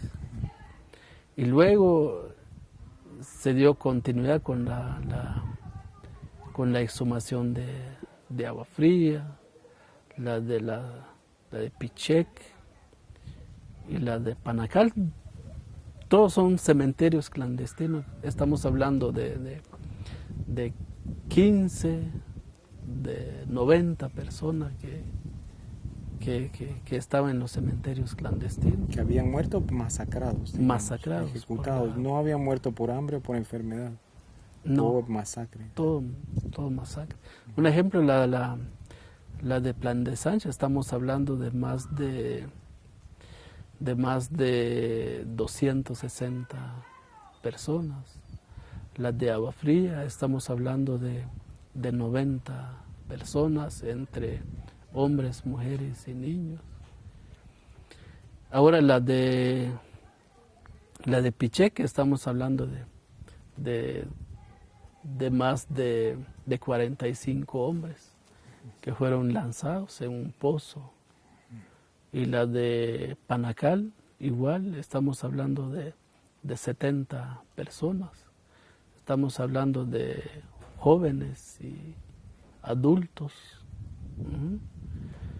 Entonces todos fueron masacrados por el ejército. ¿Ninguno de estos casos se incorporó al proceso de Río Negro o alguno de ellos generó otro juicio o solamente el de Río Negro se ha logrado ese alcance, digamos? Solo la de Río Negro se empezó a más que todo donde se dio avances importantes. En la de Plan de Sánchez, pues hasta hace 2 años, pues el caso llegó a debate. También se logró condenas, también se dio condenas. Ahora la de Agua Fría, la de Pichec, la de Panacal, hay iniciativa también de los mismos sobrevivientes, pero igual el Ministerio Público buscan, pero solo autores materiales. Y mientras que a los autores intelectuales casi nadie se atreven a investigar y a juzgarlos. Pero también el Ministerio Público muchas veces cuando se les da seguimiento con un caso, muchas veces argumenta de que preguntan a los familiares qué más quieren. Ya se realizó la exhumación, ya enterraron sus seres queridos y ahora qué busca, qué más quiere. Es como que el Ministerio Público, después de que se entregaron los cuerpos a los familiares, pues ahí se terminó su responsabilidad. Y no, cuando se presenta una denuncia hay sospechas de un hecho delictivo y cuando aparecen cuerpos generan más preguntas. Y esas preguntas no lo hace el Ministerio Público, no contesta el Ministerio Público más que todo. Entonces así han pasado también en muchos casos de Rabinal. Estamos hablando como unos 60. Casos hechos, no digo exhumaciones realizadas aquí. Exhumación realizada. Y sin mayor investigación. Entonces, eso es lo que ha pasado. Entonces, pero en el año 2001, en el año 2000 y 2001, bueno, no solo en Rabinal, sino también en otras partes de Guatemala donde se cometieron masacres. Presentamos denuncias por genocidios contra contra Lucas, contra los altos mandos del gobierno de Lucas. Ese fue como en el 2000, y en el 2001 contra el alto mando del gobierno de Ríos Montt. Desde un principio el Ministerio Público empezaron a investigar, a tomar declaraciones. Y llegó un momento donde decía de que, igual como en el caso de Río Negro, quieren capturar a patrulleros, a responsables materiales. Y mientras los autores intelectuales casi ni siquiera lo investigan. Entonces ya después estos casos, los casos que se presentó, se dividió en varias partes, porque no, bueno, en la denuncia también que se presentó casi tomó en cuenta varios hechos, cientos de hechos a nivel nacional. Entonces, el caso Ixil es un caso que salió del genocidio. Esto ya a nivel nacional, digamos, con otras organizaciones. Que está siguiendo otras organizaciones, que está poniendo prioridad a un hechos nada más cometidos en contra de un pueblo. Igual en Rabinal, desde el 2010 empezamos a hablar y a exigir al Ministerio Público que arme un caso de genocidio allí, y que hasta ahora pues seguimos con la documentación de los medios de pruebas. Pero igual con la fiscal anterior, los fiscales nos hablaban de que antes que se vaya la fiscal general vamos a imputar hechos que relacionados a los autores intelectuales. Pero igual cuando nos falta un mes para que se vaya la fiscal general, como que los fiscales encargados de la investigación ya no querían hacer nada, esperando también de que en qué momento ellos pueden sacarlos de la fiscalía. Y ahora de nuevamente como que empezaron a retomar de nuevamente la investigación. Y no sabemos en qué momento vamos a tener justicia. ¿A nivel internacional se han llevado estos casos en algún momento? Sí, se ha presentado a la Audiencia Nacional Española y también a la Corte Interamericana de Derechos Humanos. Por el caso de genocidio allí, digamos, o por... Algunos casos del genocidio. O algunos casos. No en su totalidad. Entonces, a nivel del caso de genocidio allí no sabemos cuándo va a llegar a la justicia y en qué momento la justicia va a tener vergüenza, digo yo, para juzgar estos hechos. Ahora, a nivel internacional, el caso de Chichupac, la masacre de Chichupac y masacres y hechos individuales cometidos en otras comunidades. Eso lo presentó la Asociación Bufete Jurídico Popular a finales del 2007 a la Comisión Interamericana de Derechos Humanos. Es ahí donde también usted, es el bufete del que me habla. Ajá.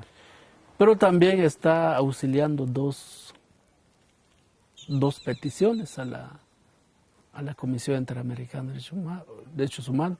Ahora la de Chichupac ya está en la Corte Interamericana de Derechos Humanos, pero hay un caso todavía que engloban a varias comunidades o a varios hechos. Estamos hablando como de 8 comunidades donde se cometieron masacres masivos en contra de las comunidades. Y por la falta de acceso de justicia en el país, se presentó a la Comisión Interamericana de Derechos Humanos a principios del 2009. Y ahora el caso está a punto de ser atendido por la comisión. Entonces, así está la lucha por la justicia. ¿Qué otro trabajo realiza el bufete además de estos procesos que me menciona? Bueno, aparte del caso de genocidio Achí, que está documentando con peritajes, también con pruebas testimoniales, documentales. Está trabajando un componente del caso de genocidio, que es los casos de violaciones sexuales, que igual está en la fase de investigación, que este caso sí empezó a principios del 2011, que es un caso reciente. Pero igual ya llevamos casi 4 años de estar investigando, aportando con todos los medios de prueba, como aparte de que somos querellantes, pero también somos familiares también de las víctimas, aportamos todos los necesarios medios de pruebas testimoniales para que nuestro caso avance, pero sin embargo está paralizado, igual como el caso de genocidio. Cuando se buscan a autores materiales, entonces, o intelectuales, el caso no avanza. Así está, entonces es una lucha que desde un principio que se empezó como a nivel personal, pero ya después ya se convirtió como a nivel institucional. Por un lado, la fundación empezó a trabajar con becas, con educación a los nietos de las víctimas, por un lado, y por otro lado, pues se creó la Asociación Bufete Jurídico Popular a principios de 1999. En el año 1999, a pesar de que Adivima se organizó en el año 1995, hasta 2009 no contaba con asesoría jurídica, sino que daba algunos acompañamientos a las exhumaciones y inhumaciones, pero solo ahí llegaba nada más su papel como institución. Entonces luego se pensó de que es importante, aparte del acompañamiento en las exhumaciones, brindar un acompañamiento más fuerte, más integral a los sobrevivientes. Entonces se creó la Asociación Bufete Jurídico Popular. Y desde un principio el bufete pues hacían el trabajo a nivel de gestión, de denuncias en el juzgado de primera instancia penal, con el Ministerio Público, con el juez de paz. Y por un lado, pues Adivimo, pues se encargan de la actividad puramente logística, con los familiares, la ubicación del terreno donde está el cementerio clandestino. Pero después el bufete, cuando ya se constituyó como una asociación, entonces ya se empezó a trabajar ya directamente casos, como los casos que contaba Serhat, que está ya, otros que está en la Corte Interamericana de Derechos Humanos y otros que está en la Comisión Interamericana de Derechos Humanos. Pero también a nivel nacional tenemos el caso de genocidio y también el caso de violaciones sexuales, que es un componente del caso genocidio. Incluso también llegó un momento de que llevamos testigos a la Audiencia Nacional Española. Cuando Rigoberta Menchú presentó presentó el caso a la Audiencia Nacional Española por las masacres que se cometió en la Embajada de España en Guatemala. Pero también se amplió la investigación en otros casos que se cometió a nivel nacional. Entonces ahí se incluyó otros hechos que se cometió en el Quiché, en Chimaltenango, en Huehuetenango y en Rabinal. Eso fue como a principios del 2009. Llevamos alrededor de 10 testigos a la Audiencia Nacional Española. Fuimos a testificar ante el juez Pedraza, creo que sí. Y igual con esas declaraciones salió órdenes de capturas también en contra de varios militares. Pero igual las autoridades de nuestro país desconocieron la competencia de la Audiencia Española, con el argumento de que nuestro país, como un país, dice que un país civilizado, existe un ministerio público, un organismo judicial que se encarga de juzgar estos casos.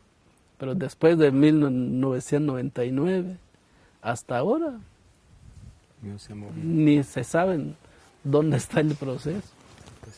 Entonces en el país hay un sistema de impunidad que operan desde el sistema de justicia.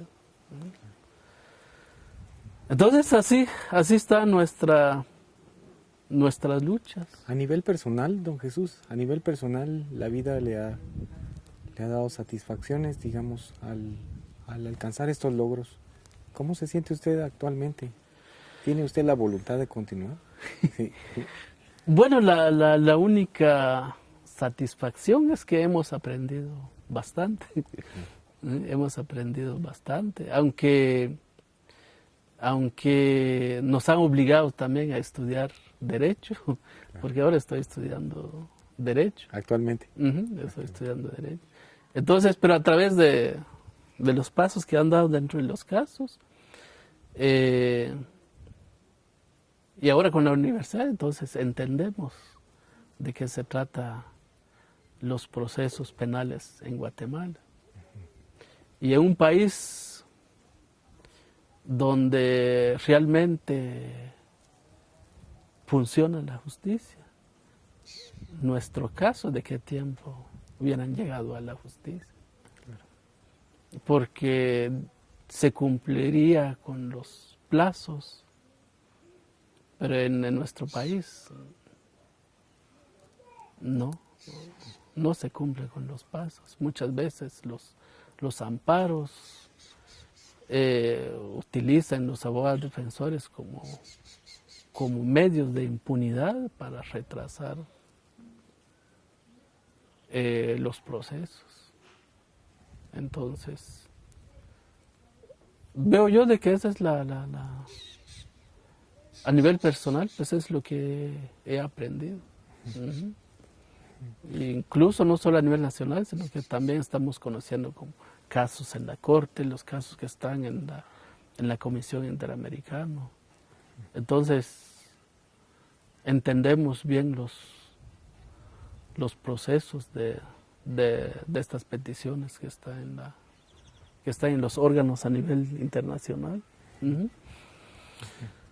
Pues creo que son los únicos que hemos alcanzado. Y su aporte ha sido grande tanto para Rabinal como para los jóvenes que estudian como en este instituto y las personas que asisten al bufete. ¿Qué mensaje les dejaría usted a ellos, a los jóvenes de Rabinal y de muchos lugares que están en una situación difícil hacia adelante, una perspectiva? La situación de nuestro país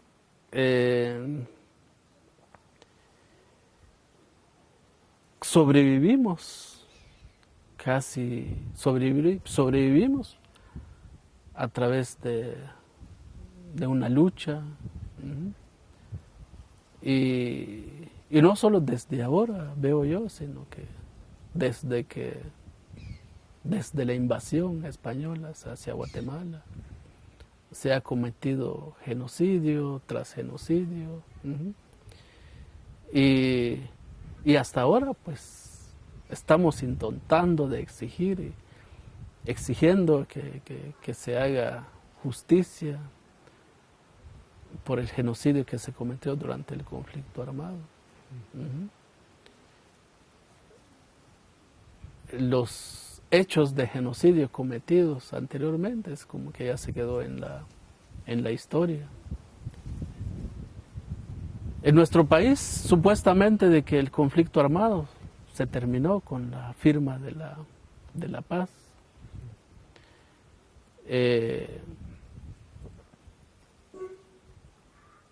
Mucha gente hablaban de con la firma de la paz, pues traería más oportunidades,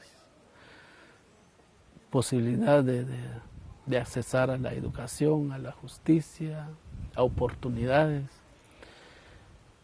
Pero muchas veces no, porque después de la firma de la paz, la creación de un nuevo modelo económico, que muchas veces ahora pues se termina con la criminalización de la lucha de los pueblos para defender el territorio. Y muchas veces los jóvenes de ahora les cuesta mucho estudiar, y menos escuchar las noticias o leer la prensa, o confiar o no confiar de lo que dice la prensa. Entonces actualmente hay un poco de oportunidad, pero también hay que estudiar, porque a través de una formación, entonces podemos analizar y opinar y tomar decisiones. Porque muchas veces ahora la juventud entonces se inclina a muchas actividades, vanidades. No le interesa las luchas. Pero como le decía hace rato, de que tenemos que estudiar mucho. Tenemos que leer mucho para comprender bien las cosas. Y rechazar lo que realmente nos afecta. Pero muchas veces ahora los jóvenes, sin pensar, muchas veces van al ejército, van a la policía. Pero también al escuchar de que en nuestro país pues van a venir empresas, a solo escuchar que en nuestro país van a venir empresas, pues va a haber trabajo. No es así, sino que muchas veces empiezan a sacar los recursos naturales y sin importar si son territorios indígenas, sino que ahí entran y saquean todos los recursos. Entonces,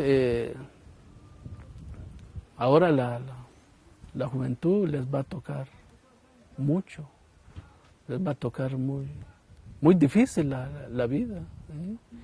Y la única forma es que hay que estudiar y educarlos de acuerdo a la realidad. porque así como están ahora las cosas,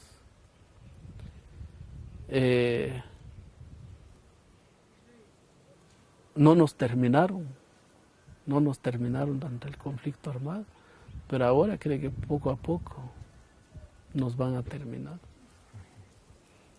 Entonces a la juventud hay que estudiar mucho. Entonces, es eso. Muy bien, don Jesús. Entonces yo creo que si usted tiene algo más que agregar, Ya no. Yo creo que ya no. finalizamos de esta manera entonces. Yo le agradezco mucho y le felicito de verdad. No Muchas hay- gracias. No hay pena. Muy amable.